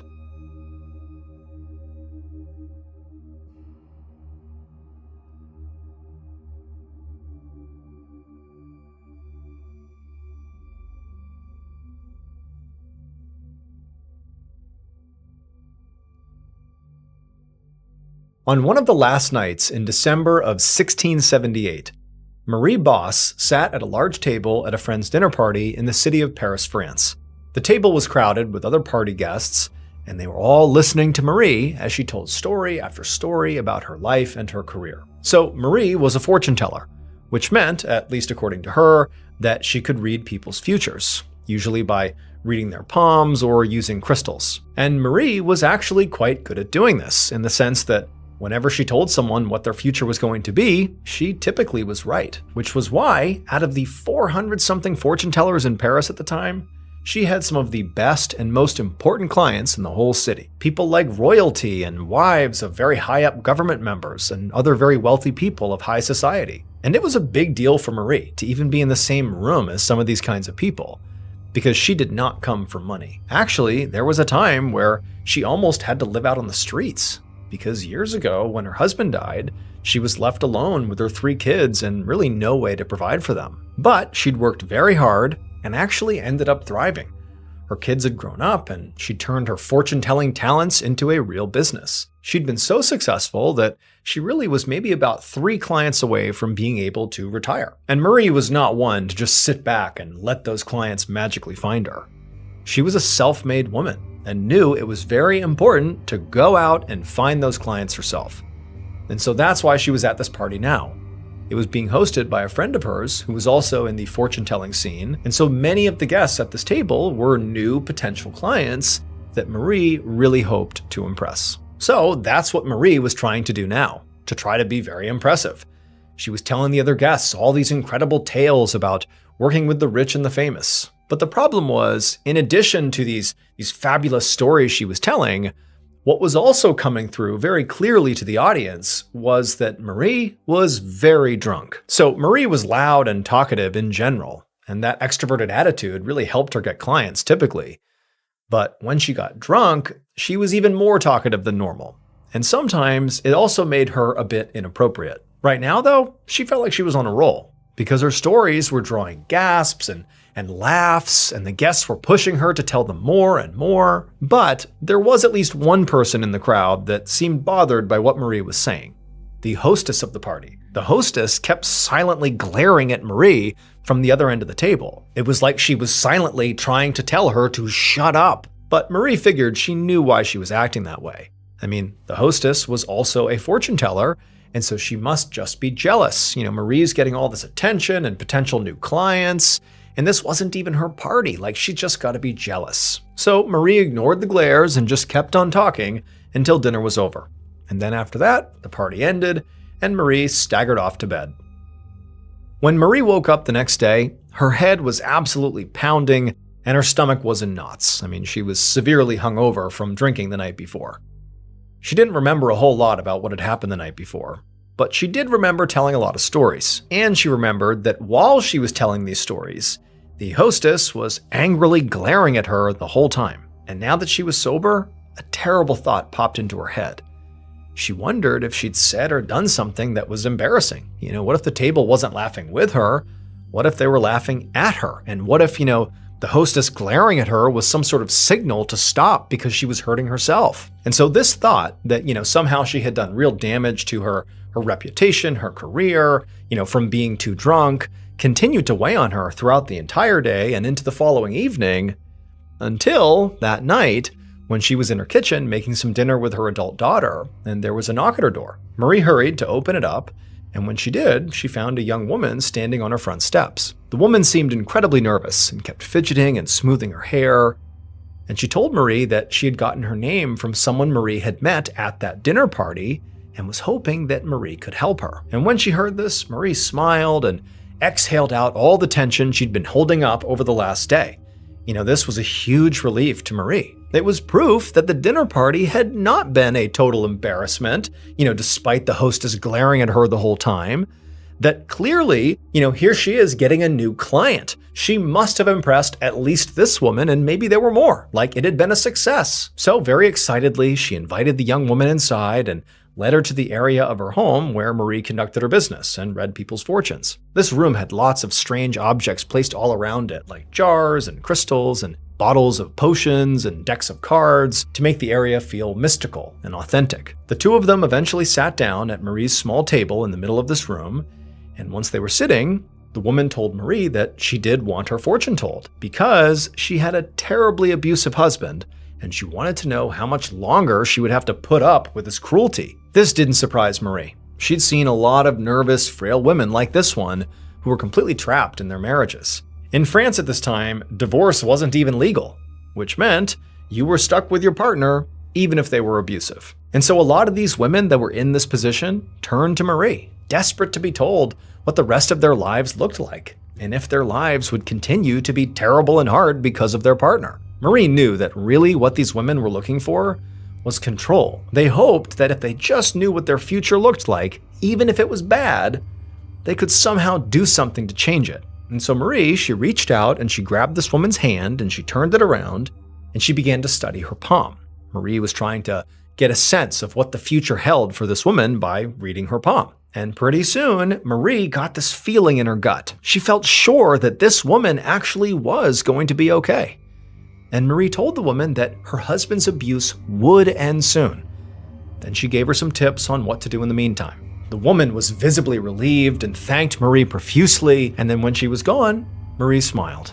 Not just because she had helped this woman, but also because, after this job, Marie would only need 2 more clients before she had enough money to retire. A few days later, on January 4th, Marie woke up to somebody banging on her door. She figured it must be a very desperate client, so she rolled out of bed and started walking to go answer it. But before she could get there, the door flew open and the Parisian police poured inside. Marie staggered back and just stared at them in complete shock. She had no idea what they were doing there, but they immediately just grabbed her and said she was under arrest.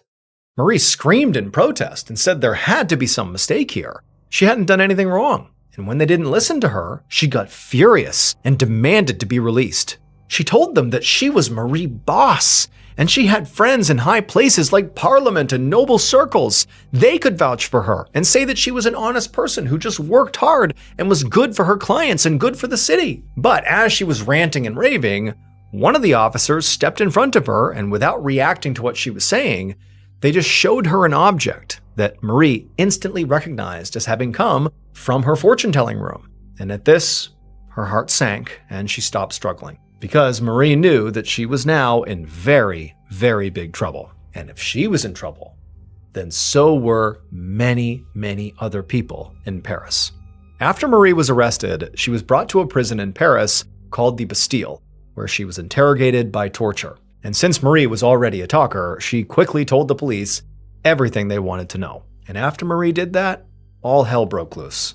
Hordes of police officers fanned out through the whole city, charging into homes and businesses all around Paris, arresting civilians, business owners, and housewives. Then they flooded the hall of the city's government and demanded high-ranking officials in parliament surrender their wives to authorities, throwing the Parisian government into absolute chaos. And even after all of that, the authorities still weren't finished. They left the city and began forcing the French nobility out of their castles to go face charges in the city. Months turned into years, and the arrests continued to pile up, and each one was more shocking than the last, until the investigation led authorities to the actual royal palace in Paris and to the king's favorite mistress. By the time the police finished their investigation, hundreds of people all across France, ranging from commoners to literal royalty, were either facing charges or sitting in jail cells. And screams filled the halls of these prisons as the arrested were tortured for whatever information they might have. Scores of people fled the country, and then eventually, all around Paris, these enormous pyres were built in the public squares. And one by one, dozens and dozens of people were led out to these pyres, strapped to the poles in the middle of them, and then burned to death in front of thousands of Parisian spectators. And it was all because of Marie. So Marie Bosse was not just a fortune teller. She made her real money by making and selling poison. And it would turn out that she was not the only one. In fact, at the time, you could say Paris basically ran on poison. Since the late 1660s, according to one estimate, around half of the people who lived in that city, from housewives to literal royalty, had poisoned someone or been poisoned by someone. It had become absurdly common for people, especially rich people, to buy poison from Marie and the network of 400 or so other poisoners around the city and use it to quietly commit murder so that the victims' deaths looked natural. But poison was not just used to kill people. It was sort of used like a solution for many kinds of problems, like people who wanted their romantic interests to be easier to seduce, well, they'd buy poison and poison them.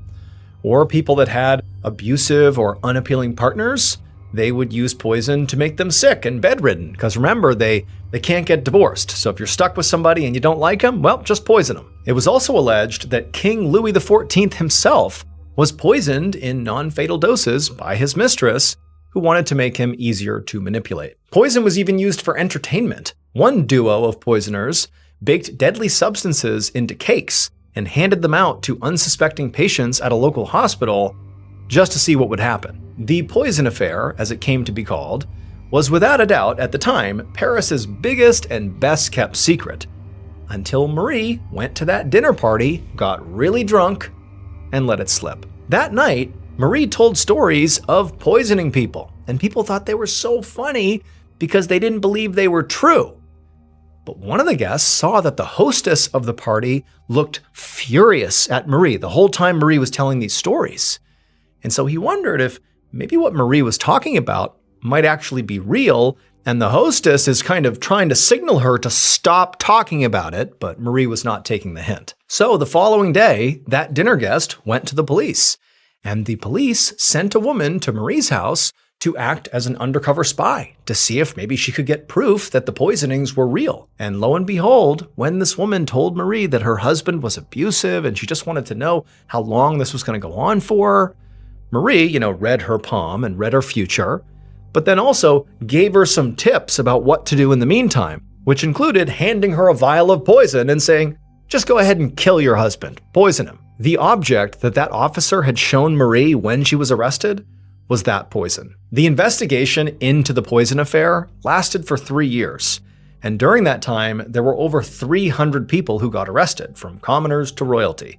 23 of those people were banished, and 34 people were executed, including Marie Bosse. She was actually the first person to be burned alive on one of those pyres.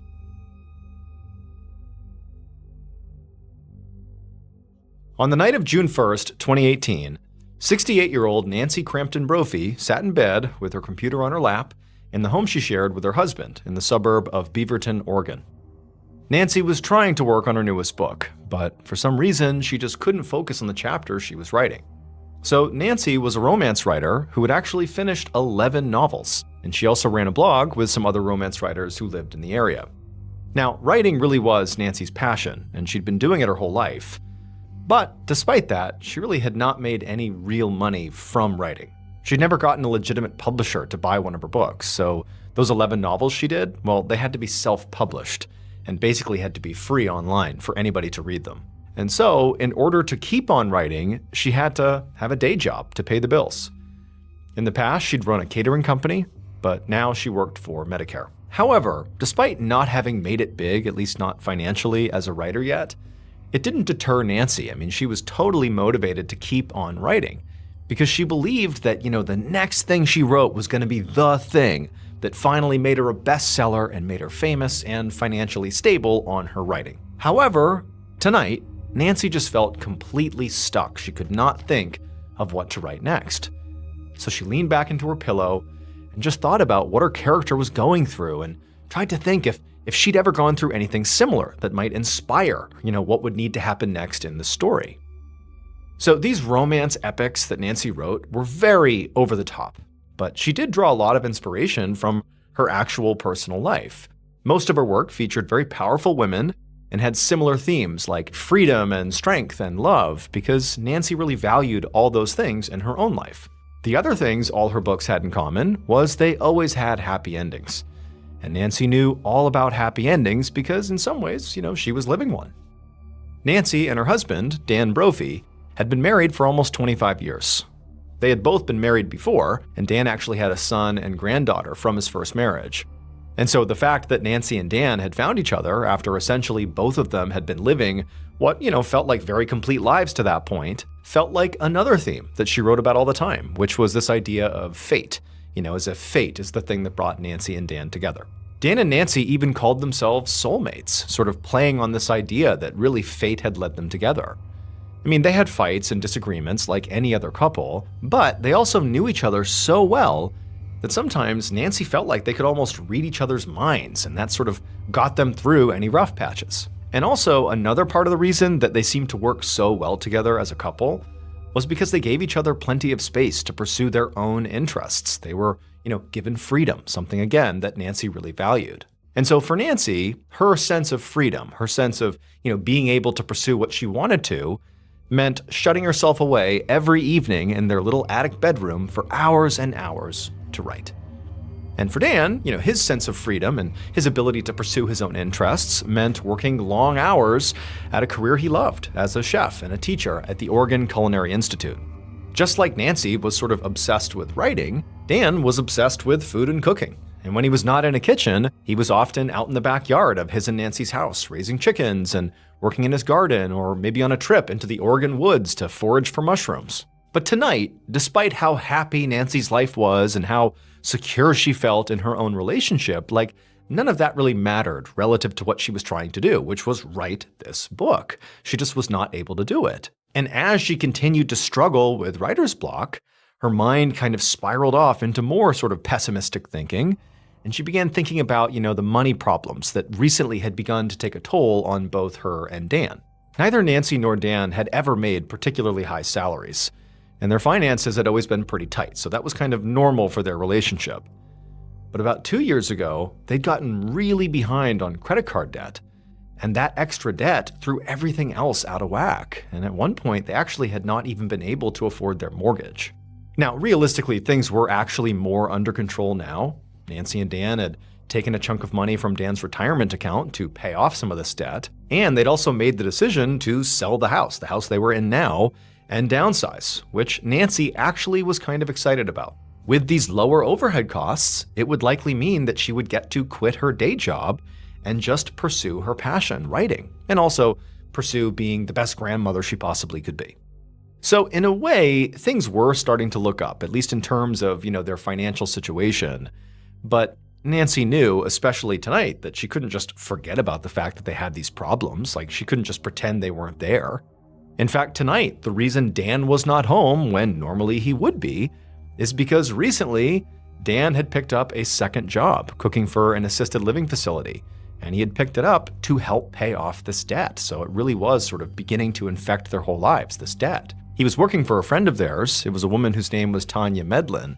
And the job wasn't bad exactly, but it definitely was not Dan's dream job either. But just then, as Nancy's having all these kind of conflicting and sort of bad thoughts, she heard the front door open and realized that Dan must be home. So she slammed her laptop shut, figured she would attack this later, and she went downstairs to meet him.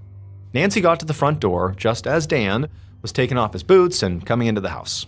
And she quickly gave him a kiss and asked how his shift went. But Dan just kind of grunted and said, fine. And then he disappeared into the kitchen to make some food. Dan had always been a pretty gruff person, but to Nancy it was sort of part of his charm. He was blunt and a little socially awkward, but his love language was food. And so he made her elaborate meals to show her that he cared about her, and she knew that.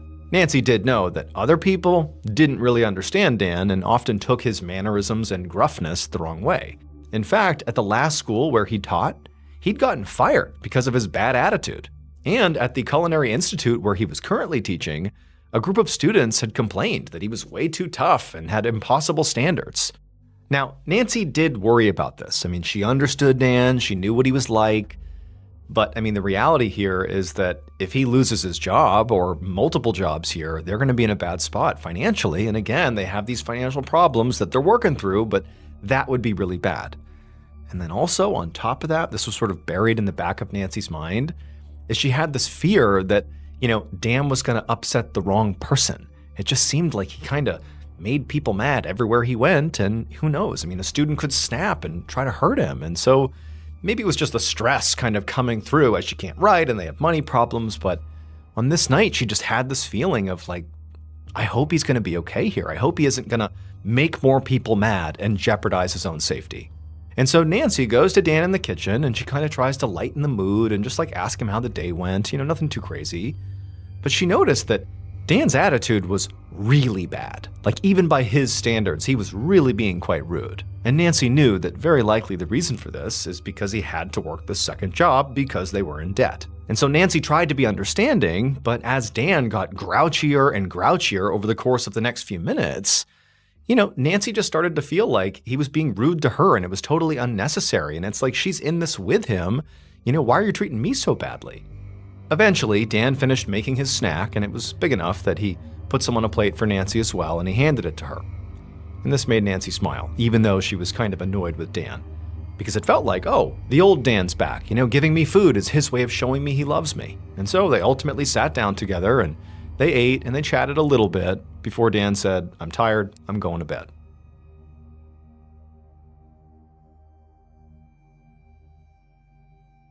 Just before 5 a.m. the next day, so June 2nd, Nancy woke up to the sound of Dan banging around in their bathroom. Nancy liked to sleep in when she could, and today she could. But Dan, he couldn't because he had a lot to do that morning, so he was up. That day, he had to go to his school, the Oregon Culinary Institute, to set up the classroom before his students got there and then also teach that day. And then before that, he also had a list of chores that he did around the house before work, like feeding his chickens. Nancy tried to fall back asleep, but Dan, frankly, was too loud. And at this point, she was kind of back in some negative thought loops and she couldn't sleep. And so she laid there and she began thinking in particular of all the negative thoughts about the book, that she just couldn't continue to write this book. It was like she really had writer's block.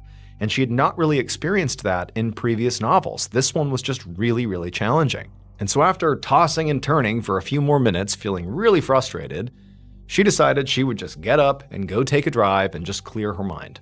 This was Nancy's go-to. Whenever she needed to work out a storyline or plot hole, she would just hop in her car and drive around and just kind of let her thoughts wander. And this morning, she knew exactly where she wanted to go. She wanted to go to this very beautiful neighborhood with streetcar tracks and tree-lined roads in the nearby city of Portland. So up and out of bed she got. She found Dan in the bathroom and said bye to him, and then she went outside, got in her car, and she was off. Less than 20 minutes later, and Nancy was in Portland. In particular, she was in the neighborhood that she thought was beautiful, and it was this area near a place called Washington Park. And so it's got beautiful foliage, and there's all these beautiful homes, and it's just this wonderful area. And she's driving around, just kind of looking out the window, enjoying herself. And then she had this sort of pang of jealousy, because Dan's school, where he worked, was roughly in this area. And so he got to go through here every morning, and she suddenly felt like, man, I wish I could do that. However, as she continued to drive around Portland, she began to see other sides of the city that she herself did not necessarily think were so great. In particular, she drove through an area where there were all these tents on the streets, where people who were displaced or potentially homeless, that's where they were living. And, they were making the best of it, but from her perspective, this represented danger. And in fact, there'd been a whole lot more drug and criminal activity in this area lately that sort of coincided with more and more of these tents popping up around town. And this had actually really bothered Dan. He was worried about this. However, the way Dan had responded, ultimately, beyond just telling Nancy about his concerns, is he had recently started this outreach program where he took extra food from his school and he gave it to a local church to help feed the homeless. Now, Nancy and Dan both thought this was a great idea, and it seemed like, giving back in that way was exactly the right way to respond to what really amounted to a homelessness crisis in the city. But for Nancy, who worried about Dan, she couldn't help but feel like, I kind of wish he wasn't really getting involved. Like, I don't really want him in this part of town. I want him home and safe, or just at his school and safe there. And she just had this growing sense of dread that something was going to happen to Dan. But as Nancy is having seemingly like 10 thoughts all at once in all different directions, she suddenly has an epiphany. She has this moment of absolute clarity about how to write her book. It was like all these elements came together and were showing her the way. And so in an instant, she turned back around and she drove back home to get to work. When Nancy got back to her house, she saw that Dan was already gone, which meant he was off to work at the Culinary Institute, which meant Dan was sort of, back into the dangerous part of town, potentially, surrounded by these homeless people that could potentially harm him. At least that's where her head was going. But she told herself she needed to focus, she needed to just do the writing while she had this moment of clarity. And so she rushes up to her bedroom and she spends the next 2+ hours just writing nonstop. But then at around 10 a.m. that morning, her concentration was broken when her cell phone rang. And when she answered it, she was very surprised to hear one of Dan's colleagues from the Institute on the other line.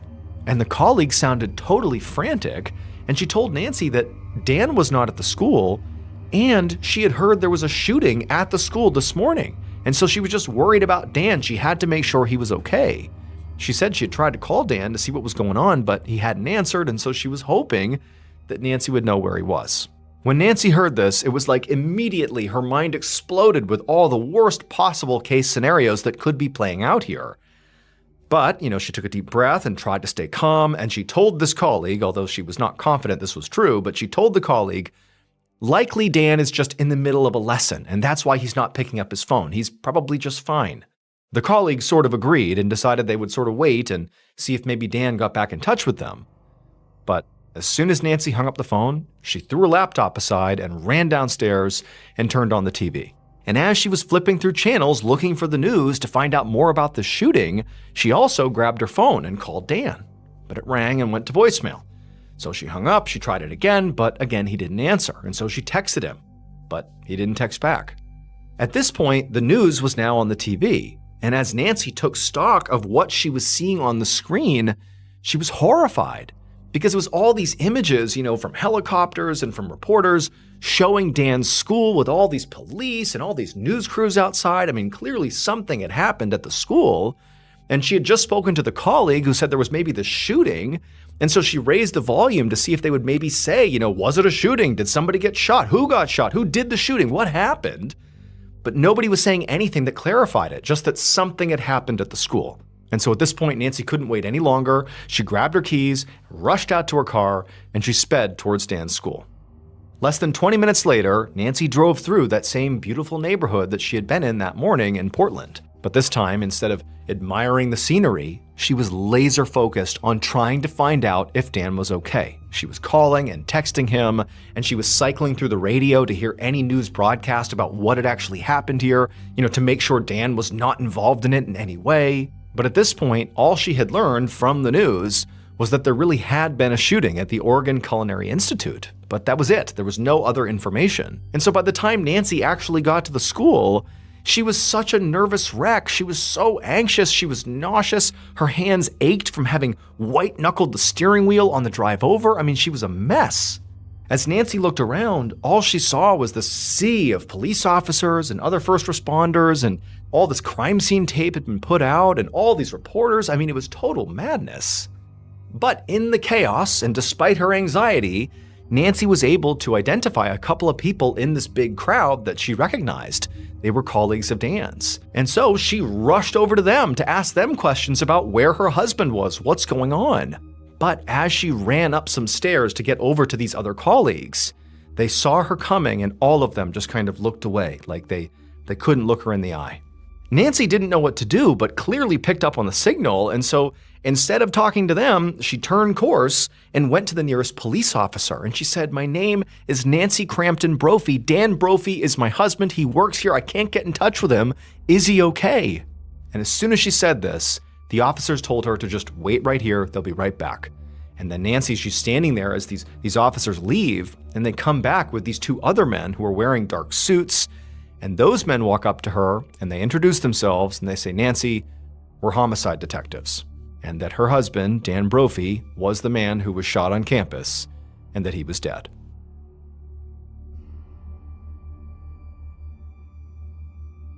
The next few days went by in a blur for Nancy. She spent basically half her time crying and grieving, and the other half being the person that was sort of in charge of delivering the bad news to friends and colleagues and family about what had happened to Dan. And the reality was, what happened to Dan was still very much up in the air. I mean, the only thing detectives knew at this point was that Dan had been found dead by his students in the kitchen after being shot twice, and that's what killed him. But the school actually didn't have good security camera footage, and so there was no footage to try to indicate who could have come into the classroom and killed him and then left. It was like they didn't really have any good leads, they didn't have any good evidence, and in many ways, it was just this big mystery that didn't appear like it was going to get solved anytime soon. Now, Nancy certainly had her own theory. I mean, she felt like she knew Dan rubbed people the wrong way, and she always had this kind of, basic concern that he was going to make the wrong person mad and they were going to just snap and hurt him someday. And that was definitely a worst case scenario, but here she is, her husband's been killed, he's been shot to death. And so that's what she thought had happened. Maybe it was a student who went crazy and snapped and killed him, or the fact that there was this, burgeoning homeless crisis in Portland and that he was often, or at least recently, interacting with homeless people. And she kind of equated that to being in danger due to the rising drug and criminal activity that was popping up in Portland. And so she had this theory that, basically he had rubbed shoulders with the wrong people and they had killed him over it. She had no way to prove it, but that's what she thought. But instead of really dwelling on what happened to her husband, the reality is over the couple of months following her husband's death, Nancy's life basically fell apart. She wasn't able to focus on anything. It was like her mind had gone blank. It was so traumatic what had happened to her. And so as a result, she couldn't write, so she didn't do any writing. And she also couldn't work. She had to quit her day